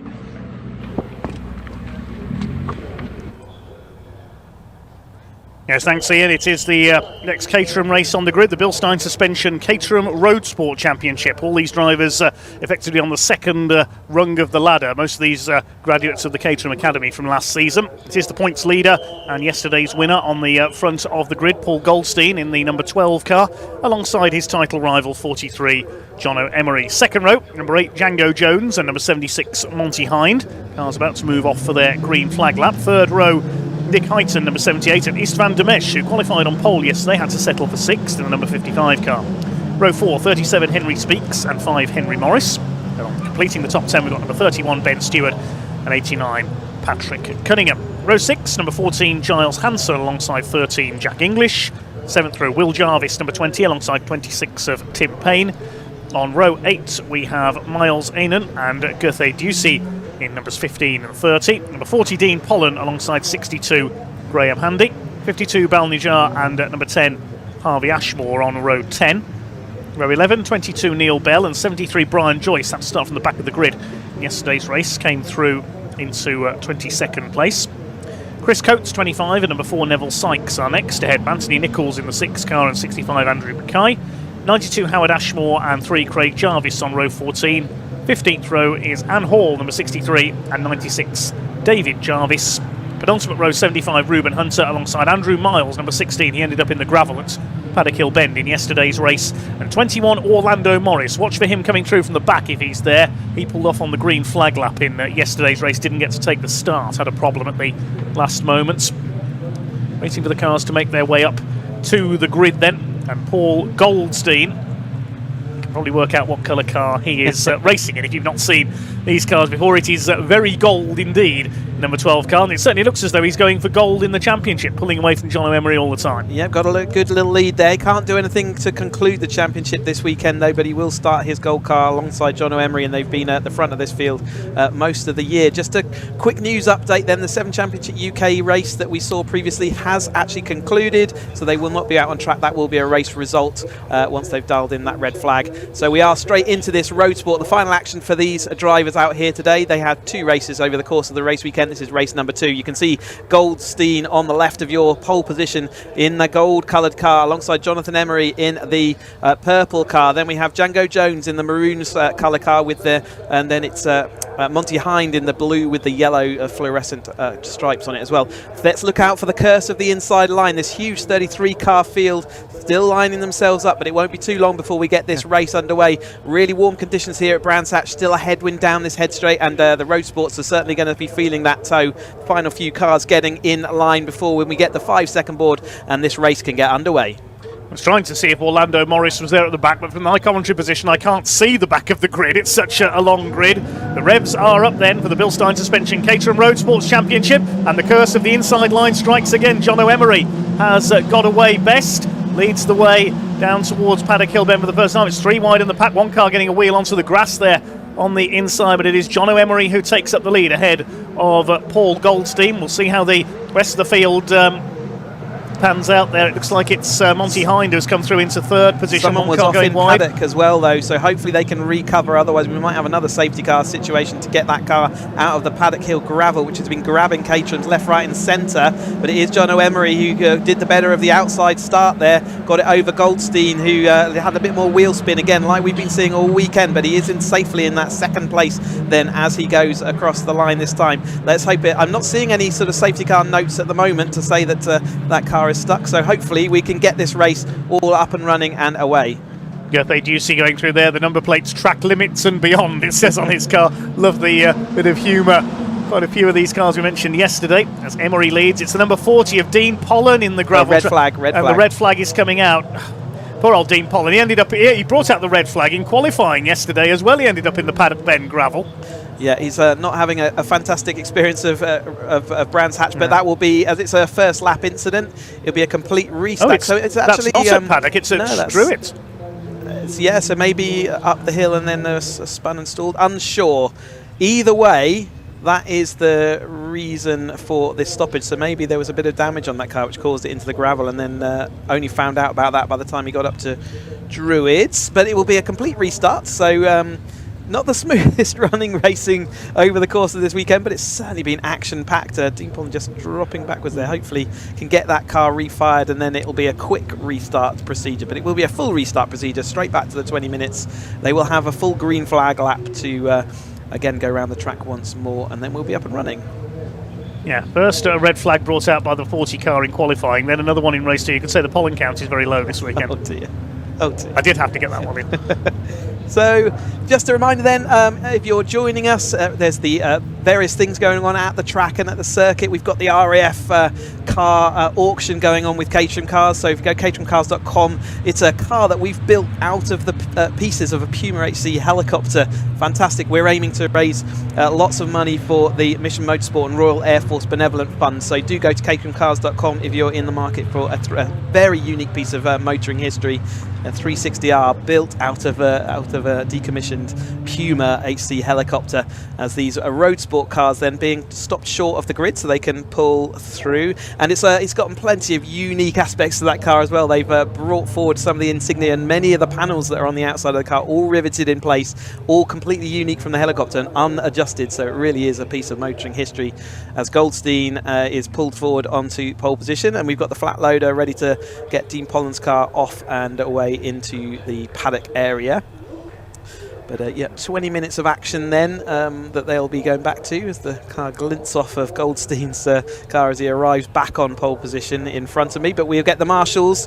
Again, be using them a lot out there, and you can see the marshals all calling them back up onto the grid. It's been it's a busy day for all of our Orange Army, and again, many thanks. They really do facilitate and lubricate all of these race meetings.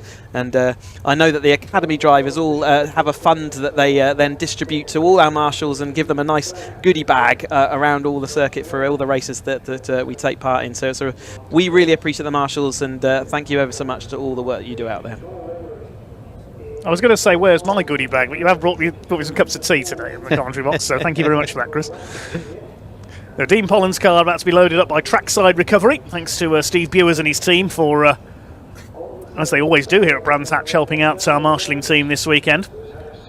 When the British Truck Racing Championship comes here on Bonfire Weekend, they'll probably have the big American wreckers in attendance to remove the race trucks. They were kept very busy, certainly last year and the year before.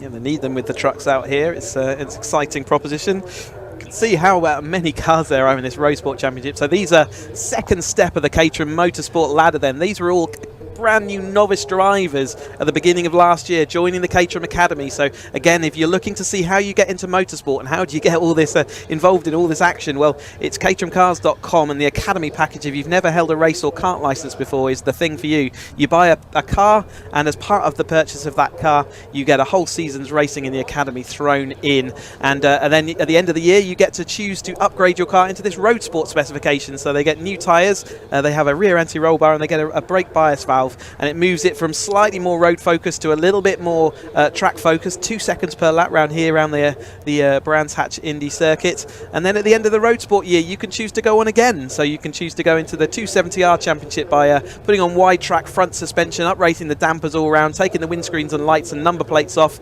and really getting focused into a race bit of race machinery. And then beyond the 270, you can upgrade once more, so you can be into the 4th year of your racing career with the same car, into the 310R Championship, which is really a fantastic car with all the upgrades from the 270, plus more power, plus more revs, and a limited split slip rear differential, which really does bring these Caterham cars alive. And the lap speeds that they do are spectacular, really high up there. If you're on a track day in one of these Caterhams, if you've ever been out in one, you'll know how rapid they are, and a fantastic chassis. Very little other than an engine and 4 wheels, and it's a brilliant experience to drive one of these things. And if you've never had the opportunity, then I'd recommend you go and do it. And if you're at all interested in racing, caterhamcars.com and the Academy package is one that we've put well over 1,300 drivers through. We've turned 1,300 people sitting on their sofas watching the TV into racing drivers.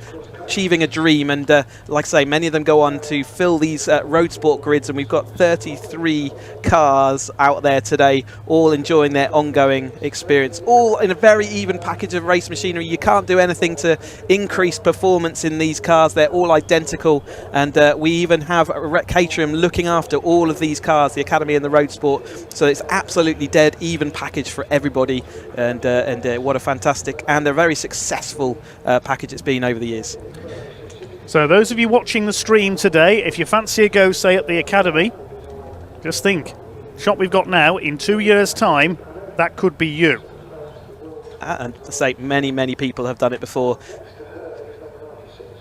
There's our crowd enjoying all the action out there on the banks here at Brands Hatch. Fantastic weather. It's actually very warm out there today, and they're enjoying the sunshine for this. And we've got one round to go after Brands Hatch concludes today at Donington Park. We've got a Caterham Festival, not to be missed, 19th and 20th of October for all of the Caterham Championship finales and a whole lot more besides. So looking forward to seeing you at Donington Park on the 19th and 20th of October. Let's hope the weather holds up for that one as well. Of course, our next action on BARC TV is in a couple of weeks' time from Snetterton. We've got the British Truck Racing Championship plus support. There's some of our Orange family enjoying the sunshine. Lots of Academy drivers actually out there marshalling today, so we're probably looking at some Academy drivers out there in the Orange Army. They get extra 10 points on their championship if they go and do marshalling day, and many of them choosing to do so today. So some of these Orange Marshals that you're seeing will have been racing yesterday, so it's really good, again, initiative by the Caterham Academy as they set off on their green flag lap for the Roadsport to actually get them involved and understand what it's like to be a marshal at the edge of a track. They might be a bit orange as well today, some of our Orange family, if they've forgotten their sun cream. Yeah, definitely. It's say when we leave the nicely air-conditioned commentary box that we're in, it really is quite oppressive heat out there, and it's going to be angry tyres underneath. These are 2.0 AAARs are going to be actually having to work really hard. Let's see whether Goldstein can again get off the line. Okay, Jonathan Emery still benefited from the outside line, but it does look like over the course of this weekend, the grip to the inside of the track is getting slightly more improved as we go on through. You can see all these colourful cars as well. One of the modern sort of all the printing as far as vinyl graphics and stuff that many drivers choosing to put their personality out there on these little pocket rockets, and they're all road legal. So Academy and Roadsport, fully road legal cars, so you can drive them around in between race meetings, and plenty of drivers do that indeed because they are fun little machines. So it'll be the full 20 minutes then for our Caterham Roadsport Championship, sponsored by Bilstein Suspension. It's the all-gold car, will be on pole position. Paul Goldstein alongside John Emery. He's in purple and white.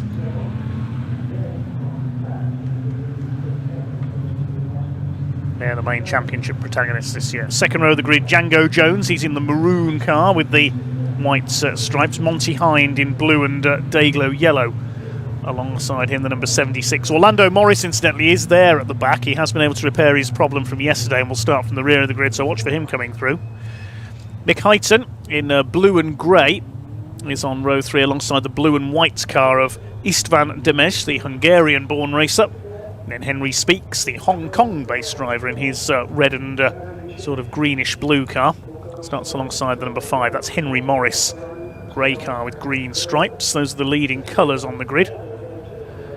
I suspect the winner will come from one of those 4 rows, but they've been our chief protagonists over the course of this season for sure, as we're watching the final few rows get themselves lined up in this pretty 2x2 formation, and they're going to just pull up to their grid spots, and then we'll have this second and final race for the Roadsports. 20 minutes of action just about to get underway. No Dean Pollen, of course, after his off at the first start. Revs are up for Bilstein Caterham Roadsport Championship. Away they go at the second time of asking. Not the best of starts by Django Jones. He's dropped back. It's the front row men together with Monty Hind trying to make it 3 wide into that first corner. Emery trying to go round the outside and take the lead as he did on the first start. They're still side by side, but Paul Goldstein sends him wide onto the curb, and he's going to try and hold the lead into Druids, which he's going to. Monty Hind trying to get through on the inside. Emery holds that second place. In 4th behind them, looks like it's Nick Heighton. The big loser off the line there, unfortunately, was Django Jones. He's dropped back into the pack.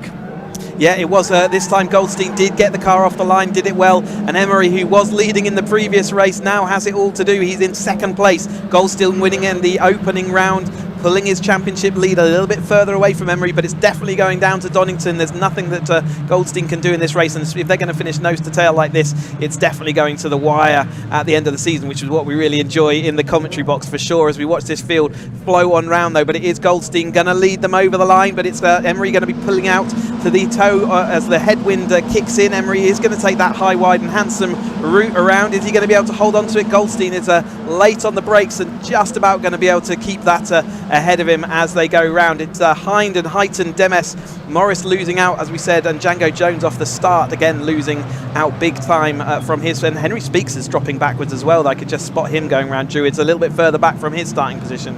Yes, he's not had the best of weekends, it has to be said. Henry Speaks, he dropped back in yesterday's race as well. There he is, the red and dark blue car, just ahead of Django Jones. In fact, moving up the inside of them is Jack English, the number 13 car. They certainly were high, wide and handsome there through. You've got to say that to Brands Hatch in memory of Mr. Brian Jones, the voice of Brands Hatch for over 50 years. And we've got another red flag, I think. Yeah, it looks like it's maybe another car stuck off. There we go, two cars. Two cars off. Three cars, I think, actually stuck in Paddock Hill Bend then. We got several laps done that time, so it might well be, and especially as we've already had a red flag, we will have an abbreviated race, shall we say. That will be, especially as we're running slightly behind the clock, I imagine that we're going to be a 15-minute race or thereabouts when we get this all up and running again. But again, Marshall's out there with all the drivers. It looks like all the cars have just collected themselves. It doesn't. It looks like they will all be able to be dragged out of there, but because it's a red flag, they will no longer be taking part in the restart. Try and identify who that is. One's a white car, that's all I can tell you at the moment. Yeah, they're all in the distance there in the middle, beached in this. It's very deep gravel. If you've never been there, if you ever walk across that gravel, it is a business and a half. Again, for very good reason. It is. You can't really tell it from our camera angle, but it's incredibly steep angle of gradient as you go down and over Paddock Hill, and as the road then rises up towards us in after this dip. But Paddock Hill is the scene of many the end of a race for cars, and it is incredibly deep gravel as it has to be to make sure the cars stop before hitting any kind of barrier. See plenty of marshals in attendance then, and the safety crews and ambulance there just checking up on all our drivers. Again, all these things go to making up a race weekend to make sure all the safety is as high as we can make it. We make motorsport as safe as we possibly can with all our rules and regulations. You can see the drivers all just been stopped short of the grids. They will be re-gridded once more, so the marshals will be delivered new grids and they will be working out what they have to do. And but yeah, there's so many replay then of those cars and what's happened. Looking for a white car. There's a car spinning in the middle of the track there, and that's caused a chain reaction from cars further down the field, and a contact there. Oh, a bit of a nasty rock and roll moment through the middle of the gravel there. I've got a bad feeling that might be Orlando Norris who started from the back of the field actually. Yeah. So it was just a chain reaction. Unfortunately, you're on the absolute edge because you go around Paddock Hill Bend, and because the track falls away, and as soon as if you ever have to lift off the throttle, you can see the car just lifting off the throttle and loses the rear of the car out wide, and as the cars behind try and react, you can see the cars spinning further up the track, and it just makes the worse and worse, and there is that contact and a bit of a bumpy ride, and as they went off, and we had that car spinning to the inside as well, but looking like they're going to be able to rejoin, get the car back underway. Well, yep, just a chain reaction incident. Once we know the drivers are okay, we'll be able to identify who was involved there, hopefully. We say we're not sure at the moment because they hadn't come round to complete the next lap. We weren't able to see who hadn't come through, so we'll wait to identify who was involved there. And hopefully be back underway just as soon as we can. Getting hot for all our drivers out there as they sit in this what is probably 26-degree air temperature, but it will be the cars and the tarmac are all soaking up the temperature. It looks like they're being pushed forward to go and re-grid then, and they'll work out what order that needs to be in the grid. I can see the marshals in front of me have got their grid sheets, so they do know what's needed, but it looks like Goldstein and Emery, they've worked out that is going to be number 1 and number 2, so they're going to be pushed forward. And yep, they will re-grid, and they'll have another grease flag lap. They're going to get plenty. I hope they've fueled their cars up, because we've had 3 extra laps, and for some drivers that will be getting quite critical on fuel at the end of the race at that point. But the drivers will likely have a reduced race time as well. Let's see whether that clock on TSL it's showing 20 minutes at the moment. It could be a complete restart, but I would imagine that given the timetable, they may well choose to reduce that. It was 18 minutes-ish when the red flag was thrown, and I wouldn't be surprised to see 15 minutes come up on there. But at the moment it's 20 minutes, so we'll keep that going for the time being as they line them up again. Getting quite a slick operation at this regrid at this point. And Paddock Hill has been the epicenter, hasn't it? It's been all the overtaking into Paddock Hill Bend, well, the majority of overtaking, and sometimes cars coming a cropper in the gravel trap there as well. Right, just trying to work out who might be absent there. The first 12 are all there. Yeah, it was definitely sort of midfield where we saw that initial spin, wasn't it? And then a little bit further back was the chain reaction towards the rear of our field, and that's where I think we're going to start seeing gaps on the grid. We've also had the gap from Dean Pollen after the first aborted start, so I think that was sort of the midfield gap that we've got. So I think it's the gaps further back where we'll start seeing. In fact, the gaps in the midfield will now be disappeared because Dean Pollen didn't take part in that, so they will push forward. Yeah, they're moving everybody forward, I think. So that we won't see the gaps. Have we got an amended grid? Let's have a look down. So again, if you go to barc.net, you can go to the notice board for all of the club championships that BARC run, and you can then keep up to date with any penalties that get applied, any stewards' decisions. It can be an interesting place to go and see if you're into your club motorsport. Well, you can get fully involved.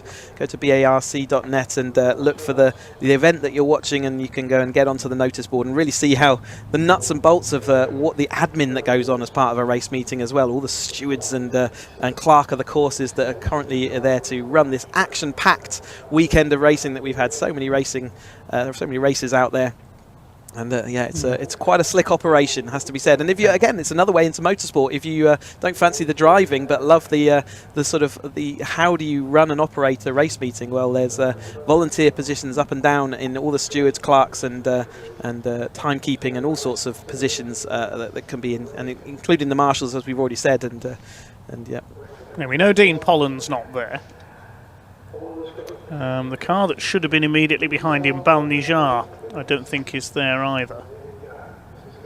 So there might be a couple of the cars that we've lost here.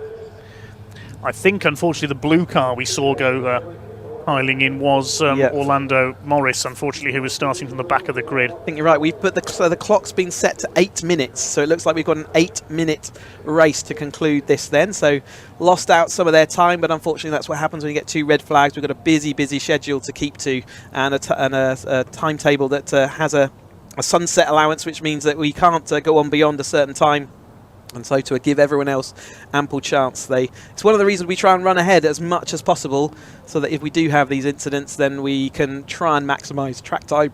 But at the moment, the Roadsports, after a couple of red flags, are going to have an 8-minute race to conclude their action. Busy work loading cars onto low loaders. We've still got one there stuck in the gravel. All the drivers will be, I guess, hot and say it's a skill of a driver now to learn that, how to subside your adrenaline, because you can't sit there on full alert during these halts and in proceedings, and you really do have to learn the skill of sitting there and just relaxing into it and thinking about anything else other than the race, but then the ability, once the racing does get back underway, to switch everything back on again so that you're fully in the race ready mode. Some drivers do that better than others. And again, over the course of the years that they learn as they're going through the Caterham paddock, you'll see that they get better at it as time goes on. One of our commenters on YouTube has asked, do any of the drivers drive their Caterhams to the track for a race weekend? That would be fun. Well, in the academy, several of them do. You can do it in academy and you can do it in Roadsport. And again, we do have drivers who, very much do drive. Unfortunately, I haven't got the roll call. We should have a roll call of honour for those drivers to do it. It's the sort of traditional way of doing clubs motorsport. In one of the historic racing championships, I think it is HSCC Historic Roadsports, you get extra points if you drive your race car to the circuit. Yep. Many people nowadays choose to trade their car for obvious it's convenience and for ability to take it home if it's not all in one piece. But nevertheless, Caterham will do everything they can if you do have an incident in a race and you are driving home to get you back out there. And fantastic to. Up until the late 90s, there was actually a championship called Super Road Saloons, where it was in the regulations, you had to drive the car to and from the circuit. It had to be MOT and you had to drive it. That got stopped, I think, on safety grounds because people were driving home on worn tyres and things like that. Yeah, and I think that's, again, totally reasonable out here. And again, the regulations in the Caterham Motorsport for the Academy and the Roadsport stipulate that the car must be in a fully MOT-able. It doesn't have to have an MOT, but it must be in a position where it is fully road legal and is liable to MOT if it wants to drive on the road. And say many of these drivers do choose to because it's a car and it's fun and it's a nice car to have on a sunny day and a sunny weekend, just to drive around and have the experience of that. And yep, the cars are all fully road legal, so you can, as I say, drive, and many people do. And you can see some number plates they running on a road, you know, the actual road number plates. Other people choose to drive with a bit of messaging on their number plates. I was certainly drove my car as much as I could in between races. It's all seat time. It's all getting used to the car, and it's you know, it's fun. So yeah, why wouldn't you do it? Yes, we were mentioning number plates yesterday, some of the comedy ones. We mentioned Gerthe Ducey is out there in this one, has got track limits and beyond. Django Jones, number 8, I think he says in chains on here, it's not unchained, as in the film. Yeah, he struck lucky here because he fluffed his start the first time in this one. Yeah, if you're around the paddock, it's definitely worth having a look around all these cars and seeing all the little details that you can't really pick up on the TV, but there's some real personal messaging and details out there on the grid. You can see that we're nearly there with the cleanup. They've done their best to gravel and rake, and I wonder whether there are any Academy drivers out there just doing their bit to help with that tidy up process then, as they're all out there trying to get their 10 points that they can get into their championship for taking part in marshalling. And indeed, one of our Academy drivers, Bruno van Dijk, he's actually going to have to do marshalling now. He picked up some penalty points after yesterday's race, which he can withdraw or reduce by taking a marshalling day. And I think he might be the first driver in Academy history that's going to win a championship by warrant of taking part in marshalling days. So there is a unique one for him. But it's something we really encourage in our drivers. It's not an easy job being a marshal out there. We all think as drivers out there that the story's all about us, and how can you not see that I'm being a hero out there, and why did you miss this and why did you miss that? And it's not until you get behind the walls and you realise how exposed our marshals are and what they do for us, that you really get us insight into just how I don't know, manic a race is out when you're watching it from the outside. Trying to keep abreast of everything that's going on is just impossible. But you can see them all there. It looks like we have got now a nice tidied and raked paddock gravel trap. And there is a car. There's a final sweep up. Final sweep up going on. And yeah, ready to get this race. All the drivers are ready. They'll get another green flag lap then, and we'll get an 8-minute blast to the lights then for this Caterham Roadsport race. Okay, well done indeed to our recovery teams and our marshals getting the track cleared as quickly as they could. Going back to details on cars, I saw a photo recently of a sticker on a car. I don't know which car it was, don't know if it was a Caterham or not, but it just said, this vehicle converts money into noise. I was quite impressed with that one. Indeed, yeah, that's indeed one of the things that race cars are generally very good at, right? It's all the noise and all the action, but what a lot of fun, as Mark Farmer said, yeah, earlier this weekend. It should be illegal to have this much fun out on track. And all these Roadsport drivers enjoying their time. So a lot of drivers, again, looking to see what they can do. Henry Speaks a bit further back now, and but everyone else is sort of lined up. In fact, have they reset the grid? It looks like the grid might have been reset to the start again. So third time lucky for our Roadsports. I think we're just about getting everyone back behind the barriers. You can see the final few of our Orange Army getting behind. You can see how much dirt and muck there is. It was a looking pristine track at the beginning of this weekend, but after a lot of action, we've got the 30-second boards being shown to the drivers, so it will be a green flag lap, and then we will get this action back underway for you. See the flapping, the flags flapping, the Caterham flags flapping down this start-finish straight right into the head of the drivers, and it means that's why we're seeing so much tow and so many overtakes going on into Paddock Hill. It's always an overtaking opportunity, but with the headwind, it's almost guaranteed. And these Roadsport cars, with their windscreens as well, they are not the most aerodynamic of cars, let's put it that way, and they will be gaining maybe up to 7-8 miles an hour, maybe even more on a windy day if there's a gust of wind extra speed. It's almost like an automated DRS system. It means that Caterham action and Caterham races often turn into high-speed games of chess rather than anything else, and they have to work out what's best for me. And it's one of the things that as they go up through the Caterham ladder, they all start learning all the tricks of the trade. And yeah, at the moment, Paul Goldstein and Jonathan Emery have bettered a lot of the drivers out there, and they're certainly at the top of our championship standings. But many of the drivers next year will be back with a 270R specification car, and moving on. They'll have 3 races per race weekend then, so your experience level just jumps up every single time you're out on track. I think in the Caterham lexicon, DRS will stand for Daredevil Racing System or something like that. Because they certainly are daredevils, these drivers, some of the moves they pull off. Four wide this weekend already, haven't we? So yeah, it's hard to describe even as a driver to people watching quite what that feels like. It really is.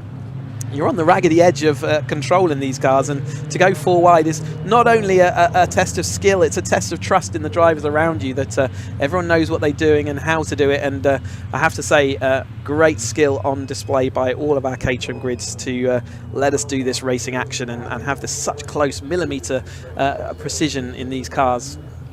So up to the grid they come then. Goldstein and Emery on the front row, Jones and Hind on row 2. Monty Hind has been making some good starts this weekend. Then it's Heighton and Demesh on row 3, Speaks and Henry Morris on row 4, completing the top 10. Ben Stewart and Patrick Cunningham in the grey and green and the black car on row 5.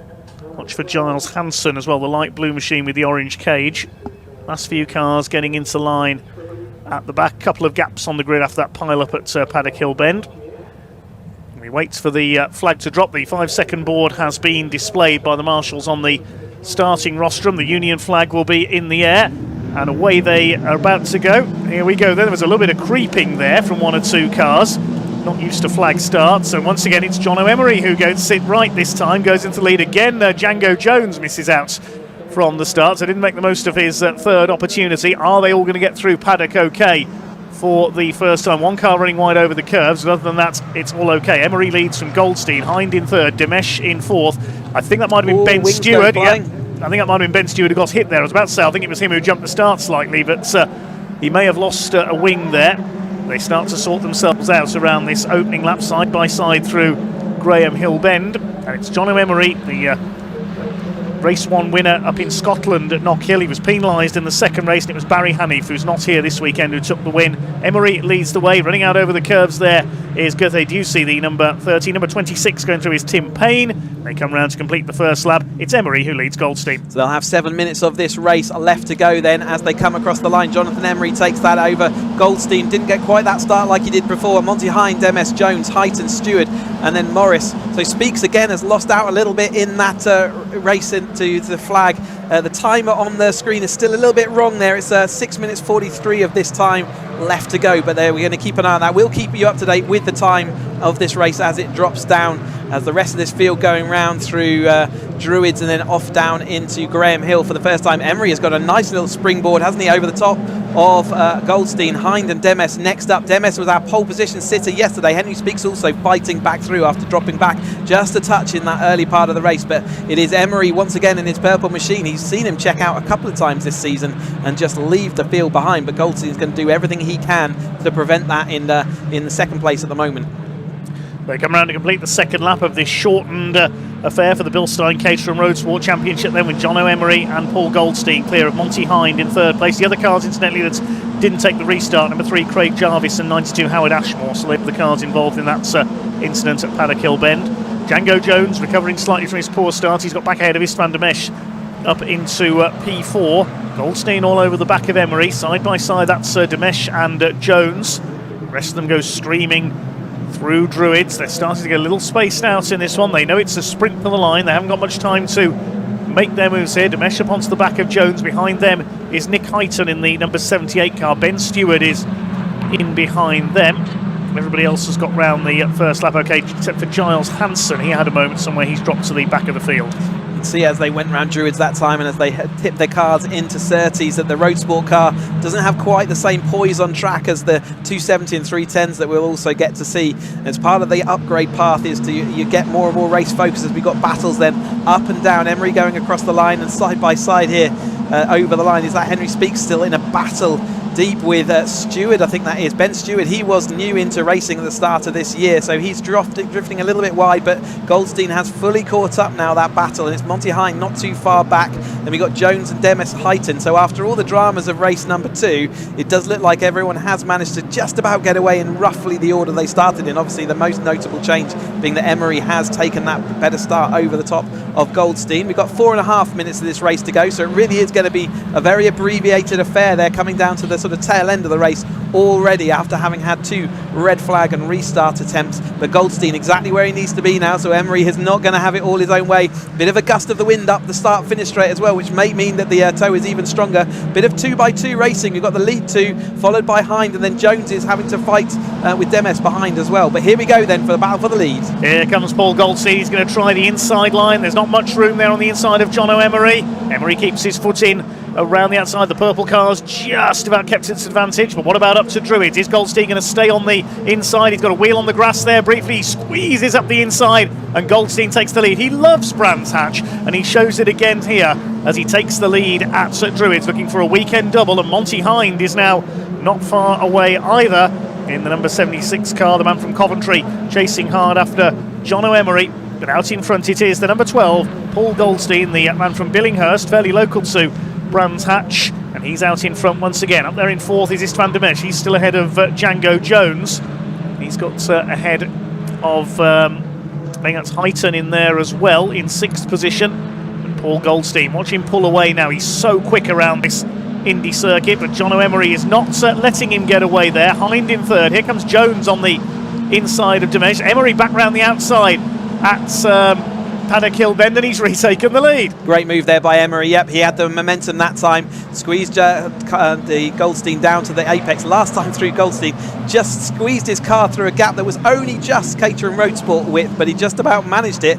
I don't think he would have managed it if he was in his 270R machine that he's running with the graduates. He's sort of preparing for his next year in the official championships, isn't he? And he's talked to us a little bit earlier that he's going to upgrade this Roadsport car at the end of this year to the 310, and then he can have a little bit of a practice in the 310 before that season. So he's working multiple seasons ahead at the moment in his head, but he's got a lot of seasons racing to go here with action aplenty as we come down with 2.5 minutes on the clock then, so just about 3 laps to go I would imagine, where they're going around 55 seconds per lap at the moment. But Emery has broken clear again. That the run round the outside of Paddock Hill really saw him well. Henry Speaks, in fact it's Jones, isn't it, alongside going into Paddock Hill Bend this time, but it's still 2x2 as they head in. 2 minutes left of this race. That's Ben Stewart making a move, the number 31. He's running well. He's already got ahead of Nick Heighton up into 6th place, having a go at Django Jones for P5 now. Behind them there's Henry Speaks.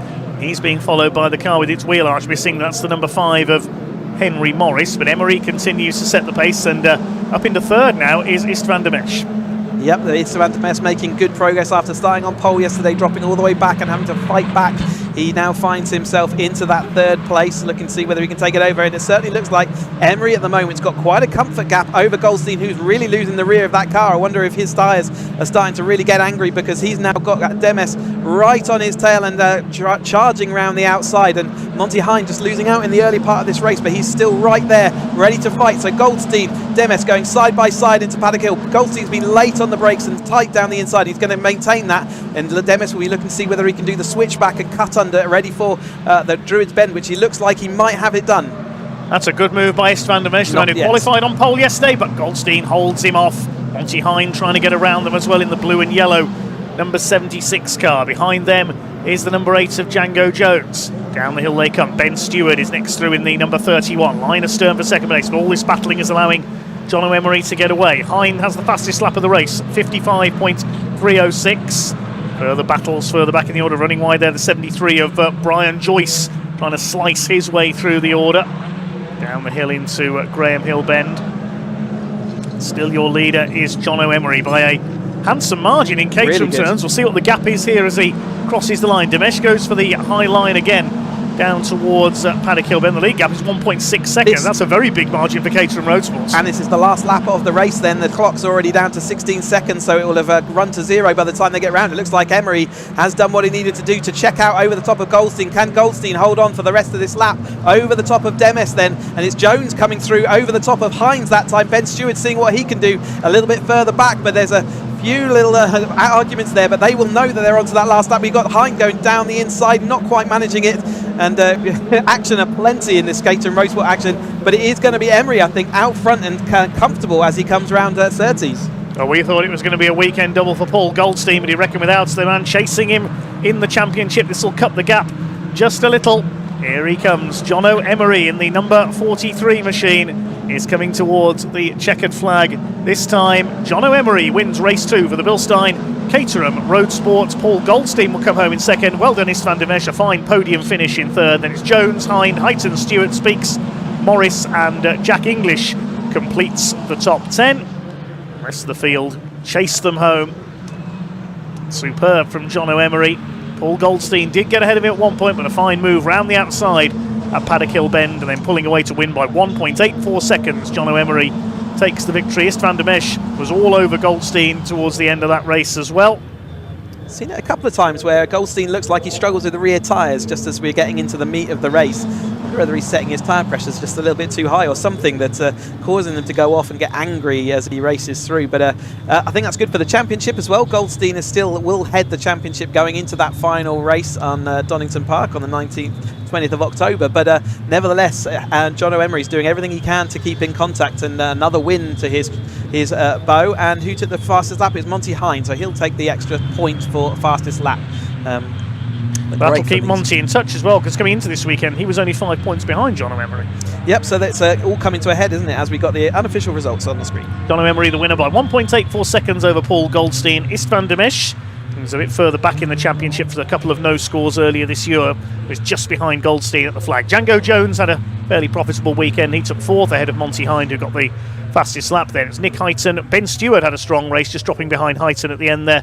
8th for Henry Speaks, 9th for Henry Morris, Jack English rounding out the top 10. Then it was Patrick Cunningham, Tim Payne, Will Jarvis, Gerthe Ducey, and the number 10 car of Harvey Ashmore rounded out the top 15. Few non-finishers in that one because of the incidents on the first start, so all the best of the drivers involved there. You have to feel for Orlando Morris, who suffered 2 non-finishes this weekend, and he'd already had 3 no scores, so he's going to finish a fair way down the points chart this season, sadly. We'll hand down to Sam Parker in Parc Fermé in a moment.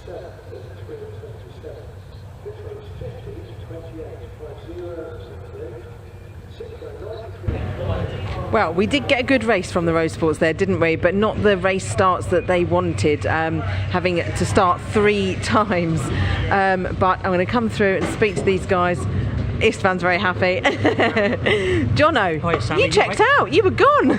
Just about after, was it a third restart? Yeah, me and Paul were getting some good practice in on our starts, to be fair. But did enjoy it. We were both saying we're just absolutely cooked in the cars. But you got to remain your focus, concentrate on the flag, be really smooth, all the usual, to be honest. Yeah. But I was just, again, I'm really glad that they kept scrapping behind me and I could just make a break. I think Paul and I down Paddock Hill, awesome racing, really close. He made some awesome moves on me, to be fair, and was really close. He was a lot quicker around the hairpin. It's funny when you drive that close and you see who's good in what corners. It's really interesting. So fair play, well played to Paul and Istvan for sticking it on second and third. But just for me, honestly, I didn't expect that. Didn't expect it. So Can I just shout out to my neighbour Brian Cox? He helped me do my discs last week, which were all warped, and I didn't know what I was doing. So shout out to you, Brian. Oh, that's brilliant. Thank you. Well done. Right, let's have a word with Paul. Congratulations. Thank you I very mean, much. like Jono said, 3 times to do the start. I mean, it's not ideal, isn't it? But it was the right thing to do with the red flag. But it's hard to stay. Is it hard to stay focused with the heat? It was so warm out there. When you're literally sat there cooking. This is possibly the sweatiest I've ever been. That wasn't fun going around and just being constant reds. I actually thought we'd probably go to restart on the safety car, probably a safer option for us, because at least we weren't having grid restarts. But no, good race, he beat me on the first race start, I beat him on the second race start, he then beat me on the third race start.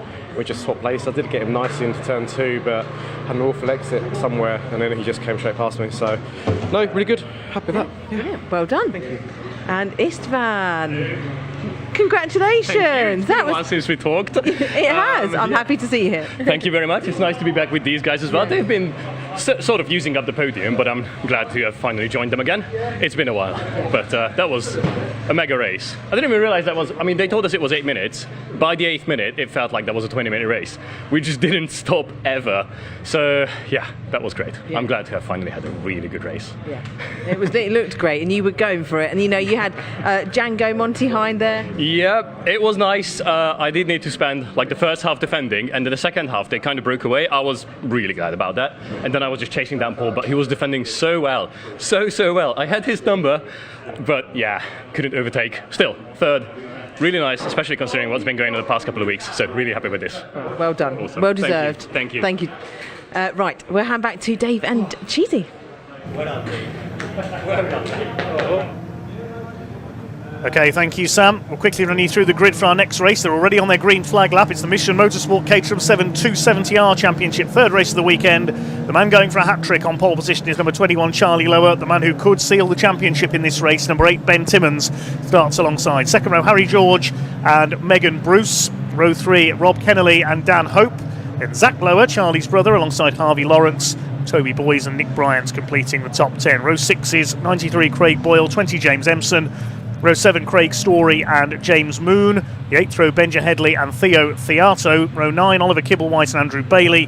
Henry Littlejohn and Louise Deason complete the top 20. Then Gary Cross and Oliver Knights. Gary, who ended up in the gravel at Paddock Hill Bend in one race yesterday.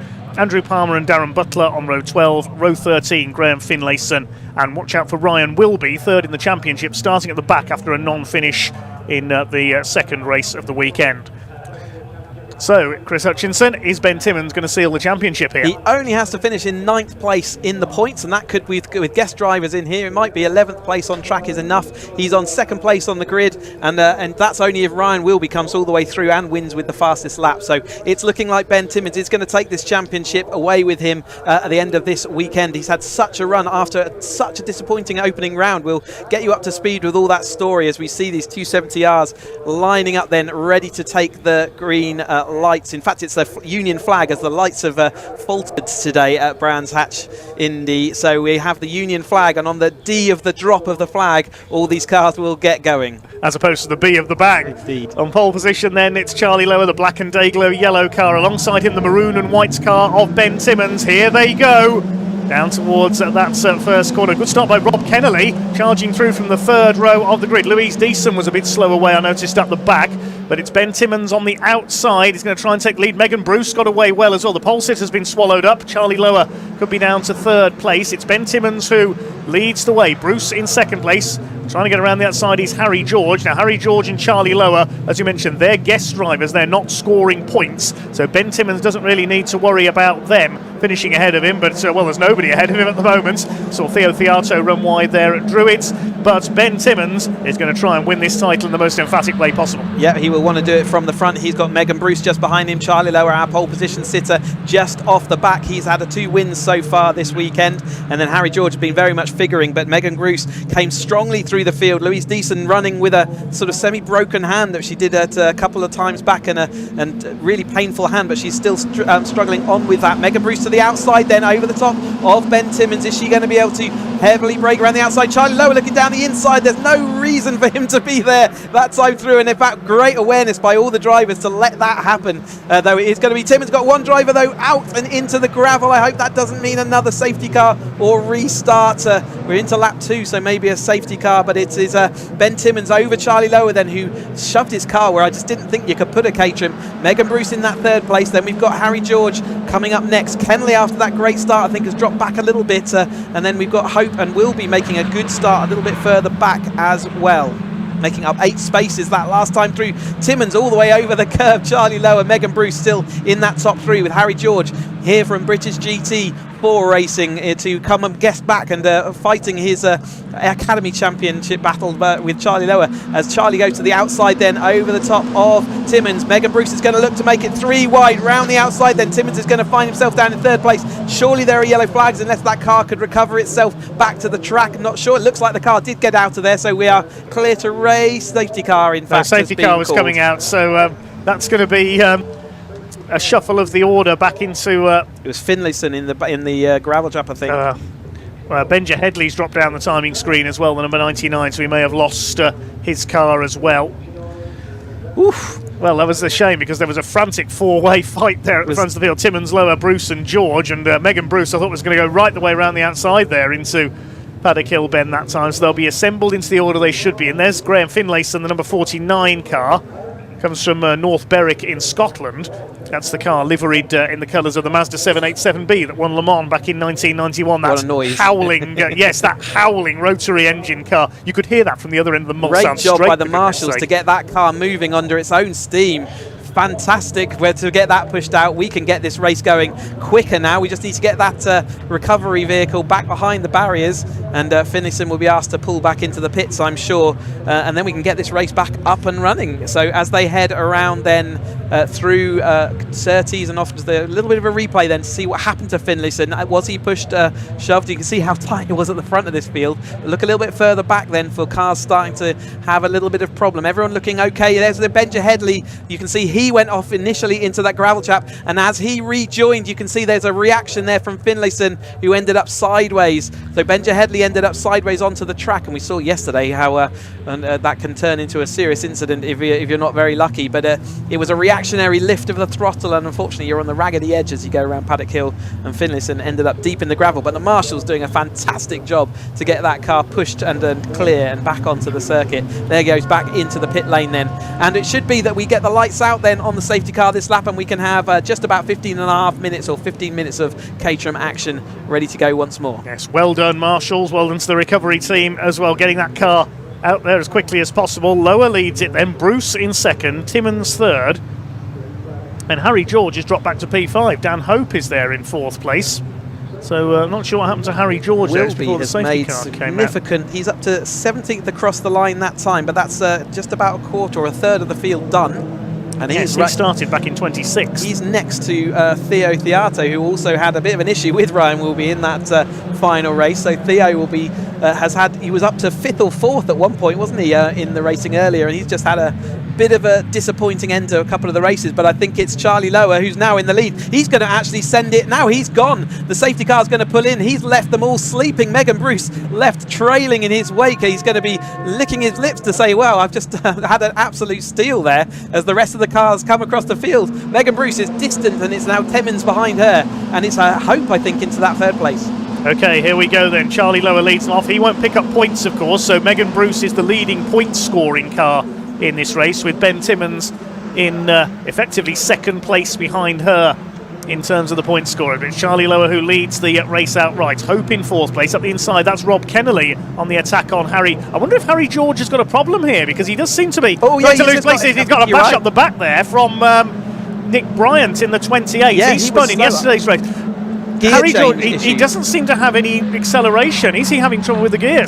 Gear change issues, I think, will be the issue. So whether the gearbox is getting stuck or whether he's having a gear knob that's maybe not compliant. But either way, that's what it would give the impression of. It can be other things as well, but at the moment, let's just go with that, because it's exactly where you'd expect the gear change to happen as you're going down the hill. Charlie Lower is not able to disappear completely off. Megan Bruce looks like she's just about still in tow range, and Ben Timmins clinging on as well. Back there, Harry George now back up to speed, going down the inside of the car in front of him that time through. So I think whatever it was maybe temporary, which does make me think it's a gear selection potentially issue, as he's getting going from third maybe to fourth gear. Zach Lower has pulled into the pits, the number 33, the younger of the Lower brothers, so he's got a problem. Charlie continues to lead this race. Fastest lap of the race, though, by Megan Bruce, 54.739 in second place. He's less than a second off Charlie Lower. Here they come along the Cooper Straight. Bruce in the red and white Marlborough lookalike car. Ben Timmins behind her. Then it's Dan Hope. He's having a good weekend in the number 9. Kennelly up to 5th. And then George. I think George got that place back again that time through. All about the car of number 8, Ben Timmins, looking to seal the championship here today. Dan Hope being reeled in by Harry George. Then we have got Bryant and I think it's Craig Boyle, number 93, in behind him. It was Megan who crashed into Ben Timmins on the opening event of this season way back when at Snetterton, and actually caused Ben to have to take to this spare car lent to him by Tony Jenner. And so Megan and Ben have had sort of a long-standing relationship as they go through the rest of this season. They've certainly been interfering with each other's season, but now Megan back into the second place. Ben Timmins finds himself in third. Remember, he only has to finish in 9th place in the points, which could potentially be 10th place, as he's got Harry George behind him at the moment on track. So he's doing everything he needs to do to win that championship. He really doesn't need to do anything more, but he'd rather win it from the front, and he certainly wants to get past and up on after Charlie Lower again to win it with a win, just like he's been doing for the majority of this season. But he is in that tow then behind Megan Bruce on the start finish straight. She didn't catch up that time through with Charlie Lower, who's got a lot of speed. Harry George now finding out how to get this car up and running, and he's going to pull then alongside Hope into Paddock that time, but not making it stick at this point. So 12 minutes of this race to go then, side by side for second place. Ben Timmins up the inside into Druids. Can he take second away from Megan Bruce? They're still side by side. Bruce will have the inside line for Graham Hill Ben. Dan Hope in the black and white car in just behind them. Ben Timmins going all the way around the outside. He's got second position away from Megan Bruce and is now the leading points scoring car. Rob Kennelly coming under fire from Nick Bryant and Craig Boyle in the lime green and orange car. Swing their way through Surtees. There's Timmins ahead of Megan Bruce into second place outright, but the leading point scoring car, guest driver Charlie Lower, out in front. He could be heading for a hat-trick of wins here this weekend. Fastest lap of the race incidentally is with Craig Boyle, 54.031. He's the back of these three.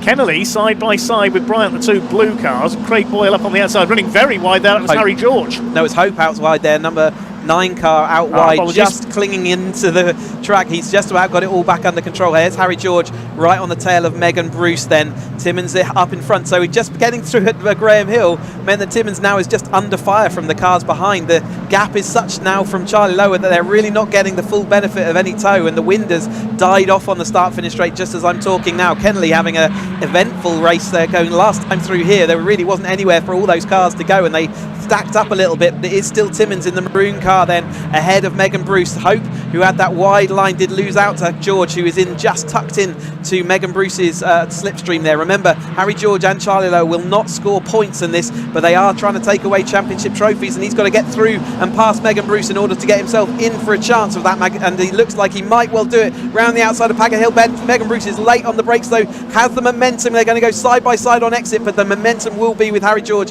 as they come up to Druids. Yeah, but he went wide over the curbs there, coming out of Paddock Hill Ben, so Bruce will hold the inside. Dan Hope's going to have a go as well, puts the nose down the inside. It's the quad lock car holding the inside for the left-hander at Graham Hill Ben. Harry George will hold that sort of fourth place. Behind them there's Kennelly. Bryant with the yellow roll cage. They're just ahead of Craig Boyle in the 93. Behind him is the number 50 car, which is Toby Boys. Absolutely frantic in the pack here. Toby Boys has got ahead of Craig Boyle. In fact, that's for 8th position. Rounding up the top 10 further back is Craig Story, number 56, whose race weekend started with a retirement in race 1, so he's fought through the field as the weekend has gone on. Now for second place and the leading point scoring car, here comes Megan Bruce around the outside. She's going to try and take Ben Timmins. Megan Bruce has put in some brilliant, very talented performances this year. She never seems to have the luck going for her though. She's trying to get round the outside of Timmins. She won't get round him at Druids. They almost bang wheels. Up the inside, that's Harry George, the number 17, trying to get involved as well. And Ben Timmins keeps the place.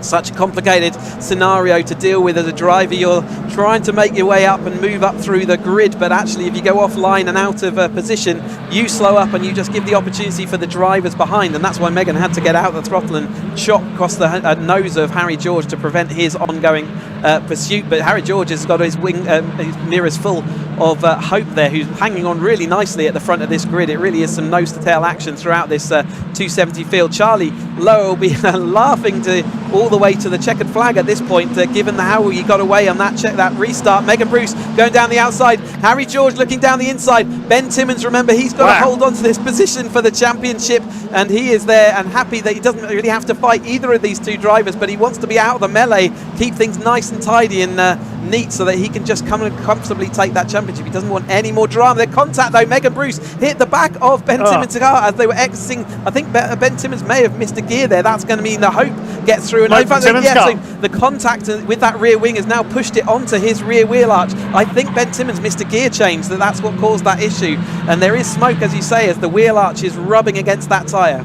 Disaster for Timmons. He may not seal the title in this race now. How long's left to go? Just under 8 minutes. He's not going to be able to keep going that long. It's pinged out, I think. It depends whether it's just a contact with the tyre at a certain angle, but at the moment, unless he's had a broken rear A-frame, he should be okay. But Dan Hope is going to try and get round the outside of him into Paddock Hill. You can see the smoke has stopped, so the wheel arch has pinged and released, which is a relief. Ben Timmons is able to hold on, so it doesn't look like there's any structural damage there after the contact up at the hairpin. But now Megan Bruce is fighting back down the inside of Hope. Hope is in the inside of Timmons, and Megan Bruce is trying to defend now from Bryant, who's looking all the way around the outside, maybe making that happen. So Megan Bruce side by side, Nick Bryant making his way through. Bruce up onto the curbs on the outside of Graham Hill bench. She'll go wide again on the exits, trying to keep ahead of Nick Bryant, gets her foot down. But is Ben Timmons' car wounded? It doesn't seem as quick. He's just trying to get the momentum back. If you lose any momentum like that, it can take a lap or two on this short circuit to get it back again. Craig Boyle charging for the outside. That's wide. That's way wide, attacking Rob Kenley. He was heading for Sevenoaks Town Centre at one point there. As they head down the front straight, it's still lower from George at the front of the field. They're now clear of the battle for third place. So Timmons is still there in that third place until Dan Hope is going to make this move around the outside. I think he's going to get P3 away. You see, no, he's gone too wide on the exit of Paddock again. Somehow, Ben Timmons is keeping them all behind. It's like a cork in the bottle.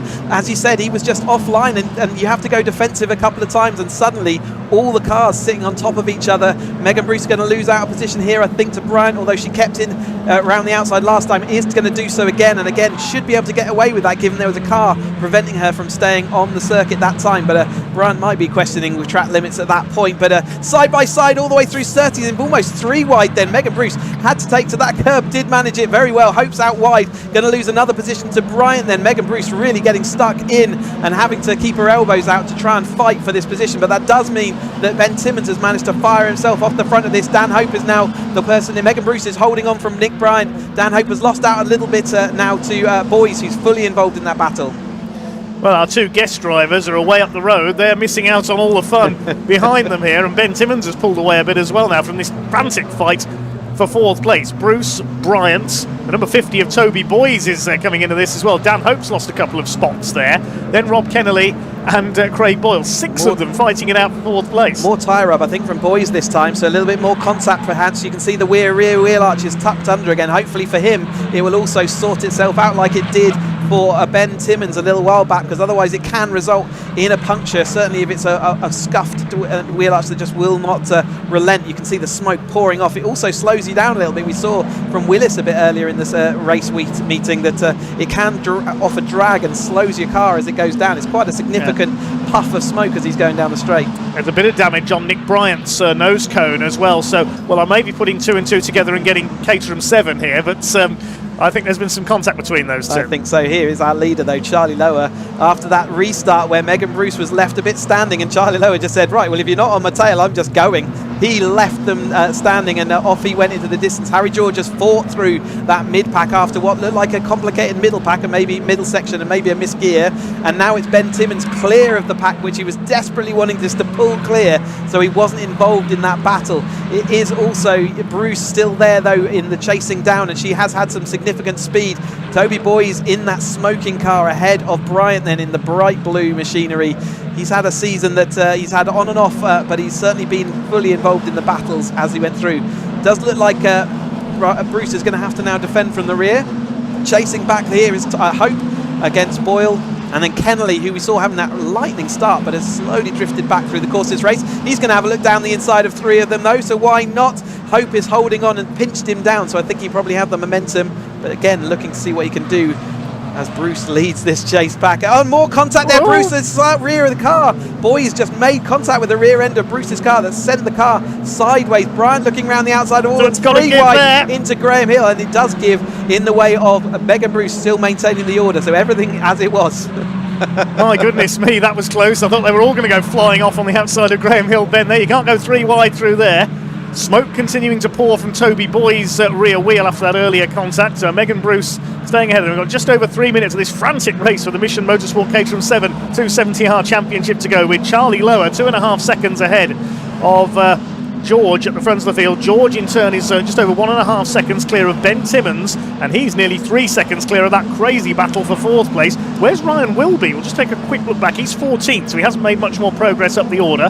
Rob Kennelly getting past Dan Hope, so is Craig Boyle in the lime green car, and still these three are at it. Nick Bryant's up the inside now on Megan Bruce on the inside of Druids. Is he going to get the blue machine ahead here? Megan Bruce will have the inside line for Graham Hill, but they're not going to go 3 wide again, I hope. No, Toby Boy stays back out of it. Yeah, still that smoke pouring off, but at the moment it's not slowing him down. Doesn't look like it's a significant rub, it's just causing a bit of a foul on that Toyo AAAR tyre. But Megan Bruce still holding on currently to what is 4th place in the race, but actually 2nd place as far as points go, because Charlie Lower, who's just gone across the line in front of me, is ahead of Harry George, and it's Ben Timmons who's still taking full championship points in 3rd place on the field. But Bryant looking down, he can go see whether he can go back. He's going down the inside. Megan Bruce tried to protect it, given up that position. Bryant is down the inside. Megan Bruce, I think, will slot in behind. No, she's going to keep her foot in round the outside then as they're coming up to Druids again once more. All the drivers maximising all of that track usage. Bryant down the inside.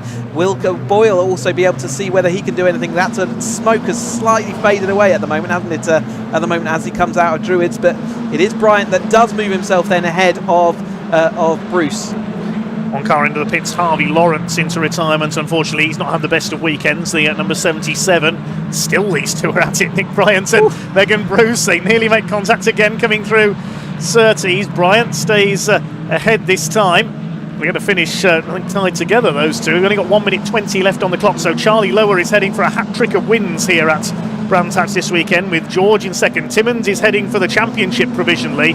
It's all about this frantic fight for 4th place. Toby Boys is not finished yet. That's wheel arch seems to have popped back off his tyre. It's not smoking anymore.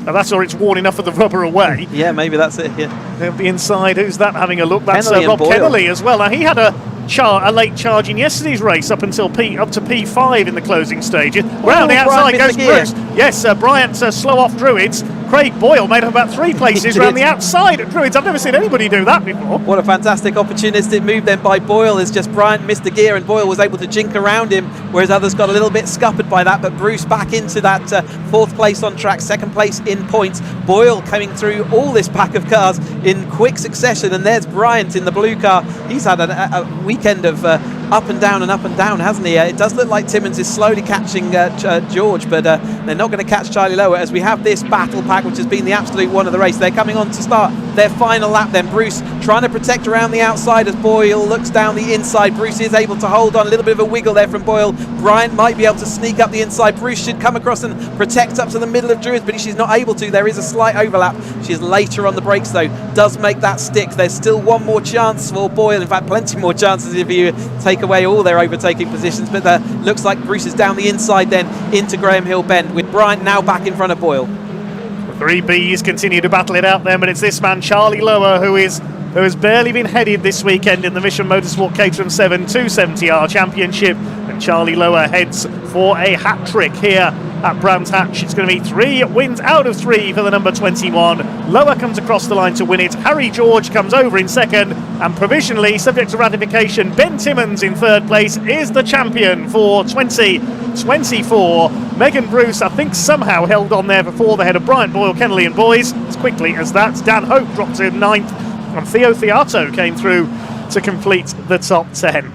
My goodness, what a race. Huge congratulations to Charlie Lower coming back and being triple race winner this weekend. But there is the man on your screen, our champion-elect then, subject, as you say, to all the post-race stewarding and scrutineering. But Ben Timmons has had a season that started off with an absolute nightmare, being taken out and ruining his race chassis. Had an absolute hero story from Tony Jenner, giving him his car to drive, and he has absolutely run with that, with multiple race wins. And he is now coming away from Brands Hatch as champion-elect elect and a deserving champion at that, straight off the back of a Roadsport season to a dream season as well. So he is going to progress onwards, and a fantastic season. But there is our triple race winner for this weekend, Charlie Lower. Last time we saw him in a 270R, he was battling the championship with Freddie Chiddicks and had an unfortunate end there where his gearbox failed out on him just in the last race, which robbed us of that chase to the line. But fantastic action all the way through from these 270Rs. We spent all day waiting for their race. We've had it, and what a race it was. Charlie Lower the winner by 1.62 seconds over Harry George. The two guest drivers first and second, and well, what can you say? Ben Timmons, he's won the Academy Championship,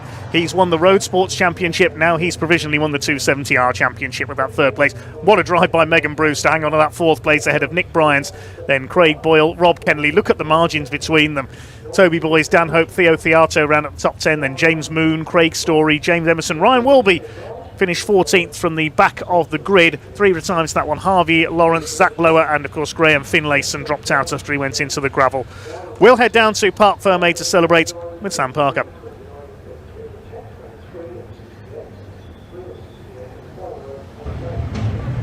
Well, we have a provisional champion with Ben Timmons, which I'm sure there will be nothing to, say that he isn't, but it's provisional at the moment. But fantastic for Ben to, wrap it up.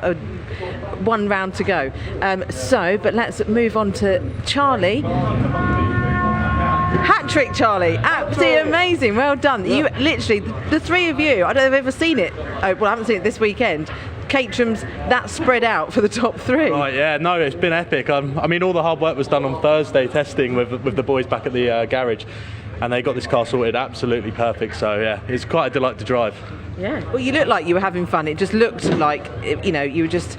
It was just nice and quite straightforward. I'm sure it was more hectic in the car. But yeah, I'm glad it looks like that from the outside. But the first few laps were pretty dicey. They were good fun. We were dicey with Megan and these two as well, and it was just absolutely carnage, which was the correct word for it. But it was really good fun, and then managed to spring a gap on the safety car restart, catching people off guard. So yeah, I'm delighted. Yeah, 3 wins this weekend. Couldn't ask for more, and thanks again to Team Perry Motorsport for this opportunity, because wouldn't be here without them. Brilliant. Well done. Hope you come back again.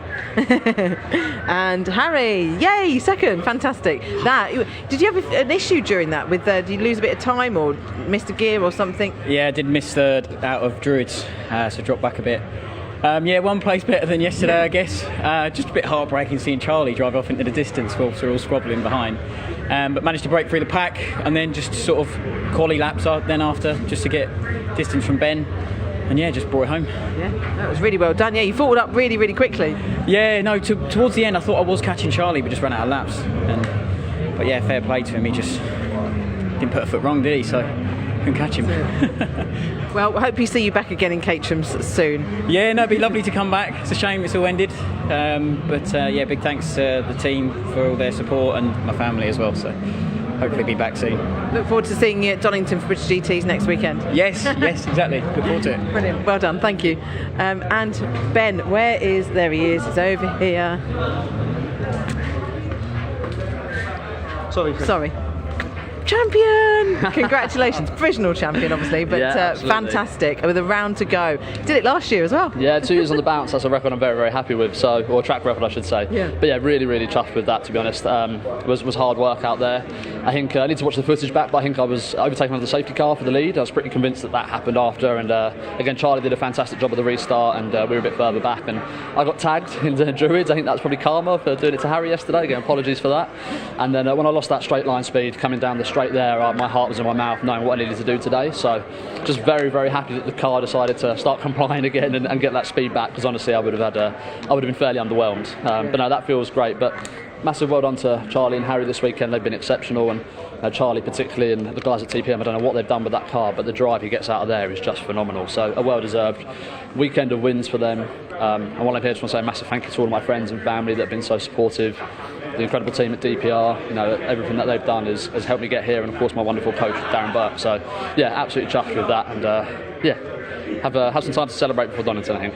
That's it. Are you going to be in the 310, do you reckon, at Donington? I don't know, Sam. The problem with it not being my car is it's not my car, so I don't really know what to do yet. I'd love to do 310. I'd love to do 420 if budget was to permit. If not, I'd like to come along and spectate and just enjoy the weekend, I think. Good, excellent. Well, we'll see you there then. Thank you. Right, Motul 310R is up now, so I'll hand back to David and Cheesy.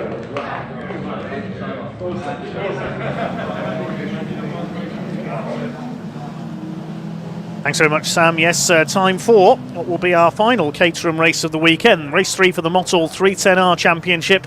And it is the man on a hat-trick going into this race, Taylor O'Flanagan on pole position in car number 11. Hugo Bush, 21st on the grid to 2nd in our race earlier on, starts alongside. Second row, number 70, Lars Hoffman, and 88, Pete Walters. Then the cars that were involved in that incredible midfield scrap in the earlier race. David Yates starts alongside Philip Bianchi, then Duncan Mallet and Alan Cooper.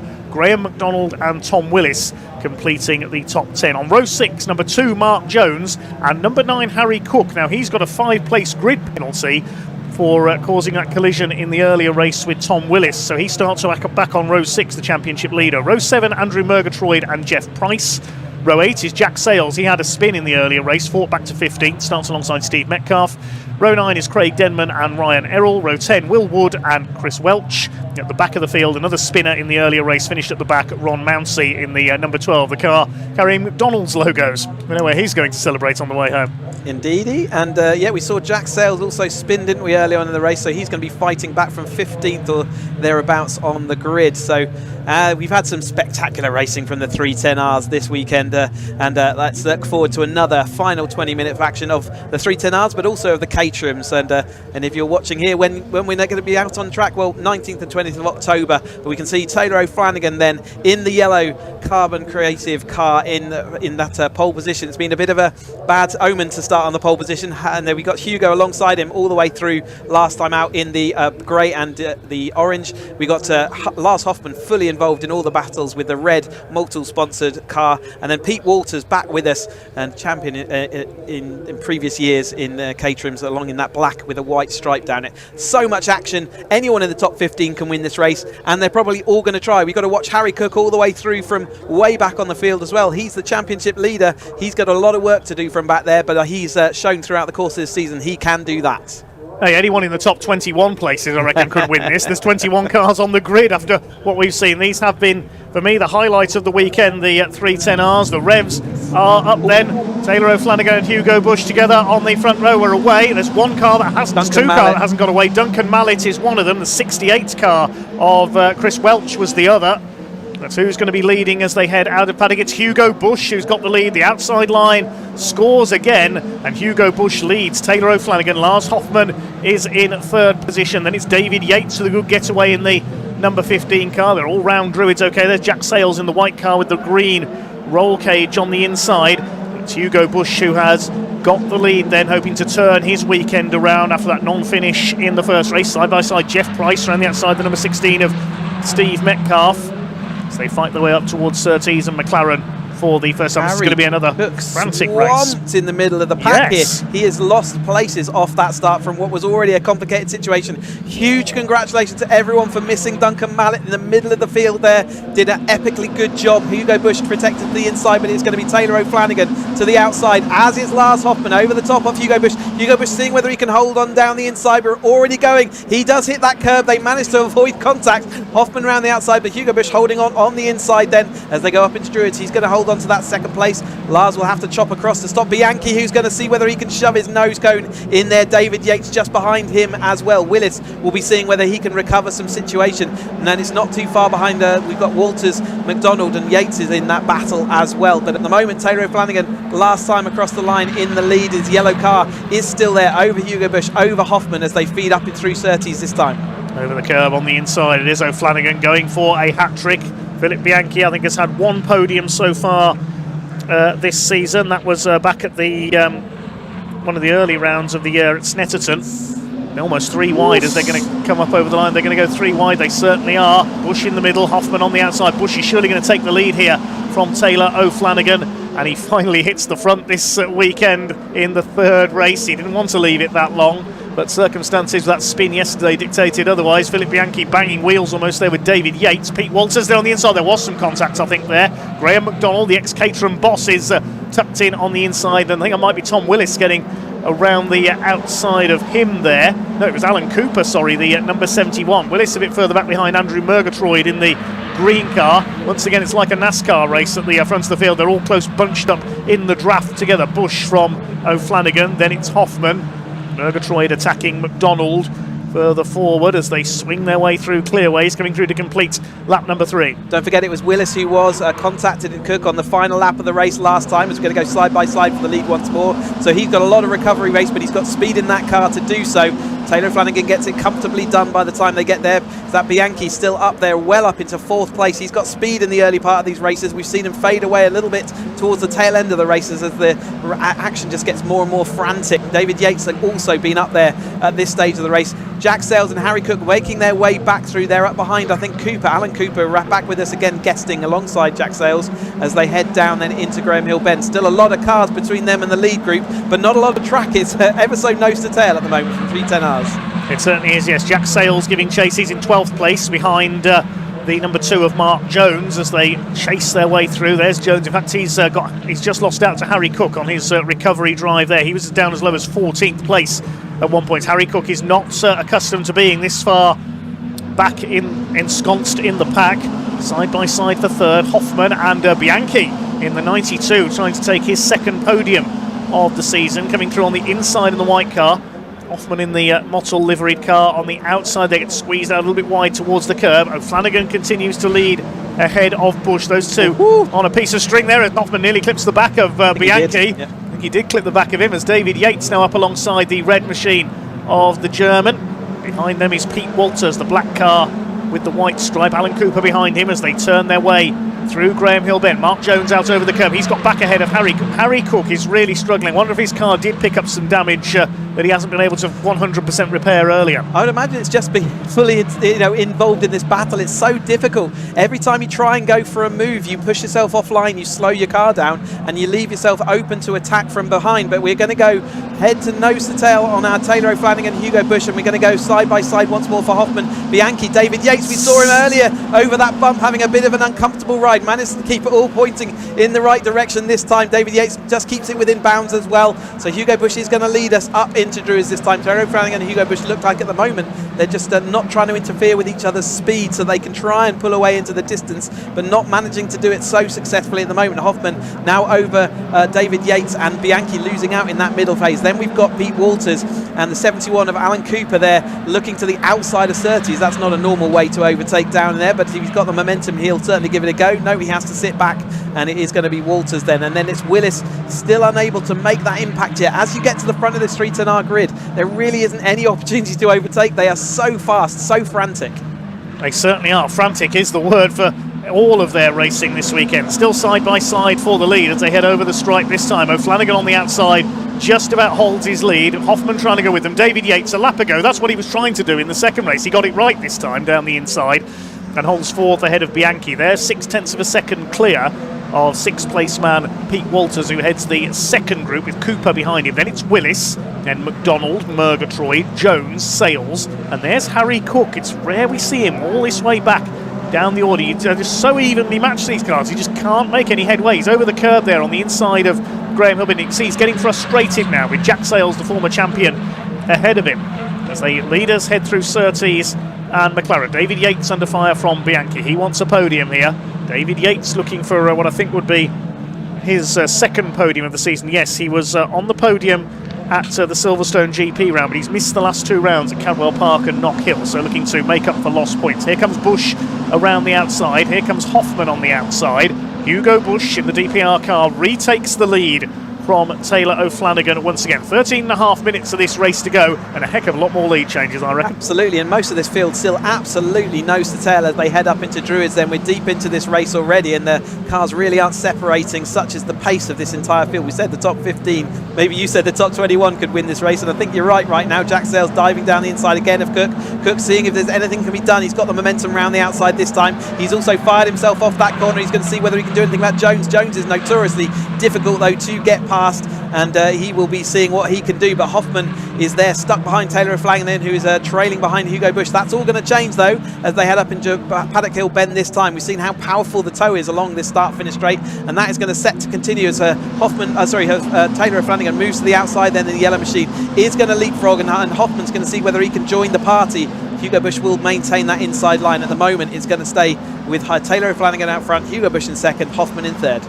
Up the hill towards Druids once again. The yellow machine leads the way. David Yates getting ever closer to the back of, well, he nearly hit the back of Hoffman going into Druids that time through. It's going to be 5 for the lead shortly, because also up there is Bianchi. It looks as though the first 3 were about to start to pull away, but they're towing back up onto them. Now it could be 8 soon, because Walters, Cooper and Willis are all in there as well. This time Harry Cook, right? I always say Hugo Cook. He's a brick car racer.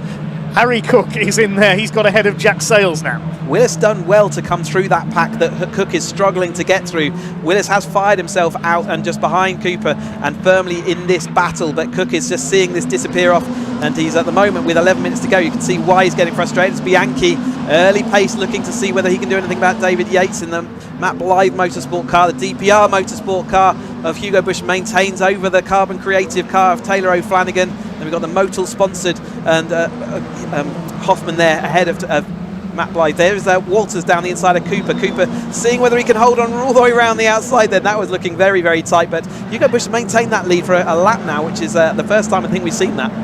So Bush leads it side by side. Walters and Cooper, the 71. It's going to be 3 wide, because Tom Willis is going to have a go up the inside as well. This could end in tears. In towards Surtees they go, and yes, it did. One of them went off over the car. I think that was Cooper. We'll check that as they come towards a similar looking cars there. Yeah, I think it was Alan Cooper who went off wide over the curve. Really given a choice, was he? Yes, it was either that or pile into the side of the car next to him and put all 3 of them out of the race potentially. Taylor O'Flanagan retakes the lead round the outside. Here comes Hoffman trying the inside line again. He's got David Yates towing up behind him in the blue car as well. We're not even at half distance in this race yet. This is incredible. Incredible racing by the 310R Championship again. Remember, this is the ultimate evolution of the Academy car, and there's 4 upgrade steps beyond, and all these drivers are well used to winning championships. Taylor O'Flanagan won a champion, and many of these other drivers winning and podiums if they haven't won a championship. But Willis and Walters here, they've both won Caterham championships in their past. As Taylor O'Flanagan, though, is leading this group of cars. There is a slight gap back to Walters there, as we saw Willis and Walters going, so in fact 3 wide with Alan Cooper, and I think that's what cost them a little bit of time, but they will be able to hook back on as they head up the start-finish straight once more. Hugo Bush tucking himself into that tote, drifting out to the outside of the track. A little bit of momentum, not as much momentum that time through. Bianchi seeing whether he can do the same thing over the top of David Yates. David Yates, though, has been late on the brakes into there, so he's going to try and hold on. Indeed, does do so. Bianchi looking to see whether he can do the swap back, but I don't think he's got the momentum round the corner. So it's still Taylor O'Flanagan. So where Hugo Bush maintained his lead a couple of laps back, it's now Taylor O'Flanagan's turn to be in front. Absolutely nothing between these cars as they head round Druids, and that little chase group of Walters, Willis and Cooper are all catching back up again. It's down the pit straight where the top 3 seem to be able to pull away. Yates and Bianchi next behind them, but then in the rest of the lap they're able to close up a little more. Towards Surtees they come. Still 9.5 minutes of this race to go. Hoffman was a little bit sideways there, and he tries to position the car for an attack into the pit straights. Now Bianchi staying with Yates. You can see Yates drops away as they come out of clearways. That car not quite having the top end speed of the 3 ahead of it, perhaps, as Hugo Bush is going to go to the outside to try to retake the lead into Paddock Hill Bend. He's just about got the nose in front there, and he gets the move done. So Hugo Bush takes it up once again as we go into lap 13. Let's hope it's not unlucky for any of them. Up the inside, O'Flanagan has a look at Druids. The sun beginning to set here just slightly at Brands Hatch, but the action's still red hot out there from our Motul Caterham 7 310R Championship. David Yates trying to close up on Hoffman now. There's Bianchi, there's Walters still holding off Tom Willis as he's come through into 7th after that moment for Alan Cooper a couple of laps ago. And Cook is now up into 9th place. I think he's got ahead of Graham McDonald, possibly further back. There's nothing you can do as far as power and component parts, but you do have a small opportunity to make setup changes with the rake and the camber of these cars, all within specified parameters. And it looks like, yeah, as you say, David Yates may be chosen to set up his car for Paddock Hill and Druids, and others have chosen to set their cars up better for the Clearways corner. So it depends on driver style and the setup choices you make as to whether your car's strong in one place Also, tyre pressure is incredibly important to get right, and it does offer variability, but the drivers at this stage of their career will understand how they like their car to handle, where they like to be strong, where they like to have that extra performance, and they will set up their car to try and achieve that. But it is Taylor O'Flanagan who at the moment has set up his car well enough to have those couple of wins already. Can he make it 3 from 3 just like Charlie Lower did? There's Alan Cooper on his return back into this grid just as a guest appearance, but Taylor O'Flanagan in that yellow Carbon Creative car, then out front over the top of Hugo Bush in the DPR Motorsport car in second place. Had such a stellar second race. See whether he can take a win away from this third one, and it's Hoffman just behind, who has been fully involved in all these battles, and David Yates now, after the squirrely moment into Paddock in the last race, is back involved in this front battle, seeing what he can do in the tail end. 7 minutes still of this race to go. A measure of how evenly matched these cars are. Duncan Mallet, who's been running in the top 10 for most this weekend, after he stalled on the line, he's only in 19th place. He has been able to fight his way back up the order because of how evenly matched the cars are. Side by side there for 6th place, that was Walters and Willis, I think. Yeah, Tom Willis has got through there into Graham Hill Bend into P6. There's Hugo... done it again. Harry Cook. Hugo Cook's a GT racer. Harry Cook is the Caterham racer. Hugo Bush is the Caterham racer. Get it right, Goddard. Yeah, Harry Cook is now 9th. Deep in the field, isn't he, and he's not making the progress that he would ideally like. So he will have to mark this one down as probably as a drop score, but he's had such a season so far. Don't think it will dampen his Caterham Championship chances as we go into Donington Park next time out, where this will really come to a head. He's still moving through the field, and there's Taylor O'Flanagan just managing to hold on round over the top of Hugo Bush. Hoffman still sat there. It is Taylor O'Flanagan who's had the majority of the leading laps over the line, isn't it? Manages to make that stick. David Yates has just had that watching brief. Last time out he was still in a similar situation. There is Cook there for over the top of Cooper, so he has now started to make a little bit of inroads. With 6 minutes left to go, he's still got an awful lot of Caterhams before he gets to the front of this field, but each time he overtakes someone, it's an extra point out on track. He's just on the fastest lap as well, Harry Cook, 53.140 for the number 9. He's up to 8th now and chasing onto the back of this leading group. What a recovery by Harry Cook after a grid penalty earlier on after that contact in race 2, and now he's burning his way through from the middle of the grid in this one. Still Bush and O'Flanagan fighting it out for the lead. Bush will go for the outside, Hoffman for the inside. Side by side, that's Bianchi, Willis, and that's Pete Walters going for the inside in the black car. Hugo Bush has retaken the lead, going round the outside again at Paddock Hill Bend. Taylor O'Flanagan is there on the inside. Hoffman up the outside in the red car, then into Yates. Willis is up into 5th position now. He's got ahead of Philip Bianchi as they went through Paddock Hill Bend there. But it's Hugo Bush trying to break away now with 5 minutes of this race to go. Bianchi a little bit sideways as he tries to hold off Pete Walters for what is now, I think, 6th position. I can't keep up what position they're in. They're changing and swapping around so much in this 8-car pack at the front of the field, with on the back of it Harry Cook trying to make more progress forward. His next target is Pete Walters in that 7th place. Over the line they come once again. Is O'Flanagan going to be close enough to make a move? I don't think he is. Yes, Hugo Bush has pulled away by a couple of Caterham lengths at the front of the field. Bianchi side by side. That's Walters going round the outside. Now Cook is going to start to try and climb into this lead battle. Yep, Cook has closed that gap then. He's now going to look up the inside of Bianchi as they go up into Druids, but it was a gap enough for Hugo Bush to hold on that time through, but it all got closed up as they went into Paddock Hill with Taylor O'Flanagan back right on his tail now. Hoffman behind, and David Yates still in that 4th place. Willis doing the recovery drive of this race so far, but Cook's not too many cars behind him. Obviously those two that came together in the last race, which caused them to Cook to have the penalty and Willis to be dropped back down in deep into the field as they head up through Surtees. Then it's absolutely long tail, an opportunistic move by Cook down the inside of Surtees, and that's a great move if he can make that stick, and he will need a bit of tow to help him out, and it doesn't look like it. It looks like Bianchi might have the momentum again round the outside, so Cook decides to slip back into the tow, get the speed back up, get those extra few miles an hour as he shelters out of the wind, and then he's going to dive down the inside of Paddock Hill Bend. Does indeed do that with Walters just ahead of him. Walters is not a championship scoring car in front, but he's still got a dispatch of him before he can get to this front group. Hugo Bush still managing to hold on at the moment. Ahead of Taylor O'Flanagan, tight in the mid-pack there. Walters and David Yates going wheel bashing again, and Cook having to just sit behind and watch and hope for the best he doesn't get collected. He's just trying to do the best he can to protect himself. David Yates a little bit wide, but Walters will have a look down the inside of Surtees this time through then. He's got the momentum. I think he's got that move done. My goodness, that was frantic through there. I thought somebody was going to be sent spinning, and there still has it. Pete Walters over the curb on the inside, stays ahead of David Yates. Harry Cook's got ahead of Philip Bianchi and stayed there. Bianchi's lost 3 places in the last couple of laps. Less than 3 minutes to go now, and they're all starting to unleash their finishing moves, as it were, trying to get into the right place for the last lap attack. O'Flanagan back around the outside. He's retaken the lead from Hugo Bush. Hoffman still can't find a way past these two at the front. He's towing, I think that's Tom Willis up there in 4th place behind them now. He's got onto the tail of the leading group, the silver car, yes it is. Then David Yates now heading a second group. They've dropped back just a little bit. As you said, Chris, I think David Yates got a slightly different setup on his car, so he's got a little less top-end speed.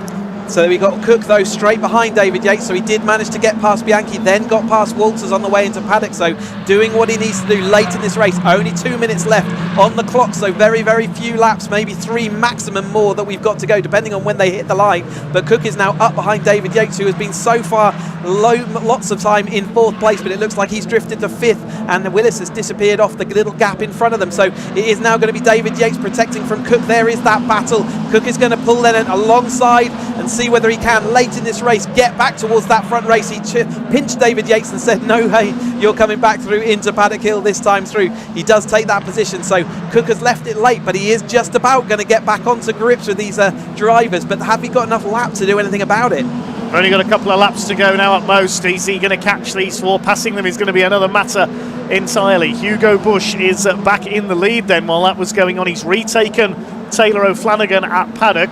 Goodness me, we're on lap 21 now. There was 1/10 of a second in it at the line. That's a lot between these cars. Taylor O'Flanagan still second. Still Hoffman can't quite find a way through. He's been trying all race long to get alongside these two, and he just can't do it. Tom Willits is keeping a watching brief behind them in the number 81 car. Ever so close across the line. I think we're going to have 2 laps left, aren't we, as they go across the line in front of us now. So then we've got the penultimate lap starting with Taylor O'Flanagan taking the lead then over the top of Hugo Bush. A little bit of a gap back to Hoffman, who just protects from Willis, but it is all coming to a head now. 2 laps to go in this 310R. 2 laps of Caterham action here at Brands Hatch. Fantastic action all weekend, and we're going 3 wide into Druids. Why not? We've tried it everywhere else. Why not try there as well? Hugo Bush is going to manage to hold on with the momentum round the outside of Hoffman. Willis looking down the inside. Is he going to be able to do anything about it? No, he has to sit back. But here comes Harry Cook, our championship leader, has made it all the way across. He could still win this. They could be 5 wide over the line, this lot could. They don't care. They're just going to go all out over the last couple of laps of the weekend. O'Flanagan's got the lead. Cook cuts back. Here he goes. Up the inside on Tom Willis. Remember, these two have already clashed once this weekend. Excuse me, says to Tom Willis. No, you don't this time, says Tom Willis. Keeps his foot down. Keeps that 4th place. That's lost those 2 momentum, and they're going to back up into the 6th place battle. What's Hugo Bush going to do? He's going to go to the outside. They go into the last lap of the weekend for the Caterhams. What a finish this is going to be. And now he's not gone round the outside. He's going to cut back onto the inside. O'Flanagan's held him off. Lars Hoffman's there in 3rd place, as he has been all the way. They're going to be 3 wide almost into Druids, almost wheel banging there between Bush and Hoffman. Willis is tucked in behind them as well. Then it's Harry Cook who's got to recover again, down towards Graham Hill Bend for the last time. Is it going to be a hat-trick of wins for Taylor O'Flanagan, or is Hugo Bush going to get him on the run to the line? David Yates heads the second group ahead of Pete Walters and Philip Bianchi. Here they come then through Surtees and McLaren for the last time. It's going to be now or never for Hugo Bush. He has a look on the inside. He may not get there in time on the run to the line. Lars Hoffman tucks in behind in the Motul car. Up towards the line they come. This incredible Motul Caterham 310R, 3rd race of the weekend. It looks like it is going to be a hat-trick for Taylor O'Flanagan. Hugo Bush closing up. Is he going to get alongside? O'Flanagan just gets it on the line ahead of Bush. Hoffman, Cook got past Willis for 4th place. And Walters, Yates, Bianchi, Cooper and Jack Sales completes the top 10. And I need a cold shower. What a race by the 310s. We have been treated to absolute spectacular racing by this whole field of drivers as the rest of them flow across the line. Fantastic. Taylor Flanagan somehow coming out on top over the top of Bush. Hoffman in that 3rd place, and Cook made it to that 4th place over the top of Walters and Willis in the late stage of that race. Yates having to sit back in 7th place, Bianchi 8th, Cooper 9th. 10th was Jack Sales after a good recovery drive for him back through as well. What a fantastic set of races for the 310R. I'm sad that the Caterham action's over. I'm sad that we don't get to see 310R action on our TVs up until 19th and 20th of October, but I can't wait for that to happen. Taylor O'Flanagan, somehow, hats off to you, taking a triple win, pushing himself right back in contention to this champion. It's going to go right down to the end of the season at Donington Park, and I can't wait to call the action there. Can we run those at every meeting in the UK? Taylor O'Flanagan, the winner. Hugo Bush tried the run to the line, just 32 thousandths of a second, the winning margin. That's the closest margin of victory we've had this weekend. And Lars Hoffman, third place all the way, just couldn't get up alongside. 0.162 of a second covered the top three. Harry Cook, what a run through from 12th on the grid to 4th. Tom Willis in 5th ahead of Pete Walters. David Yates dropping to 7th ahead of Philip Bianchi, Alan Cooper and Jack Sales completing the top 10. Then it was Mark Jones, Andrew Murgatroyd, Jeff Price, Graham McDonald dropped down to 14th. Duncan Mallet, after he stalled on the grid, takes P15. All 21 cars went the distance, and full credit to every driver in that race. The 310Rs in all three of their races this weekend have been some of the best motor racing I have seen this 2024 season. It's been Let's head down to Parc Ferme.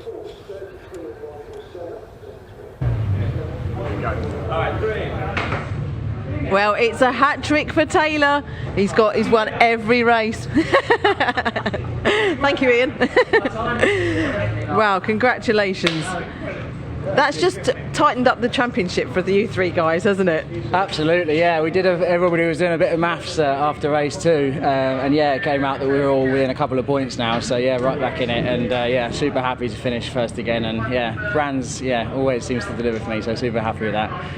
Yeah, hopefully onwards to Donington. Yeah, really happy with that. Great weekend. Thank you to everybody who's come and supported us. Yeah, it's been amazing. Well deserved. It's fantastic. And Hugo, that was, was it yours? Was it Taylor's? Was it yours? Well, I mean, we were working together, but not pulling away, so it kind of wasn't working. But then if we hadn't have worked together, it would have been even worse. So I think it kind of was working.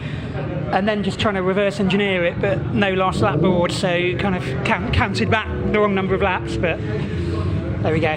There was another podium, more points, and we were just saying that it's closing up between the youth three, actually. The less I look at that, I think the less pressure, so I'm not interested. You don't want to know. He's gone. Right, well done, Hugo. And a quick word with Lars as he wanders down here. Lars? Sorry, just quick word. Well done. It was a great race. More points for the championship. Absolutely, yes. It's gotten tight now in the championship, so we will see what in Donington happens. Yes, and you're looking forward to Donington. You like Donington? Absolutely, yes. One of my favourites. Oh, perfect. Okay, wicked. Well done. Right, it's the Tin Tops and Saloons out now, so I'll hand back to Cheesy and Dave. But that's it from all the Caterham racing. Hope you've enjoyed watching, but there's still more racing to come.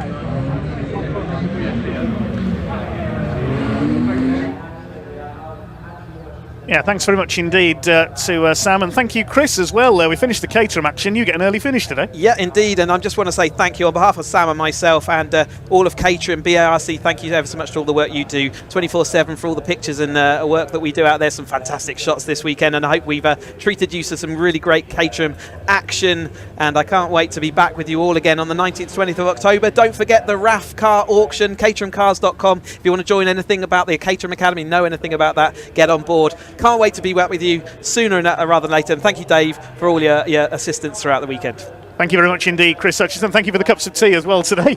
And have a safe journey back home. And we'll look forward to hearing from you at the Caterham finale on the 19th and 20th of October at Donington Park. Okay, getting ready for our second race of the day for the Ashstone MEP Engineering Consultants Super Saloons and 2 Super Tin Tops run by the Classic and Modern Motorsports Club. We'll have a look at the grid based on the results of the earlier race. We finished behind the safety car, of course. Alex Sidwell in the big Holden Commodore on pole. Peter Selden's BMW M2 alongside him. Second row, Ronan Bradley's BMW and Martin Reynolds in the Ford Escort Mark II. Dave Avis and Dave Cowan in their BMWs on row 3. Then we've got the first of the Tin Tops, Chris Bassett's Peugeot 306 alongside Matt Rowling in his Honda Civic. Completing the top 10, Clive Hainsford in the big Mazda and Rod Burley in his BMW E90. Row 6 of the grid is Martin Scott's VW Golf GTI and the Volvo C30 of Adrian Matthews, number 132. On row 7, James Hunt in the BMW E30 and Graham Richardson's Honda Civic. The 8th row is Neil Gardiner. He's in a Honda Civic as well, alongside the Renault Megane of Sam Haywood. Behind them is Jack Whitehead's BMW, the green BMW, and Rick Skelsey in his BMW Compact. Then we have Wayne Shawney's Audi TT and Ian Seal's Fiesta. The Astra of Scott Brooker's back out, lost a few laps in the pits in the earlier race, alongside Paul Watson. Watch for him coming through in the BMW. His exhaust pipe fell off while he was fighting for a top 3 in the earlier race. Ken Hunt's Golf has repaired the suspension. He's there alongside, should have been Andy Woods-Dean. He's a non-starter. And Lee Clue in his Audi TT at the back, along with Colin Claxton's Ford Escort. Yes, they're all there. A couple of cars had problems in the earlier race that are non-starters, and of course Mark Cripps didn't get past qualifying in his BMW.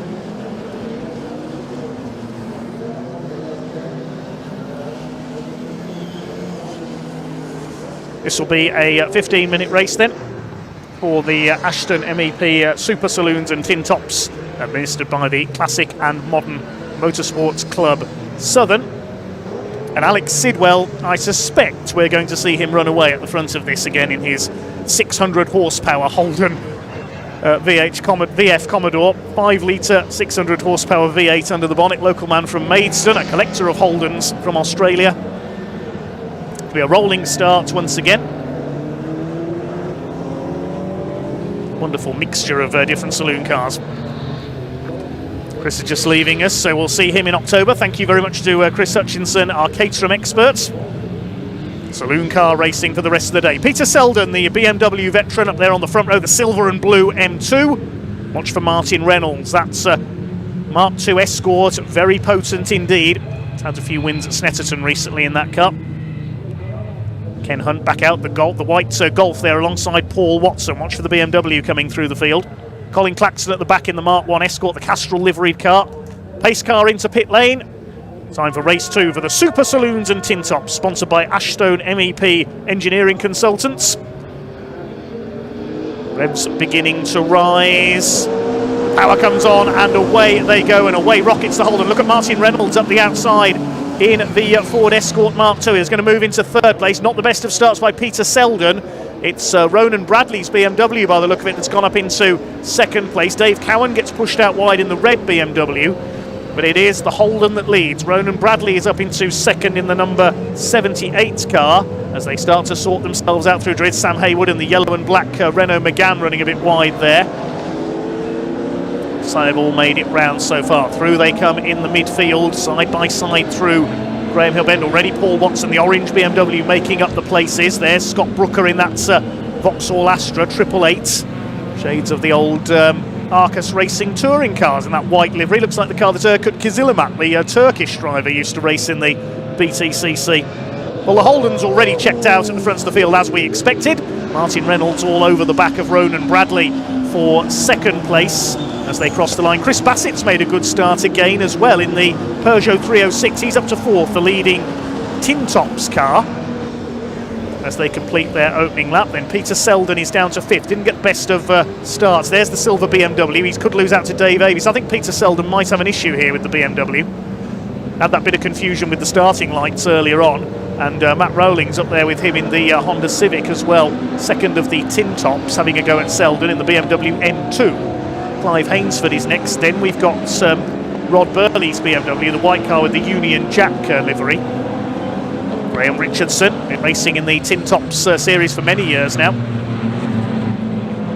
Rumble their way through Surtees and McLaren. A bit sideways there, Neil Gardner in the Honda Civic, just ahead of Graham Richardson. Looks like they're all round the first couple of laps okay. 25 cars took the start of this race, and the big rotary engine Mazda, Clive Hainsford, regular in the Classic Thunder Saloon series, chasing after Matt Rowling in the black Honda. Up the hill they go. Peter Selden still holding off Matt Rowling's Honda. Then it's Hainsford. Then we have got Rod Burley's BMW, the Holden Commodore of Alex Sidwell, leading by 3 3/4 seconds at the end of the second lap. So barring any mechanical problem, I think we know who's going to take the win overall here. The big, brutal V8 supercar from Australia, of course. We don't know which of his collection he's got there. He's got a few Holden Commodores, has Alex Sidwell, in his car collection. 4.8 seconds is now his lead. 51.988, his quickest lap there.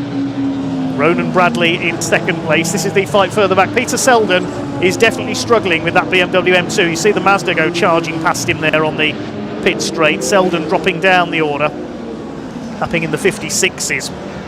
Chris Bassett going well in the Peugeot 306, the Fusion Media car. Fourth overall, leading the Tin Tops. And Peter Selden is slowing down. I think we might see him head for the pits, this time through the West Suffolk racing driver, preparers of BMWs for many years. Paul Watson's up behind him now. So Paul's come through into the top 10, that means, from the back of the grid. The two green cars together, Martin Scott's Golf and Jack Whitehead in the number 3, the green M3. They've got the E30 M3 of James Hunt in behind them. With a name like that, he just had to become a racing driver, didn't he? James Hunt from Wyndham in Norfolk in the BMW E30. And Peter Selden, not surprisingly, is heading for the pits. It's his race over, sadly. There's the Volvo of Adrian Matthews, the C30, battling with Graham Richardson, two of our tin top runners. So Bassett leads the tin tops in the Peugeot, Rolling is second. Third of the tin tops is this battle now between Matthews and Richardson. That's for third place overall in the tin tops split. James Hunt going round the outside of Jack Whitehead's BMW. BMWs of different ages. Nice and busy in the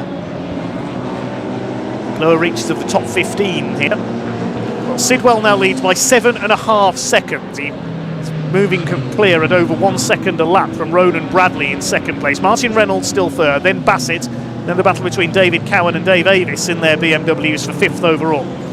They're also battling for the lead in Class C. The Golf of Martin Scott leading Class D, we see here.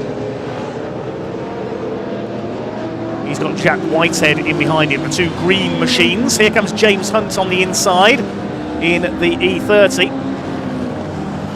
Peter Selden sadly is heading for the paddock. His day is done. There's the Astra of Scott Brooker. Looks like he's been lapped. Ken Hunt down at the back of the field in the Golf as well. Repaired his suspension from race 1.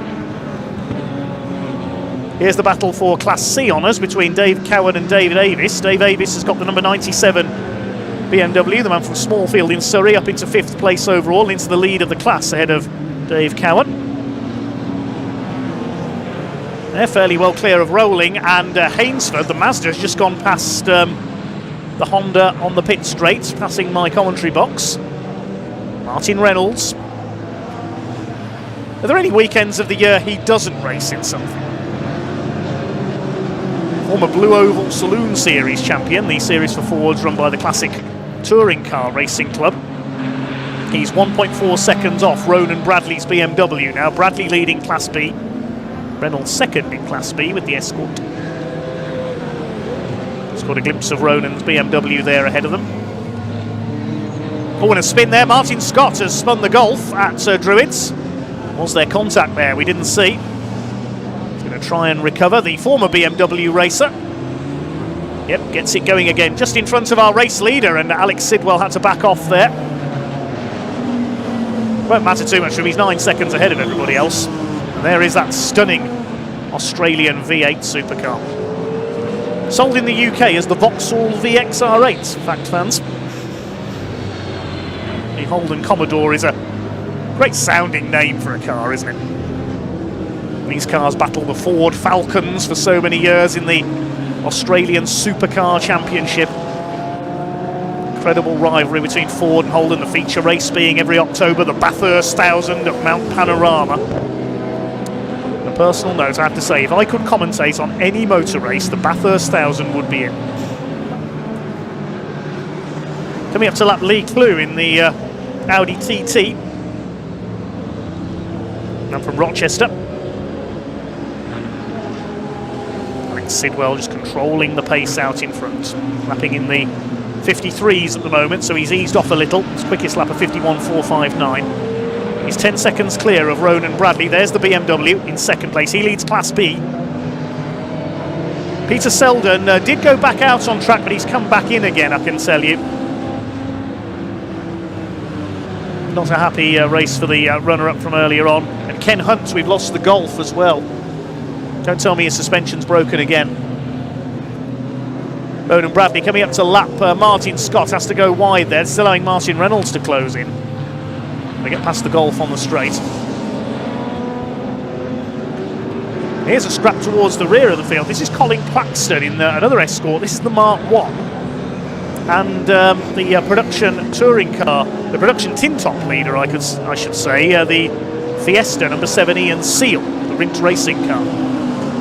The Escort getting ahead there. Colin Claxton family we've seen race with classic touring cars for a number of years now, in Escorts and in Triumph Dolomites. Behind them, Dave Avis coming up to lap them.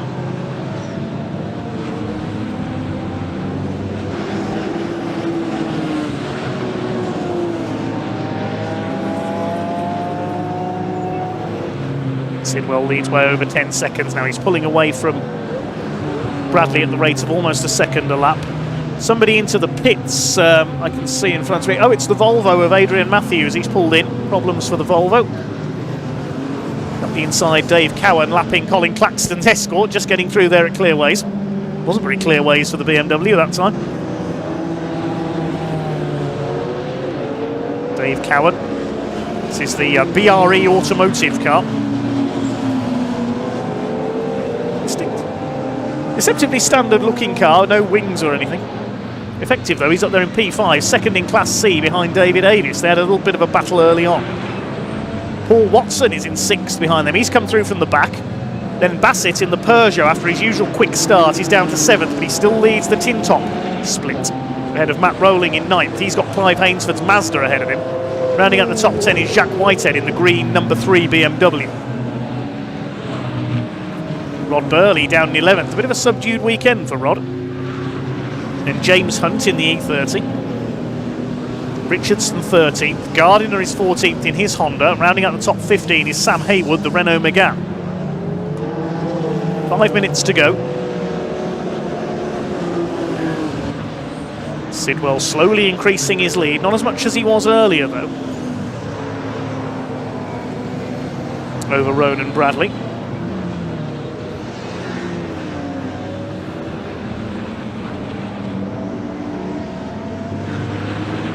Clive Hainsford in that monster Mazda, having a go at Chris Bassett.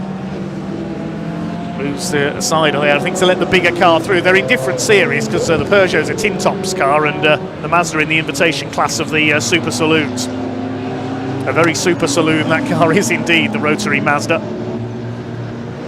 Number 787, Clive Hainsford, in deference to a car we've already mentioned, of course, the Mazda 787B.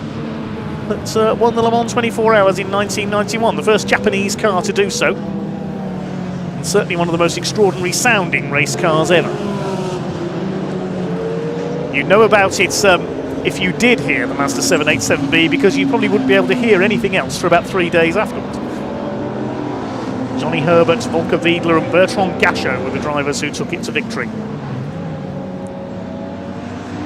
So Clive Hainsford's up to 7th overall, over Bassett. 11 seconds now the lead gap for Alex Sidwell. The Holden's heading for its second win.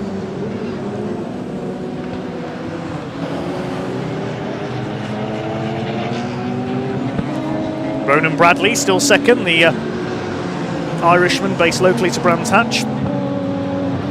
There's Matt Rowling, number 147 from Billericay in Essex in the M&D Racing Honda Civic, second of the tin tops. Separated by about 4.5 seconds now, the Honda from the Peugeot ahead of him. Third of the tin tops is Graham Richardson's Honda, further back now that Adrian Matthews has retired. There's the number 3 BMW, that's Jack Whitehead. He's in 10th place, third in Class C. Slightly better race for him this time. Here comes the leader to lap him. Even compared to a BMW M3, just look at the speed of that Holden. It's past like he's standing still. 2.5 minutes to go then for Alex Sidwell. It's Ashstone MEP Super Saloons race from the Classic and Modern Motorsports Club South. Bradley still second. He's just done his personal best lap, 52.625. And there's the classic shape of an E30 BMW driven by James Hunt.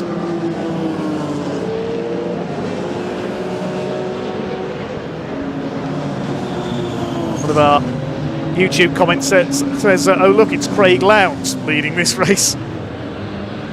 Yeah, it's one of the greats of Australian touring car racing. After Craig Lowndes, who was the great Holden racer? Jamie Whincup, I think. There's the BMW, the TOM Motorsport car. It's a Class C runner. And there's Scott Brooker from Sittingbourne in the Astra VXR. White Astra, same colours as Erkut Kızılırmak, and I think Martin Bell, normally a BMW specialist, raced one of the white Astras in the British Touring Car Championship one time. Very similar looking to that car. Not the best of days for Scott Brooker today, though. There's Rod Burley. Hundreds of wins in his career. Most familiar before his BMW days with that famous Ford Escort WRC, the black machine over the years here at Brands Hatch. 1 minute left on the clock then. Alex Sidwell is going to take the win. Well, Bradley is nearly 9 seconds clear of Martin Reynolds now in second place. There's Reynolds, the yellow and white Escorts. Paul Watson's done well from the back of the grid. The orange BMW in the background there. He's up to P5. Graham Richardson leading Class T1, but just behind him now, Neil Gardiner. He's a Class T2 car. Fighting for third in the tin tops, those two.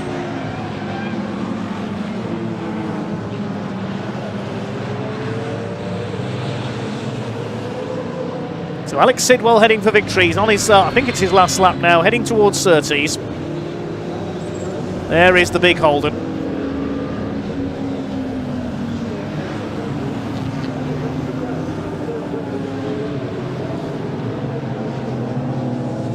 Clock is counting down. Now, are we going to get the checkered flag at this time? I don't think we are. No, we're going to get one more lap. The clock counted to 0 just as they hit the finish line there. I thought that was going to be checkered flag, but they're just going to squeeze one more lap in. Sorry for the confusion there. Up the hill goes the big Holden. He's now 12.8 seconds clear of Ronan Bradley. We'll run you through the class winners once they've crossed the line.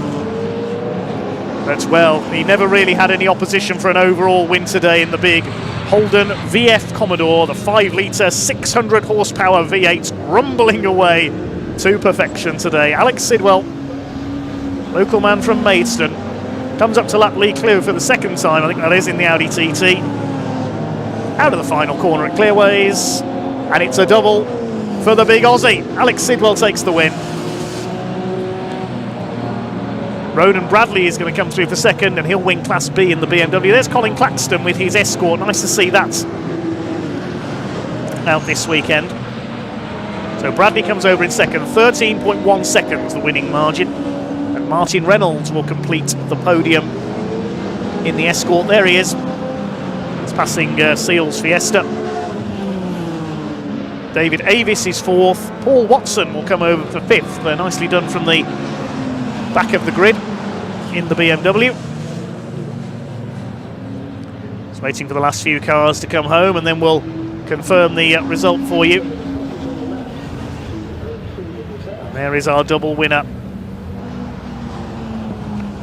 Craig Lowndes, Jamie Winkup, now Alex Sidwell.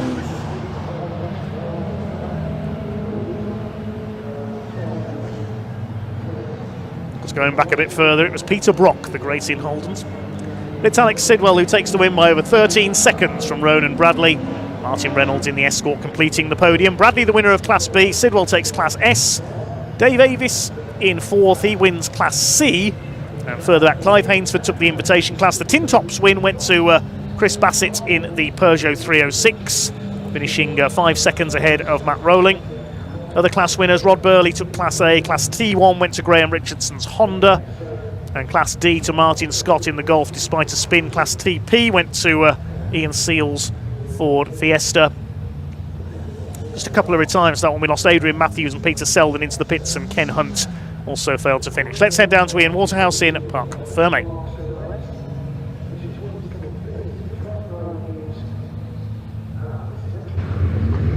Ah, there we go, that's more like it, isn't it? A full race there as well, and Alex Sidwell makes it a pair of wins this afternoon. I'll let you get your helmet off, Alex, because it's absolutely roasting still today, isn't it? But Ronan Bradley, of course, made up another place, finished the last race in third, he's now second, so maybe might want another one. But Alex, it looked It's never comfortable, it's never easy, but you had a good gap, didn't you? Yeah, I couldn't work out where Ronan was. There's so many white BMWs there. I just keep looking in the mirror. Is that him? Is that him?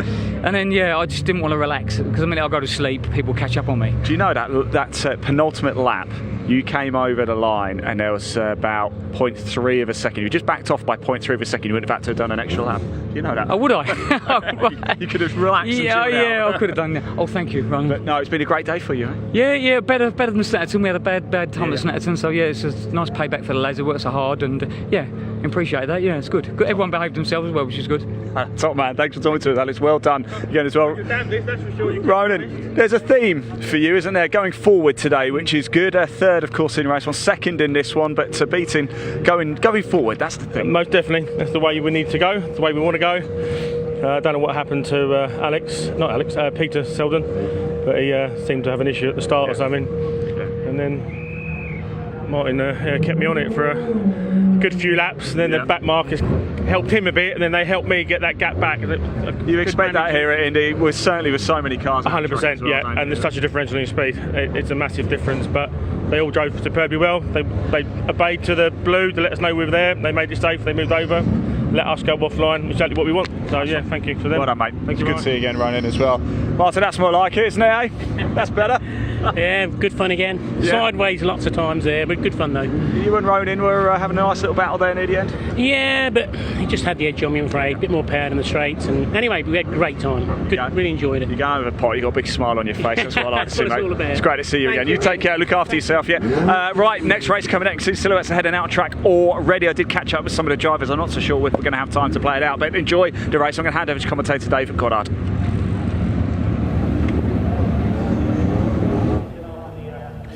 Okay, thanks very much, Ian. Cars just coming to the grid. The grid based on the results of the earlier race for the Hoosier Tyre Intermark Silhouettes, but with the top 5 reversed, partially reversed grid. So 5th place in race 1 was Keith White in the BMW. He goes up into pole position with Russell Humphrey, number 51, alongside him. Second row, number 3, Paul Knight's Tigra, and 491, Colin Smith.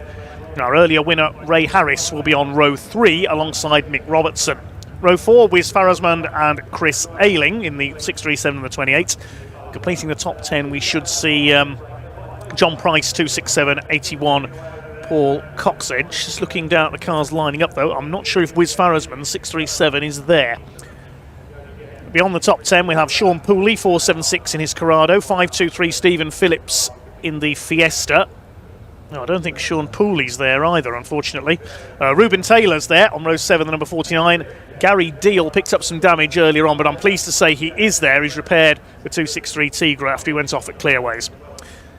And then there's a gap to the Welsh Sports and Saloon Car field. We've got Damien Longatano in the West field, alongside 99 Russell Haggerty's NMR Kawasaki kit car. Then Simon Baker, number 11 in the Mazda RX-8, with James Harvey's Porsche Boxster, although I don't think Simon Baker's there, looking down at the grid. Wayne Spiller, Mazda RX-8, Mike Cook, BMW, Verity Banks in the Fiesta, Malcolm Harding's Escort, he's got that going again after he stopped on the pit straight in the previous race, and he'll go from the back.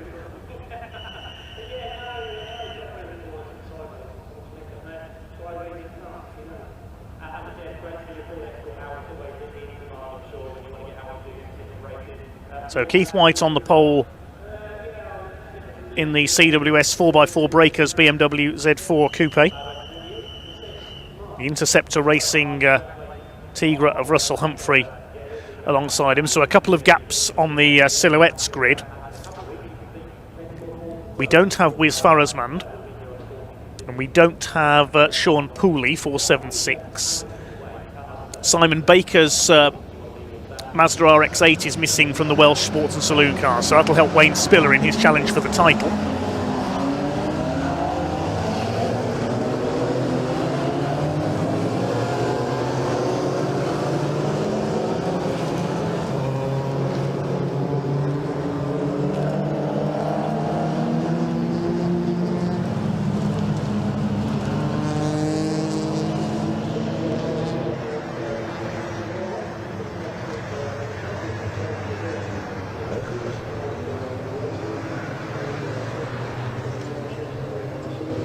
So off on their rolling lap then. This will be a 15-minute race. Our split grid. Damien Longatano leads the Welsh Sports and Saloon Cars round. Malcolm Harding at the back of the grid in the Escort. Watch for him coming through.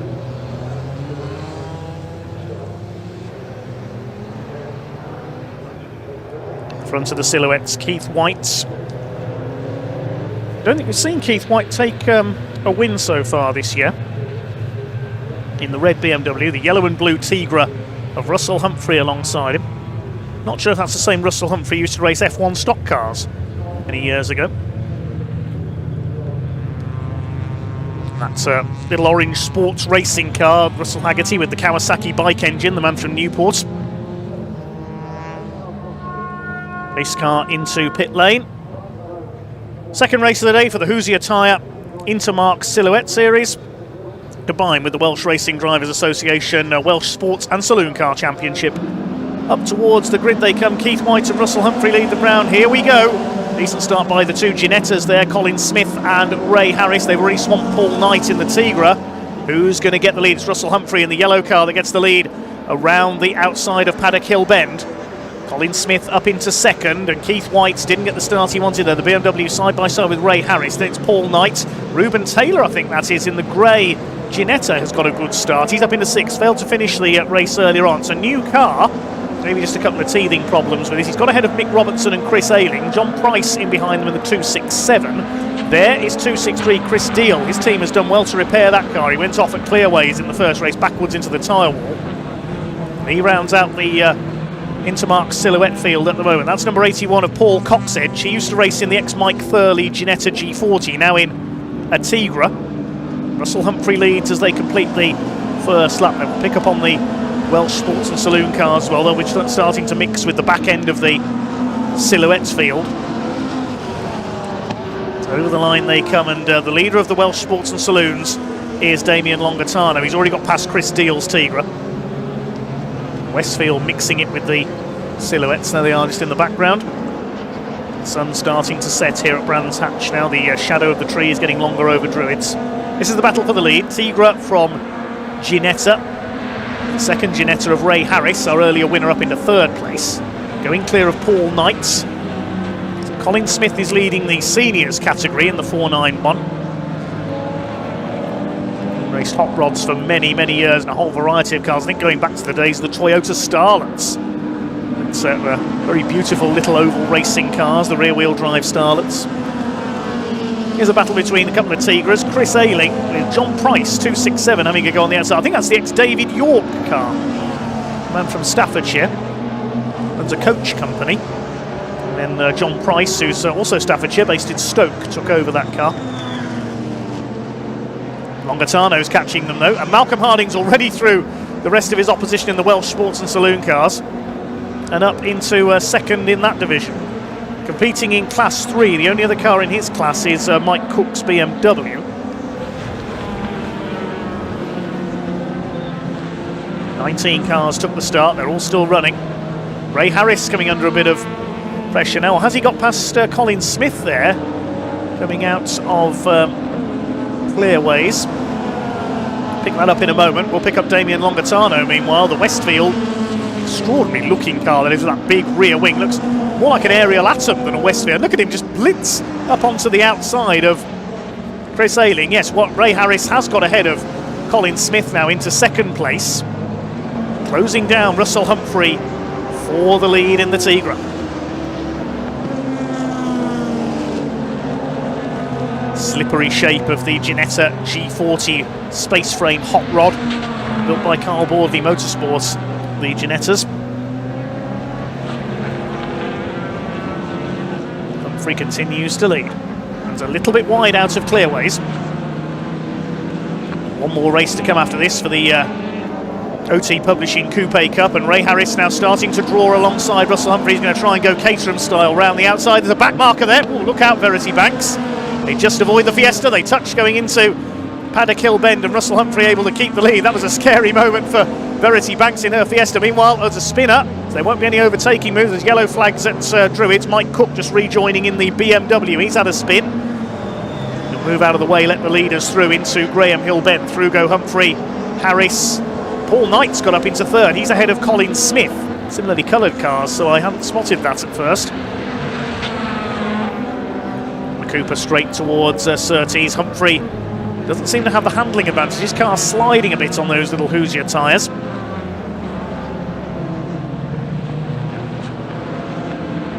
Through to complete their 5th lap. Ray Harris up on the outside. Doesn't quite get alongside Russell Humphrey. All the time Paul Knight's closing in. He admitted he didn't have the setup right in the first race, but the Tigra looking quicker here. Not sure if that's the ex-Matt Simpson car. He does have a Simpson race exhaust sign on the back of it, Paul Knight's car. Matt Simpson did used to race a white Tigra. That then went to Ian Hales, the ex-Legends racer of many years standing. We think that's the ex-Matt Simpson car that Paul Knight is driving. He gets onto the grass with it there. Let's put a wheel on the grass. Still closing on Ray Harris though for 2nd place. Harris has the fastest lap of the race, 50.941. There's Colin Smith in 4th position. Keith White is down in 5th, the pole sitter. Across the line they go, 6 laps completed. Ruben Taylor still 6th in his Ginetta. It's Mick Robertson in the Corrado. Then through his Damien Longatano. I heard the pit entrance warning go off a moment ago. And who's coming in? Oh, it's Malcolm Harding. More problems for the Escort. At least he's made it into the pit lane this time. Unfortunately, Malcolm Harding looks like he's out of the race again. Here's the battle for 5th. Keith White in the BMW. Mick Robertson in the VW Corrado. I remember Mick Robertson in the 90s racing his black and yellow Sierra in the V6 engined National Super Rods at my local raceway of Hensford, with the likes of Frank Birch. Chris Ayling was in there as well. Also Jim Brown in his BMW, Dave Poole in his Capri, Tim Foxlow races up at Zalson Park now in his Escort, Del Featherstone and many more. Well, here comes Longatano in the Westfield. He's up to 7th overall now. He's just got ahead of Ruben Taylor. Here's Russell Humphrey still in the lead because Ray Harris was getting closer to him. Here they come. He had a look up the inside there into Surtees. Russell Humphrey just about holds him off. There's a good defensive drive by Russell Humphrey in the Tigra. Paul Knight keeping up with them. He leads the seniors category. Now Ray Harris is going to try and go around the outside into Paddock Hill Bend, up alongside, and Verity Banks is there again. Deja vu, that's exactly what happened earlier on. As Harris went for the outside, the Fiesta was there. Blue flags being shown by the marshals. Warn the back markers, the quicker drivers are coming up to lap them.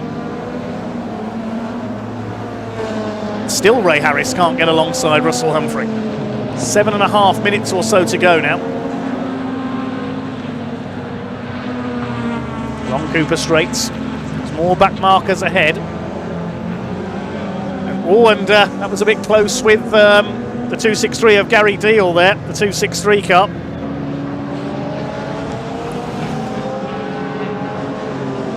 Is Russell Humphrey going to take the lead as they come through clearways? Is Ray Harris going to take the lead, from Russell Humphrey? Yes, he has.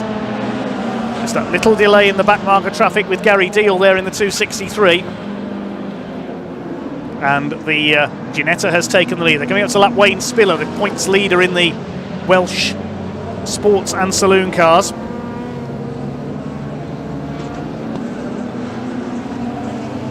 Now Paul Knight closing up as well. 3 cars for the overall lead. Colin Smith's not far away either in his Ginetta. Just carving their way through the back markers. The BMW there of Mike Cook. He moves aside, lets Smith through. They're coming up to lap Russell Haggerty as well in this little motorcycle engine machine, the NMR Kawasaki.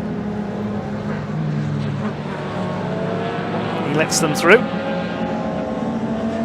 3 cars line astern still for the lead. I think it was a momentary hesitation there by Russell Humphrey behind Gary Deal. I think I may have called him Chris Deal earlier on, so apologies there if I got Gary's name wrong. Next to be lapped is Steve Phillips in the Autocross Fiesta. Through through the shadows up at Druids. Ray Harris starting to increase his lead now in the number 5 driven performance Ginetta. Paul Knight trying to close up on Russell Humphrey for second place. Colin Smith has dropped back a little. Longatano now has the fastest lap overall, 50.821 seconds. So the Westfield is lapping quicker than the Silhouettes. He's 8 seconds behind Colin Smith. So I don't think he'll catch the top 4 as Paul Knight pulls to the outside of Russell Humphrey. He's going to go for second place into Paddock Hill Bend. He doesn't manage to do it though. There's Colin Smith in 4th. Now where is the Westfield? Still a few seconds further back. Yeah, still 8.5 seconds back.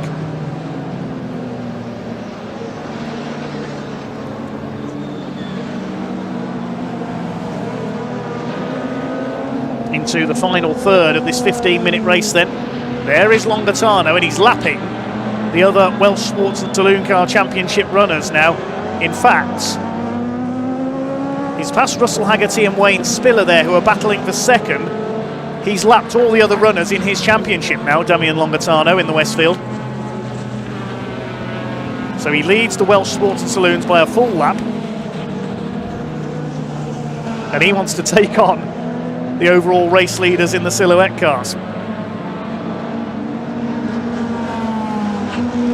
This is the sort of special that you see in open or regional championships like the Welsh Sports and Saloons. Similar series to the CNC Heads Northwest Sports and Saloons based up at Alton Park. You can use anything you like, where a lot of the old special saloons and special GTs ended up. Catching Steve Phillips in the Autocross Fiesta. It's through no problem. Malcolm Harding just passing my commentary box heading back to the paddock. His day's over. Now Longatano 5th overall. He's done the fastest lap of the race. There's Verity Banks in her Fiesta. Regular in the Welsh Sports and Saloons for many years now. I think she used to run an MGZR before she acquired the Fiesta. And there goes Longatano.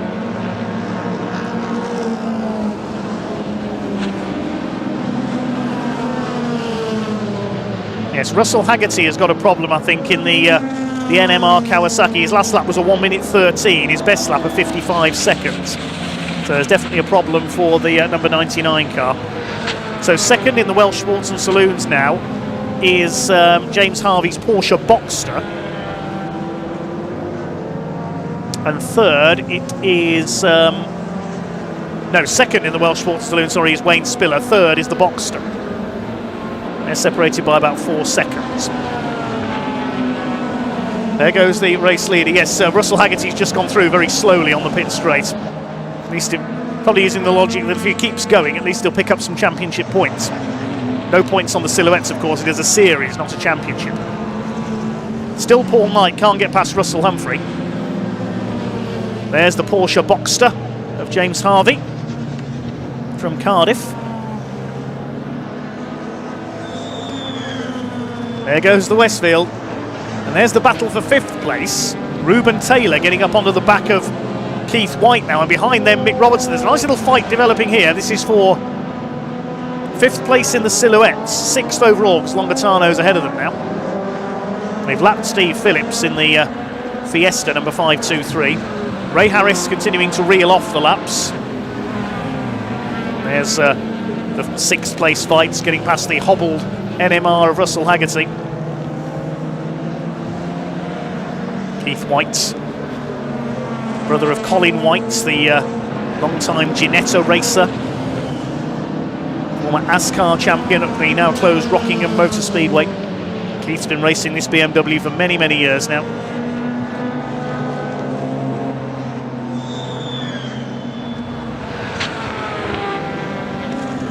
.90 seconds on the clock. There is Ray Harris. 5th on the grid, looks like he's heading for a double. Now who's going to take second? Is Russell Humphrey going to hold off Paul Knight? He's still holding him, here they come. They're clear of Colin Smith now by about 3.5 seconds, these two. Again they seem to meet Verity Banks at the same place every lap.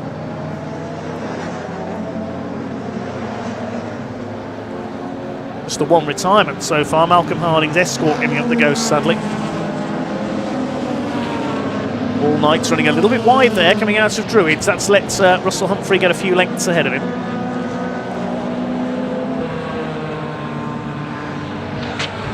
Just over 2 seconds behind Ray Harris. There's Harris through Surtees. All Knight is going to win the seniors category for the over 55s. Get a second podium of the day. They're going into their final lap now. Leader has just taken the 1 lap to go board.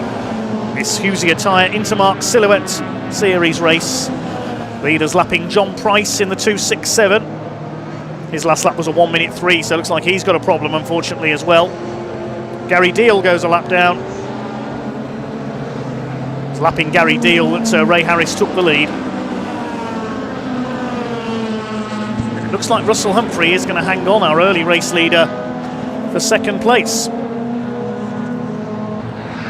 Demian Longatano has blitzed the rest of the Welsh Sports and Saloon field.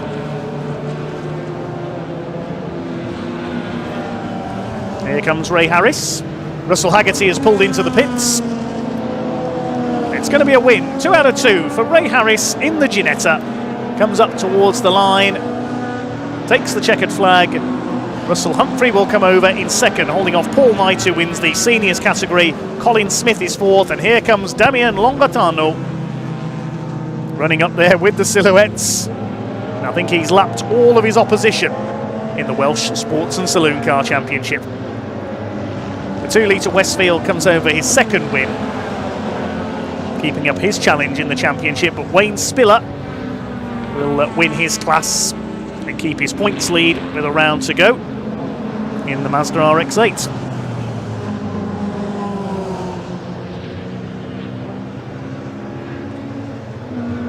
A couple of cars come home and then we'll confirm the results of that combined race. Wayne Spiller over the line in the Mazda RX-8, there he is.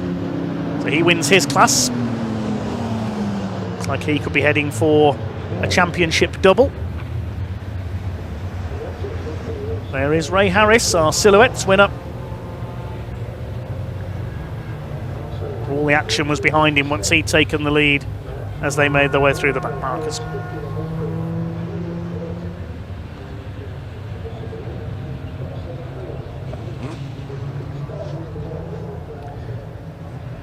So the results as follows then. Ray Harris beats Russell Humphrey. Battle of the RHs finishes nearly 3 seconds apart. Humphrey holding off Paul Knight, who wins the senior category in third place ahead of Colin Smith. Demian Longatano, 5th overall in the Westfield, wins by a country mile in the Welsh Sports and Saloon cars. Behind them was Keith Whites, the pole sitter in that race. Then Ruben Taylor, good run for him in the Ginetta, ahead of Mick Robertson. Then it was Chris Ayling, Paul Coxedge, John Price, Wayne Spiller, 2nd overall in the Welsh Sports and Saloons ahead of James Harvey in the Boxster. He won his class. Then Steve Phillips, Gary Deal, Mike Cook in the BMW, and Verity Banks the final finisher. We lost Russell Haggerty and Malcolm Harding. We'll head down to Ian Waterhouse in Parc Fermé. 1 race to go here at Brands Hatch this weekend.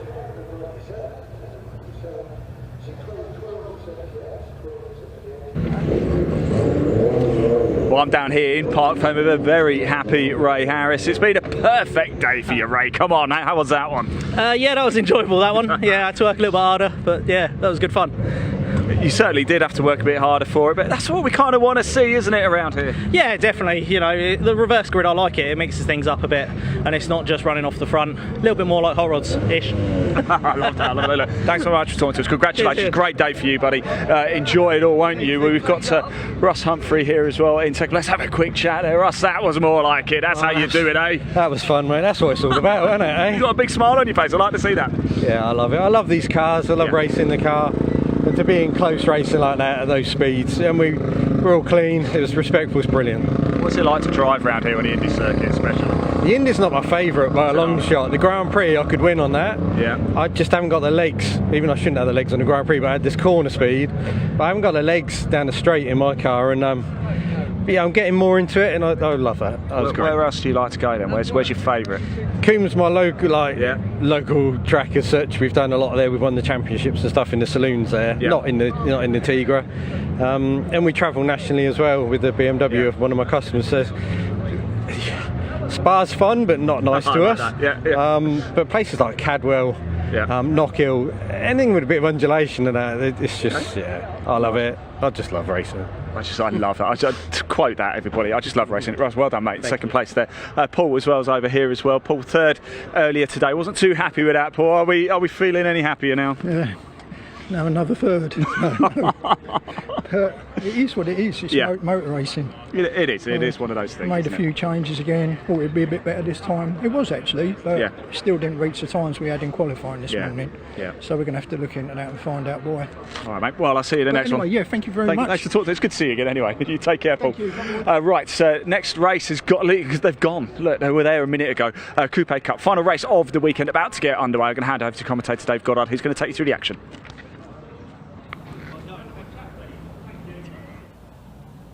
Thanks, Ian. Yes, the final race of the weekend already lined up for the green flag lap. The OT Publishing Coupe Cup with Toyo tyres.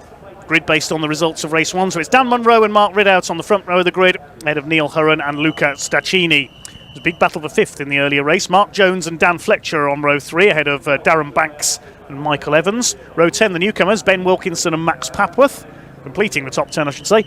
Then on row 6, we have Matthew Watson and Jacob Sylvester. The 7th row, Ian Brunning and Eddie O'Kane. And on row 8, it is Roger Owens and Paul Lorry. 9th row, we have Gary Hobbs and Don Gillies. And Simon Smith and Spencer Hirons and Tim Prince at the back. All 21 of them were there. And Ian caught up with some of the drivers earlier on.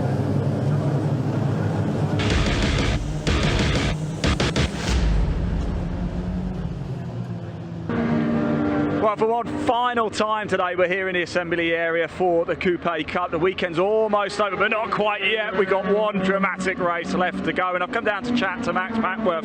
Now, Max, we did speak earlier ahead of the race earlier, but unfortunately we didn't have time to play out the interview because it's been so quick. But earlier today was your first ever car race. How did it go? Well, I qualifying was well this morning, but race start massively overcooked it. Way too much revs. Lost a few places in the first corner, but I kept my pace, made up a few more places, and finished 10th in the end. So, not the worst it could go, but I was hoping for a top 10 finish on your debut. You know now what not to do at the start, don't you? Yes, but let's see how it goes this time. I'm just fingers crossed. I mess up the start again. You're going to be absolutely great, Max. Don't you worry about that. Enjoy it, buddy. Best of luck for the race. It is going to be an absolute corker. One of my favourites, actually, the Coupe Cup. Brilliant racing action coming up. Final race off today. So I'm going to hand over to commentator Dave Goddard, who's going to take you through the action. Enjoy.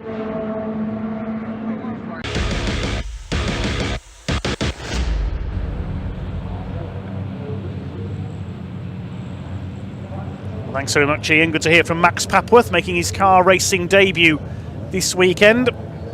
Ready to race into the sunset then here at Brands Hatch. Race number 21 of the weekend, the OT Publishing Coupe Cup with Toyo tyres. The black and white number 41 car of Dan Munro on the pole.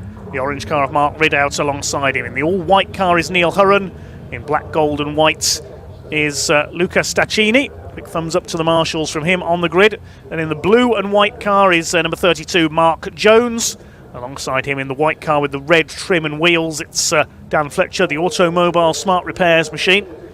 Then in purple, we've got Darren Banks. And alongside him in purple and yellow is Michael Evans. Completing the top 10 is Ben Wilkinson. The white car with the blue and yellow flashes down the side. And in the black car is the man we heard from, Max Papworth. 21 cars out there in total for race number 21. 15 minutes for the Hyundai Coupes. Looks like they're all in position, ready for the flag to drop on our last race of the weekend. Let's finish with a cracker. We are underway. Down towards that first corner they go. Dan Munro gets away well from pole position. Luca Staccini will try and go for the outside line into the first turn. Not the best of starts there. In fact, a poor start by Darren Banks. He's dropped back into the pack. He's bogged down off the line. Up the hill towards Druids, it's Dan Munro who's got the lead. Trying to come through on the inside is Neil Hurren in the 87. And Dan Fletcher is up into 4th. He's got away well. Sort themselves out further back. Max Papworth has bogged down off the line again, just getting used to starts in car racing. In karting, you normally do a rolling start. Staccini's down to 5th, so the outside line didn't work. As they filter their way through, Tim Prince at the back along with Spencer Hirons, the number 65, the black and green car. He's from Bedford. with the series a couple of seasons now. So Dan Munro with a clear lead as they come around towards the completion of the opening lap, ahead of Mark Ridout, his main rival this season. Fine sight they make in the sunsets through the last couple of corners there. Up across the line for the first time, it is Munro from Ridout. Neil Hurren in third place, having a look on the outside on the run down towards Paddock. He's been watching the Caterhams. Dan Fletcher ahead of Stacchini, then Mark Jones in sixth position. Matthew Watson's gained 3 places further back as well. He had a half spin at Druids in the first race. Bit of a lock up there from Dan Munro. We saw that a few times in the opening race. As Munro leads the way. Darren Banks was the big loser off the line there, but a very poor start, lost 7 places. He's down in about 14th place at the moment. Luca Stacchini on the tail of Dan Fletcher for 4th position. Mark Jones down to 6th. Bit of a squeal from these Toyo tyres as they make their way through Surtees and McLaren. Slightly more sedate pace than we've seen in the other races this weekend, but that's because these cars are standard Hyundai Coupes, only modifications for safety, and aimed at the newcomer to racing.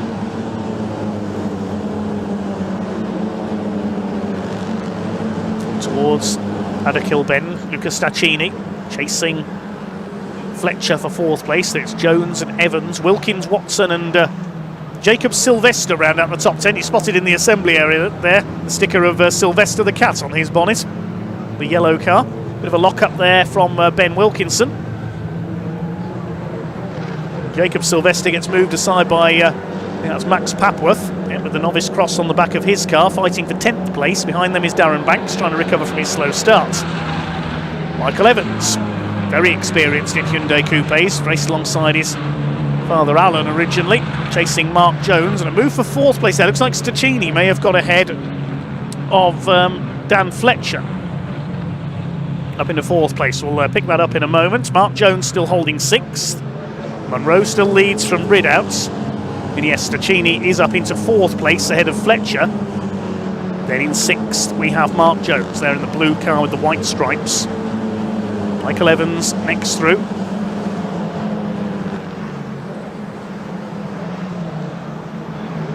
Plenty of time for things to change though. Evans having a look there as they go up towards Druids. Jones holds him off. Ben Wilkinson is next. He's got Matthew Watson in the sort of claret coloured car behind him. There he is. It's the drop into Graham Hillben, the left-hander. Fastest lap of the race so far, Mark Ridout, 59.221 in 2nd place.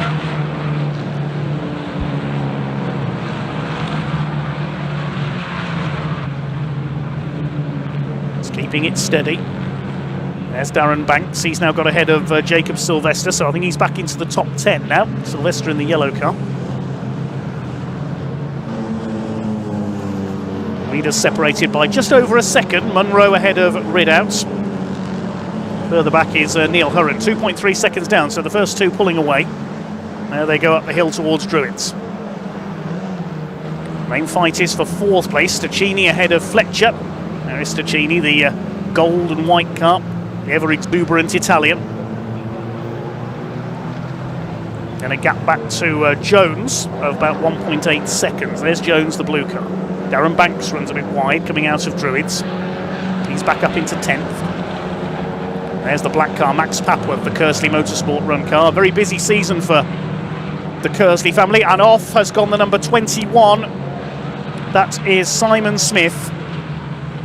Great cloud of dust there. He's gone into the gravel at the exit of Paddock Kilben. Very easy to do, as we saw earlier. Well, that car had already lost its rear bumper in qualifying, and he's lost a bit more now, I think. Hopefully we won't need a safety car there. Simon Smith was in 19th position in the Tiger Stripe livery car, the ex-John Winter car. First, I think that car was the first Generation 3 Hyundai Coupe to race in this series. There it is, you can see through the dust now. Yellow flags are out, marshals on their way to the scene.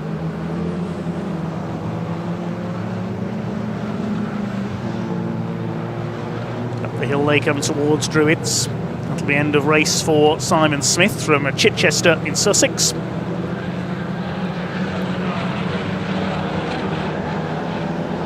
Very close to the Goodwood Motor Circuit. Oh, and sideways there, that's Gary Hobbs, the number 8. A little bit of power sliding. Didn't know you could power slide a Hyundai Coupe. Well, he is racing for Revolution Racing, and there nearly was a revolution there coming out of Graham Hill Bend. He nearly revolved, didn't he? Thought he got a puncture for a second there, the way that car slid. There's Eddie O'Kane in the O'Kane Irish Foods car. Comes from Harrow in Middlesex, originally from Ireland. He's running 30th, been racing these cars for several years. Another of the former Track Attack Race Club drivers, used to compete in the MR2s. O'Kane Irish Foods and Drinks. I have bought from them a few times. It's not just Guinness either. There go the midfielders. Michael Evans chasing Mark Jones. This battle for 6th. Jones was the cork in the bottle in race 1 for 5th. Now it's for 6th. There's Luca Staccini. See the signatures all over that car from Marshalls and other personalities in motorsports. Now here's a replay at Paddock Hill Bend. What's happened to Simon Smith, I would think. Yep, gets too wide, gets a wheel into the gravel, the back of the car breaks away, and into the gravel trap he goes. End of race for Simon Smith. Yellow flag is out there, so no passing at Paddock.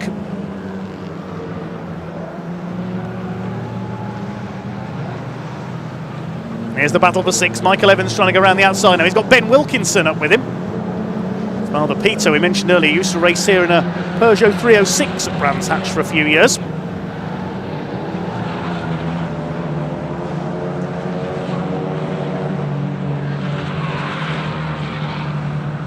Follow Ben Wilkinson's racing on social media. Just look at for Bezo Motorsport, B-E-Z-O Motorsport via Facebook.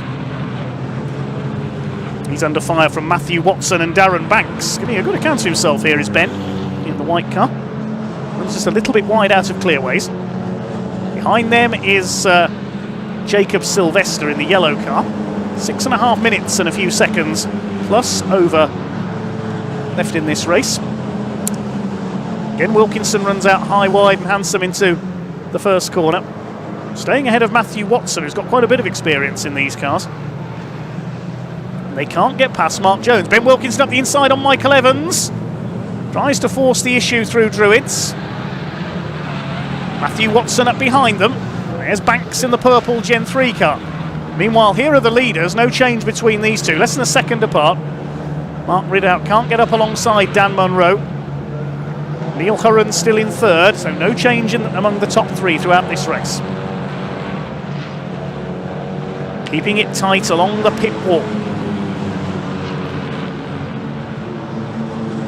Munro from Bedford, Ridout from Dorset. Getting closer and closer now. Mark Ridout's on the attack. Having a look up the outside. He's alongside, and if he can keep it there, he's not going to, but he could have kept it there and gone for the inside at Graham Hill Bend. It's like we've seen the Caterhams do this weekend. Neil Hurren safe in 3rd. He's 3.5 seconds clear of Luca Staccini, rather on his own. He's nearly 4 seconds back on these two. But Mark Ridout is now turning up the pressure on Dan Munro. Just over 5 minutes of this final race of the weekend to go here at Brands Hatch. Through towards clearways once again for the 10th time.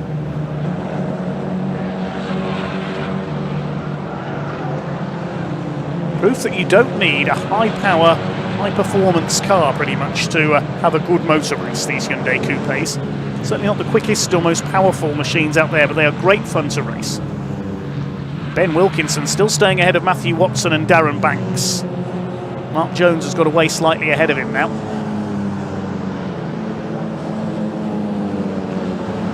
Two different shades of purple together there. Watson and Banks. Chasing Ben Wilkinson, who runs wide through Paddock Hill Bend. He always does there. Mark Jones has pulled away a little bit ahead of them in 6th position. And behind them, Michael Evans, been shuffled back a bit. Through goes Max Papworth. Here comes Jacob Sylvester. I think there's a bit of damage to the left-hand side of Michael Evans' car. I saw a bit of tyre smoke there. Yeah, I think Evans may have a problem. Lost out to Sylvester there as well. So whether Michael Evans is heading for the pits, wait and see. Yeah, Evans has got a problem. He's pulled aside there on Cooper Straight. Eddie O'Kane's gone through as well.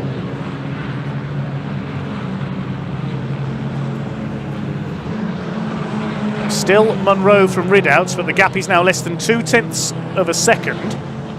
Can Mark Ridouts get through to take the win? He's up alongside towards Druids. He's trying to go around the outside. Now, if he can stick to that line, he could take the lead into Graham Hill Bend. He needs to stay alongside. Tries to force the nose down the inside. This could be the move for the lead from Mark Ridouts. Side by side, Caterham style. Dan Munro keeps his foot down, and he keeps the lead. Michael Evans has headed into the pits. He did have a problem. He's out of the race.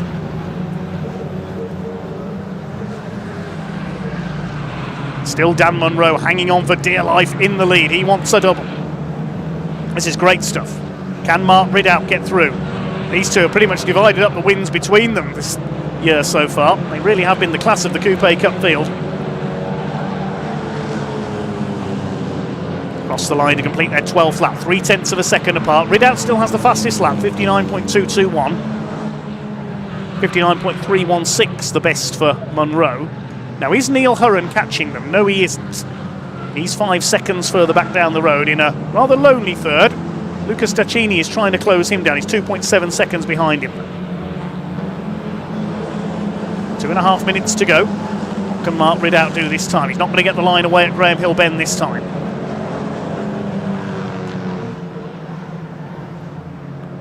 19 cars still running out of the 21 that started. Lost Michael Evans into the pits of the problem, and Simon Smith went off at Paddock into the gravel.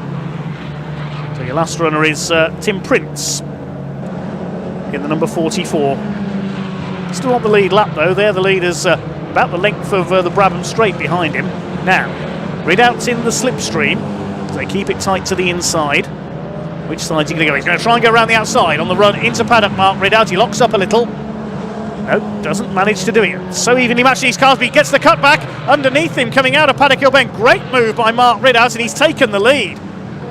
Dan Munro was not expecting that. That's a very good bit of driving indeed from Mark Ridout. He went for the outside, he feinted to go round the outside into Paddock, and then he undercut Dan Munro coming out of the corner. That is good racecraft, and now he's got to defend it. Munro's back up alongside him because Ridout ran a bit wide there coming out of Graham Hill Bend. Dan Munro's back up alongside him, and he's going to retake the lead into Surtees. He's done it. Just over a minute of this race to go. Now, I think there was a bit of contact between the two of them there, possibly. I think there's a little bit of damage on the right rear corner. Yes, you can see the rear valance hanging off. So a little bit of rubbing there between the two leaders. I think they're coming up to start their last lap this time. Did we see a last lap board go out? I couldn't quite tell. We'll have to wait and see. And yes, that rear bumper is flapping away. Dan Munro will be hoping that comes flying off. Or is it going to be too late here to put the black and orange flag out? He could receive it here if that bodywork doesn't come adrift completely.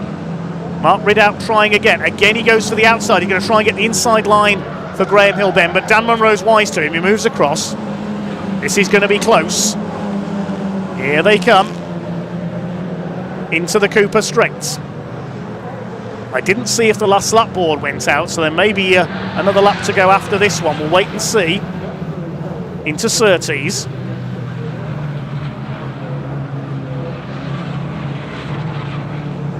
Nose to tail. They come up towards the Sir Jack Brabham Straights. I think the checkered flag is being readied this time. We'll wait and see as they come across the line. Yes, the checkered flag is inside. Dan Munro is just going to hang on ahead of Mark Ridout for his second win. There's the checkered flag. Munro wins it, Ridout second, Neil Hurren is third, Luca Staccini will take fourth place, and Dan Munro just hangs on for his double by 0.14 of a second. Mark Jones comes home in sixth behind Dan Fletcher. Ben Wilkinson, a fine race for him, into seventh. Then Watson, Banks, Max Papworth in the top 10. Then Sylvester, O'Kane, Gillies, Ian Brunning dropping back to 14th. Then Roger Owens, Paul Lorry, Gary Hobbs is next home in 17th. 18th place goes to Spencer Hirons. Tim Prince finishes a lap down in 19th. And we lost Michael Evans and Simon Smith, of course. Final race of the weekend comes to its conclusion then. We'll hear from the drivers down in Parc Fermé shortly.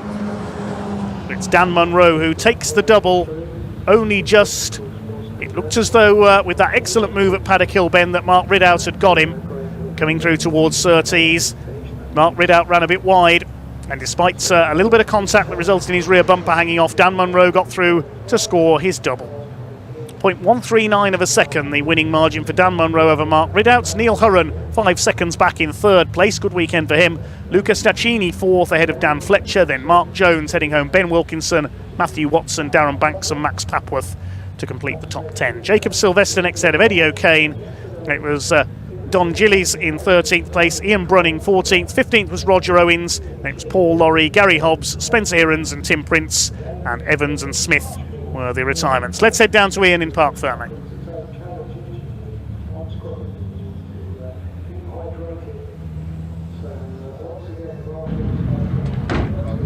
Yeah, a little bit of duct tape, that'll be fine. Don't worry about that. We've got a very, very happy Dan Munro over here as well. Let's grab him for a shake. Just having a nice little hug. How nice is that? Very well deserved as well. Mate, where's my hug? Well, I don't get one. How come I don't get one? Mate, you had to work for that, didn't you? Brilliant driving from you. I did. Once again, Mark kept me very, very honest. I thought I managed to get a little bit of a gap, but he just closed it back up again. He's very good. But yeah, over the moon, double win, pole, can't ask for more. Perfect day for you, hasn't it? Literally perfect. Loved Excellent. It. Well done, mate. Look, congratulations. Go celebrate. Well done. Let's grab a quick word with Mark as well, because that was, Mark, you've put on a show for us in that race, but you couldn't quite get him. No, I mean, I made him work for it. You really did. You're still smiling. That's great to see. Yeah, it was a really good race. Obviously, getting past one thing and staying in front's another. So, yeah, no, I enjoyed it. We had a real good battle. So, well done, mate. Pair of second places to go with the number 2 actually on the car. We'll change that to number 1 next time.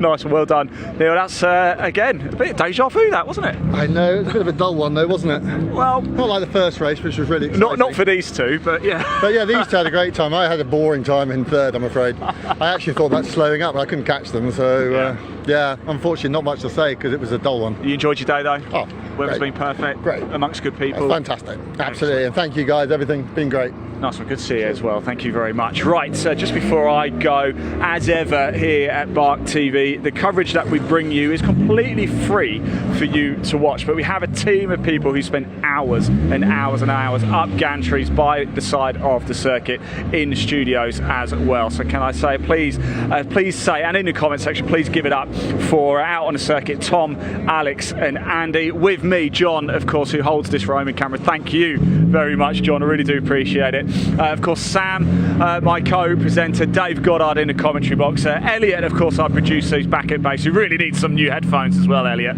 So thank you so much, all of you guys. Please do say thank you to them on the comment section. The pitches, they're completely free for you to watch. So please hit that like button, please hit that subscribe button. One other thing as well, I've got a real bugbear here at Brands Hatch. I need you to see this here, this gate. It's really been winding me up all weekend. Look at this, right? This should be straight, shouldn't it? It's on a massive angle like this, and the size of this, there is no way that is going to close, is it? Surely it's going to bang. It's the biggest illusion ever, because look, it just goes through nice and smooth. Every time I've come here, I'm petrified I'm going to smash this. Somehow it makes it through. I don't quite know how. Anyway, that's a useless bit of information for you right there. One final thing before I do go as well. I've been Ian Waterhouse. I just want to say a big thank you, and Caterham also want to say a big thank you to all of the marshals. Thank you so much for tuning in. I believe I'm going to hand back to Dave Goddard for the final word.